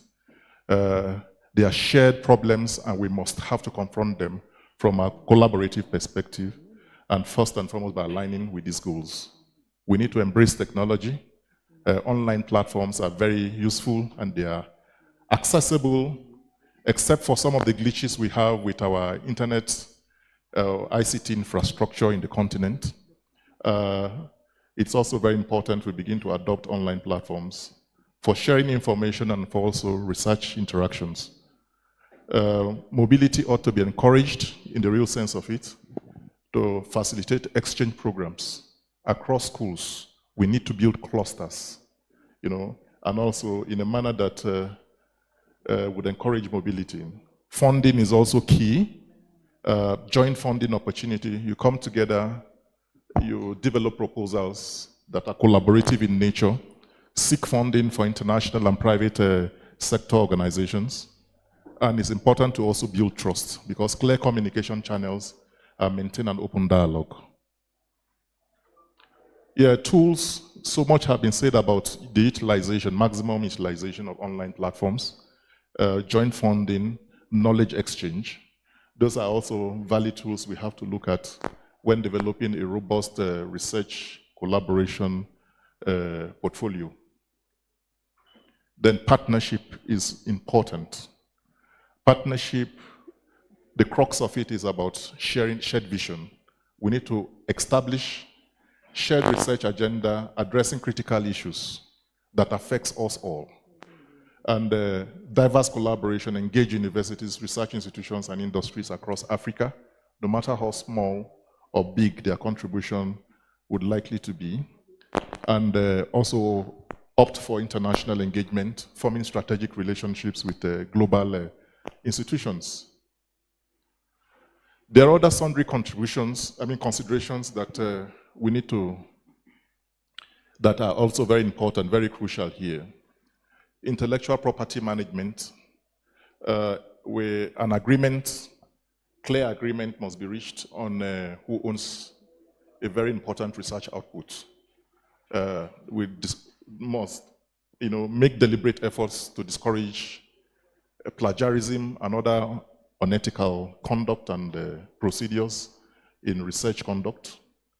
Communication is also a very effective factor we must also consider for sharing our findings, and North-South, South-South collaboration to foster regional collaboration alongside global partnerships. University has a very important role to play, and as such, active support is also being solicited from them, and there will be need to incentivize collaborative efforts. I was discussing with Professor Ahmad yesterday what is a research ecosystem like in South Africa. He told me in Namibia, we're comparing notes, and he told me there was some level of encouragement, incentives of sorts that is also given to researchers that are making inroads, making significant gains in contribution, research contributions. Countries like South Africa, sometimes, even if you are a postgraduate student, you come out with a wonderful research publication, the university don't only foot it, they pay you some money, about is it some 100 rands you said? They pay 300,000 rands for the supervisors as a research fund for the laboratories. Okay. Have more students. Fantastic. What about for the student himself? For the student, there is all for the research, like traveling, covering application. Yeah, that's granted for the. See, it's fantastic. So it's important to incentivize it, because if you want any behavior to be repeated, it needs to be encouraged. And if any behavior needs to be extinguished, it needs to be discouraged, you know. So the importance of research collaboration, that capacity building, it does help with it. Collaboration develops engineering expertise. And resource optimization, we talked about pooling resources, maximizing research outputs, and by efficient utilizations of equipment and funding, addressing local challenges. It does help tackle specific, region-specific issues like infrastructure, renewable energy, and healthcare. And it also promotes global competitiveness. If you can't compete, those who have published more outcompete us. Those who had embarked more on research activities or research endeavors, they outcompete us in the global market because they tend to know more. So engaging in international collaboration also does help strengthen, enhances our visibility, and contributes to cutting-edge advancements, and thus strengthen our competitive gains. You know, networking opportunities, it gives you the opportunity to network. You get to know people across borders. Like he said, we do science, and science is borderless. There's no dividing line between scientists, because there's always a window of opportunity for collaboration to foster support and partnership. So networking opportunities creates connections for future partnerships, funding and career advancement. It also does promote interdisciplinary innovation, cross-border research. He's a food scientist. I'm a mechanical engineer. The lady, she is a chemist. See, incidentally, this project harmonizing innovation, collaborative synthesis of Bio-Silica nanoparticles had brought us together. And incidentally, from our perspective, we are making very valid contribution to building a robust research ecosystem here. So that is the way it goes. Then knowledge transfer and retention, because we share information, we transfer knowledge, and it does help to retain talent and reduce brain drain. Incidentally, in Africa, there's this scourge that hit Africa. The very best minds are leaving the continent in search of golden fleece, some in search of better enabling environment to further their research endeavor, you know. And what collaboration of this nature could provide is that, yes, they may not be around, but because we have the opportunity to collaborate with them, their contributions can still very much be felt around here. So because we live in a global village as it is right now, so with the right connection, we can still make valid contributions and to the continental development. Then it also does influence policies. You know, research output, like you did say, if you are graduating from Makerere for a postgraduate, as a postgraduate student, the university as a policy insists you do a policy brief. Invariably, what you are doing, you are trying to shape the thinking of government. You are trying to shape the thinking of the critical stakeholders, in the nation, that with your findings in this direction, there should be a policy shift in this direction, in favor of your finding. So that is how you contribute to national development. You change the views, and you change the old ways we do things that have been very unproductive. So you influence policies as a researcher. And of course, it contributes to the SDGs, because it brings about social and economic impact. At least those benefits are there, including job creation, improved living standards, aids in SDG. A research finding can open up a commercialization opportunity that is robust. It can create an entire economic sector that was hitherto not there, and open up opportunities too for young men and women in their teeming population or teeming numbers to be gainfully employed. So whatever we have today, whether we like it or not, ideas rule the world. Most of the things we see around us here are products of research. The new ecosystem in the labor market, the ecosystems that have been developed in a manner to drive economies, all those have been developed. I mean, essentially, they have evolved through conscious human thinking. The universities have a role to play, because if they play these roles and play them very well, they will promote research activities by encouraging research, looking out for solutions, looking out for social challenges that affect the society, and also the likely solutions that can be provided to alleviating those challenges or surmounting those challenges. And enhancing collaboration with stakeholders by sharing and transferring knowledge, by promoting industrial partnerships, supporting entrepreneurship, and supporting product commercialization. Unfortunately, a lot of researchers in our universities are just there on the bookshelves. They have not moved from the bookshelf to the level of commercialization, and it's high time we begin to think about that.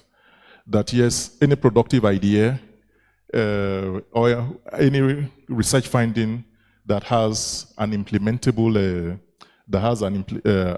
a prospect for commercialization needs to be implemented. And if it's implemented, it might change a lot of things for us, in either way we want it. Then the best practices are one, we need to build bridges. And by building bridges, it's important to identify the common goals. We must align our research topics or research agenda with Africa's need. We must embrace the use of digital platforms, promote mentorship programs, because in the course of researching, we're also giving the opportunity to the younger researchers working with us to also learn new things. It's also important for us to strengthen our foundations, standardize research practices, address infrastructure issues, develop funding strategies, and cultivating the culture of collaboration through facilitation of research exchanges, by also recognizing collaborative achievements, that a reward system of sort. A reward system, the best researcher needs to be awarded. One who appears to be having some challenges needs to be encouraged. An enabling environment needs to be created for them. And also there is also a need to promote open communication. By communication, we're not only sharing ideas, we're also building trust. So my policy brief for the critical stakeholders, because there are essentially 4 critical stakeholders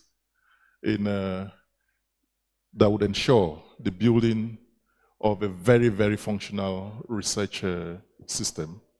1 is the government, 2 is the industry, 3 is the university, and of course 4 is the third sector organization. For the government, the need to provide more funds, allocate more funds to building and upgrading research facilities providing enough equipment, providing enough funding. Then the next one, their policy must be deliberate and it must support research activities. And it should be such that it should also incentivize collaborative research, providing tax breaks and streamline administrative processes that makes it a lot easier for perhaps a postgraduate student or university saying, we need this particular equipment to carry out a cutting-edge research. Within a short spell of time, government should be able to make it possible for those equipment to be supplied. Even if they're not going to pick the bill, the administrative processes should be enabling enough to get the supplies done within this stipulated time. Then international partnership, government should also try to help universities and research institutions and funding agencies forge international partnership. Capacity building is also important.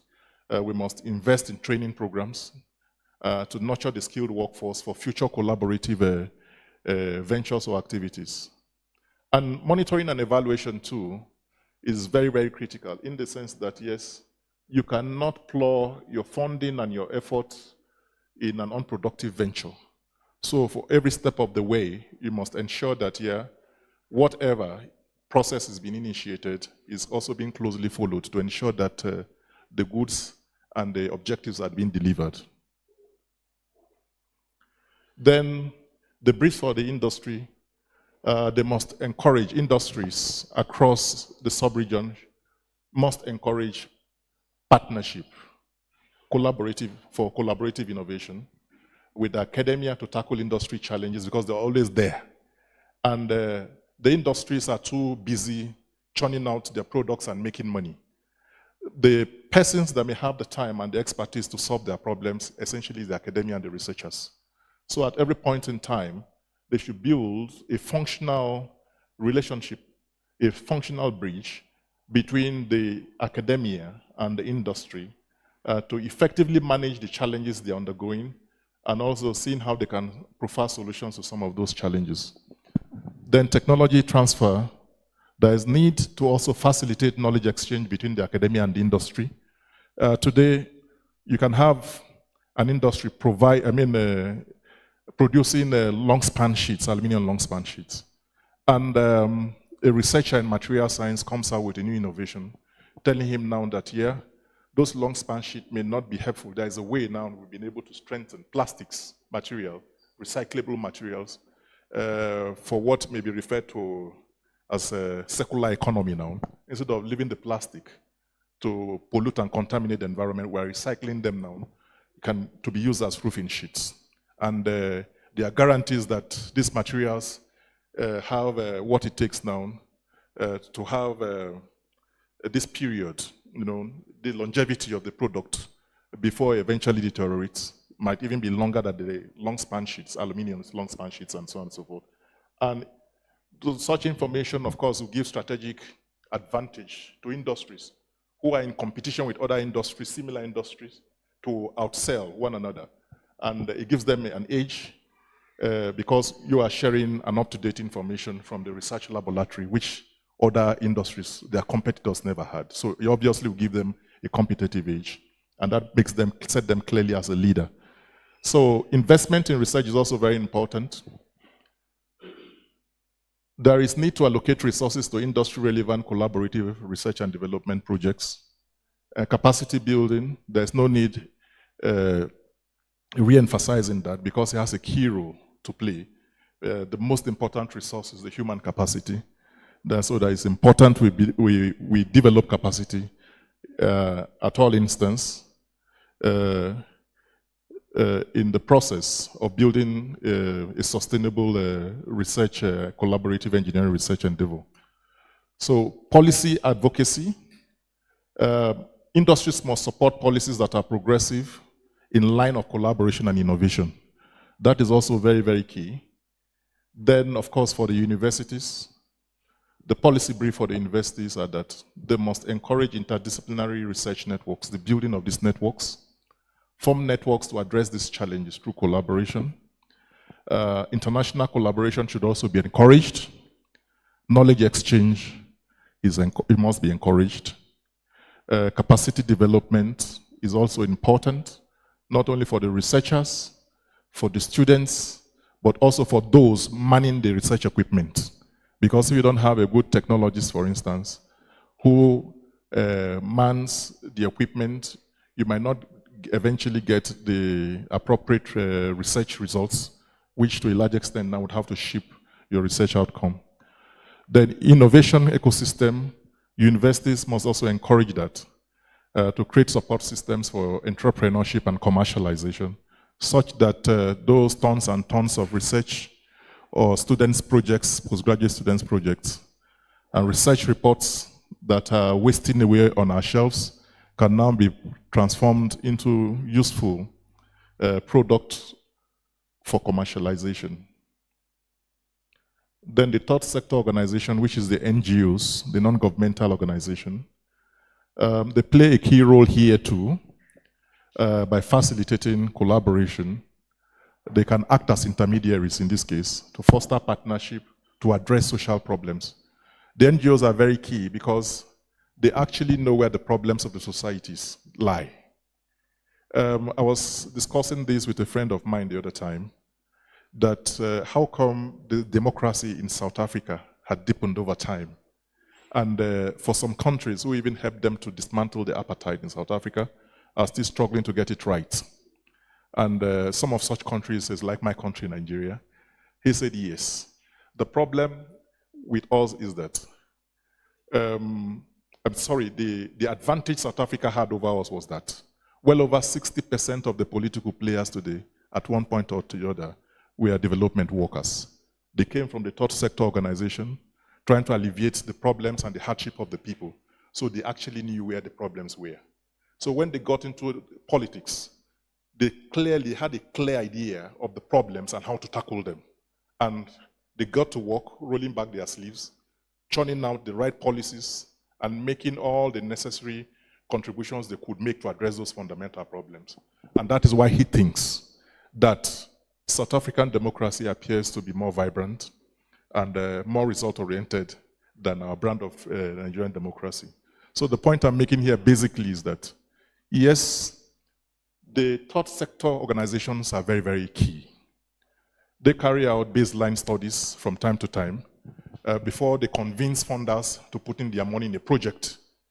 And the outcome of their studies eventually, to a large extent, determines, you know, what kind of grants and what kind of projects they embark upon. So they have very, very good idea of the problem in the societies and how to address them. So their role is very, very key. If these problems are there and the NGOs cannot provide the solution, they can find the solution providers to ensure that the problems is solved. And universities are solution providers. Of course, the industries too are also, to a large, in as much as because of their corporate social responsibilities, they can also thus help fund some of the research activities of universities. So the NGOs can bring them together as intermediaries. And of course, capacity building is also very important. Policy engagement, that is the job, because after every third sector project, there's always a policy brief. They tell government, these are the areas, and this is where we found it, and this is where we're leaving it. These are the gains being made, you know. And of course, monitoring and evaluation is a very important component of third sector project implementation.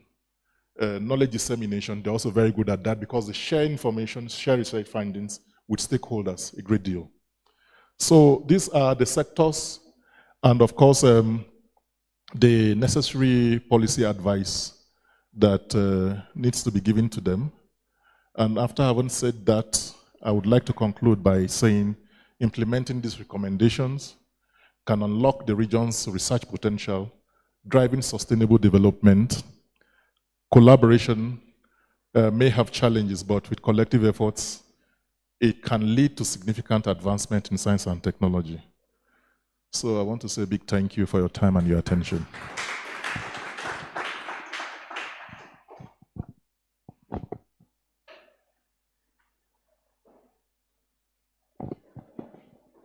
You were talking about Mickey Mouse. Yes, and I got you to do Mickey Mouse. I had not looked at that. Ladies and gentlemen, let's have the Q&A for this session. And we're having one more presentation online as we're getting ready.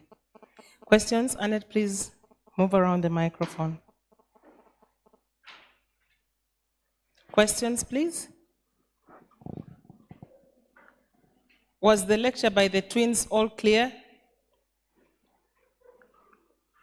Questions? Yeah. Yes.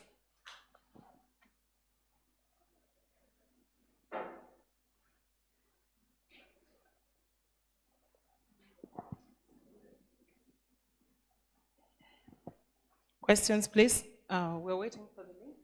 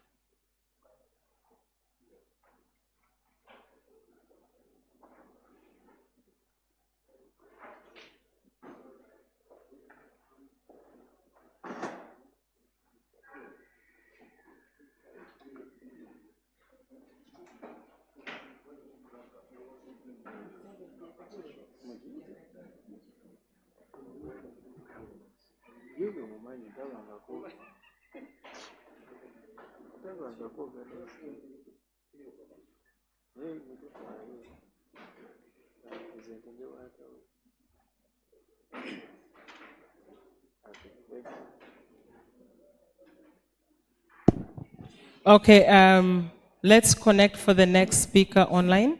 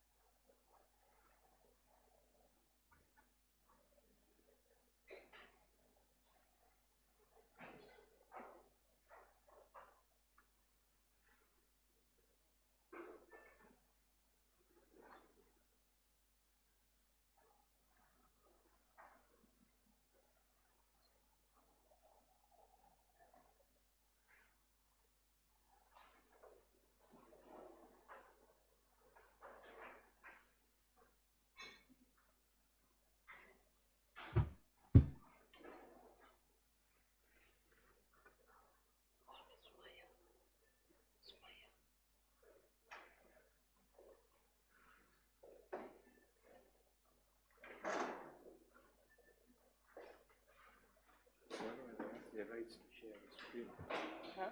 Because he has to share. You have to share the screen.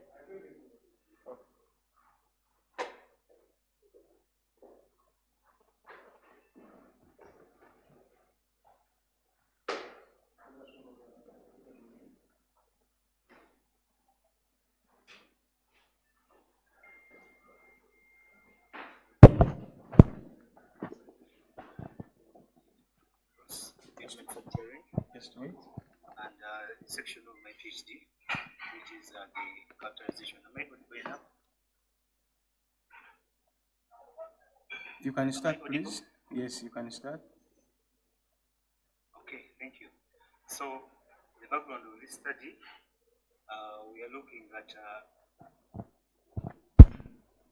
importation of neutral feeders for the painting industry, in which Uganda loses about $15.8 million a year. Yet we have deposits that have that mineral in Uganda in abundance. The problem is the kaolin itself has been studied and characterized for ceramics and refractories, and also insulators. Unfortunately, paint has been ignored. So this study seeks to bridge that gap by finding out whether the properties of our kaolin can actually match that of the imported kaolin from Brazil and Hong Kong, which is used in the paint industry.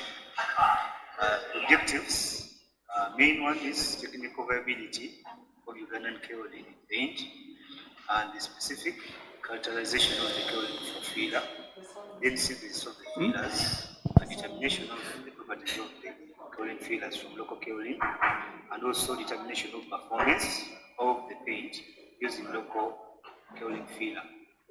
For the justification, we would like to use this study as a benchmark for the local paint industry, where we can set up a pilot, say, for example, can we have a study from these results of use of entirely local kaolin sources? And the significance, following from the pilot studies, if this can be adopted by government and other development agencies, it can be used as a basis for removal of importing kaolin filler in the country.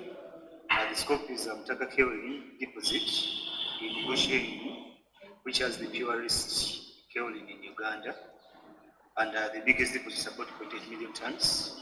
In Loka, you have about 2.5, but unfortunately, it has a lot of quartz, which is hard to remove. Hence, can best be used for ceramics. However, to a nano scale, it has been studied that probably if we could have equipment, then we can also perform even better than the normal kaolin. As the concept of research, kaolin has mind.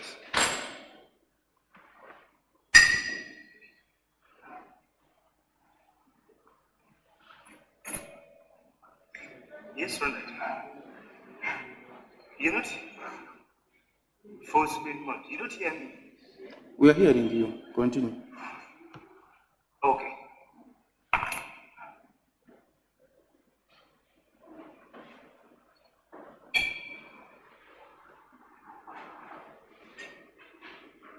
If I may ask, am I audible again? We are hearing you. Continue. Okay. So, kaolin mind is treated, then characterized into by various treatments, thus we gain filler material, which filler has the properties determined. Then the best properties, for example, adheres, stiffness, hardness, durability, are the ones which lead us into the making of the paint. So the materials that we used is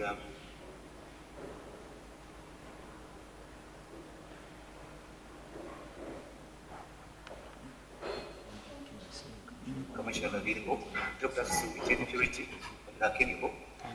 It's the story of how the research has been going. It's the kaolin at acquisition, the needing, then sieving, that's myself in the lab at Makerere University, up to centrifugation, up to the point where we have the kaolin. The kaolin that we can now go ahead and characterize using thermogravimetric analysis, SEM, TEM, and XRD and XRF. So I won't go detail of the meaning, but we are targeting particles that were less in size than the titanium dioxide, which is the main pigment material for paint. Then we have 5 treatments. Oxalic acid. The treatments are targeting removal of iron oxide. So oxalic acid is one of the best treatments. Ammonium molybdate, beneficiation, basically washing the kaolin using deionized water. Then we have the contrast and treat kaolin and also thermal treatment that converts the kaolin to metakaolin. The oxalic acid, we are targeting 0.1 molar. The same with ammonium molybdate. Then in the beneficiation, we're using ionized water and keep washing until we got the best sample code. Then dry it for 100 degrees Celsius for 24 hours. From the first treatment, we call the one for oxalic acid A, ammonium molybdate B, beneficiation C, untreated G, which is the control, and thermal treatment E. It's clear that at 800 degrees Celsius, kaolin can easily be converted to metakaolin, which is actually more reactive, and is expected to perform better in paint. In the characterization, we use the TGA, X-ray diffraction. The TGA was supposed to study the thermal stability of the kaolin. X-ray diffraction, we wanted to see whether the peaks that the material was deflecting were actually for kaolinite. Then the Fourier transform infrared analysis helped us to identify the functional groups in the kaolin that could be used for paint manufacturing. Then the TEM, this studies the material at a nanoscale to actually see whether matches the skeleton, the actual size and shape of that material. The same and EDS give us the microstructures and the dispersion of their compositions in a given material. So for the results, what do these characteristics tell us about kaolin as a filler material? In the XRF, we discovered that the Ugandan kaolin has actually about 48.8% silica and 36% alumina. Then the impurity, the medium impurity, which is iron oxide, is about 0.238. Then we have the titanium dioxide, about 0.04. And therefore, it is better than other kaolins that we're able to compare with. The kaolin was also found to be thermally stable, having three major peaks. The first peak for removal of absorbed water, the second for dissolution of impurities. And peaks of XRD showed kaolin as the major component, but also anchored by K-feldspar and quartz. Then hydroxyl groups were found to be major, the kaolin, except in part E, which is heat treated, that actually eliminates hydroxyl groups as kaolin is converted to metakaolin. The purpose of this as in paint is by converting it to metakaolin, it can react with other additives in a paint matrix. The same shows a lot of porosity in ammonium molybdate and thermal treatment, but for the ionized water and the untreated sample, they seem to have very low pores because of fragments that scatter around. And this makes me agree with one of the reviewers of the research who was against the use of ammonium molybdate, because the reasoning was that it has a similar behavior to an extent to the kaolin sample. The EDS shows intimate relationship between silica and alumina in the kaolin, and this represents kaolin still as a media component, after treatment of the kaolin, this original structure therefore is not affected at all. Meaning, as we are using this clay in paint, kaolin is still the key participant in the paint matrix. The major conclusion is heat treatment was found to be the best treatment for the kaolin, but a subsequent trials in the lab, we will have to continue. Presentation I don't know if he's on screen. Salic acid as well. Kashumba, are you on slide number 8? Because we are stuck on one slide. We also have, pardon? We are just seeing one slide number 8. Oh. Number 8? Can you share again the slides?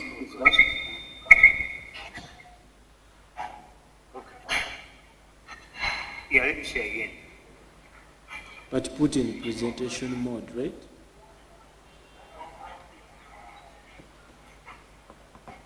Yeah, I put in presentation mode. I don't know whether that's what was it at one point.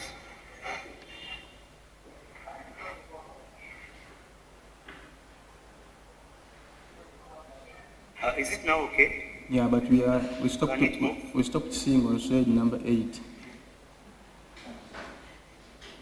Slide number 8. Can you see the results again? Would you guide me? The results? Yes.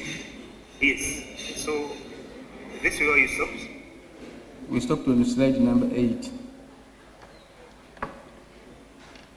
Is it this one with the TGA? Slide number 8, that's where we stopped. So just go on the results. Okay. I'm still with the results. Unfortunately, where I am cancelling on the rank.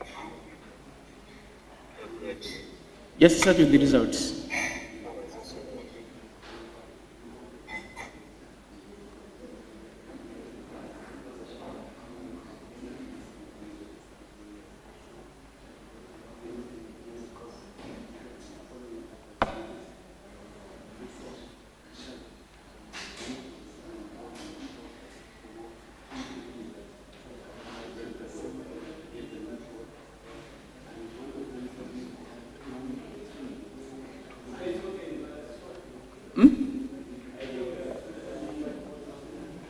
Is what?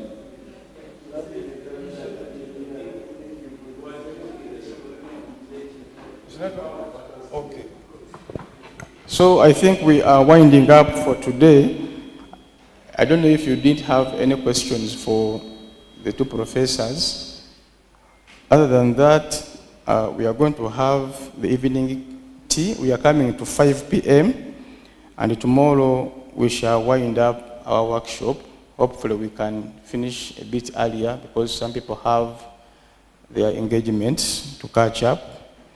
I thank you so much for all those who have endeavored to turn up today.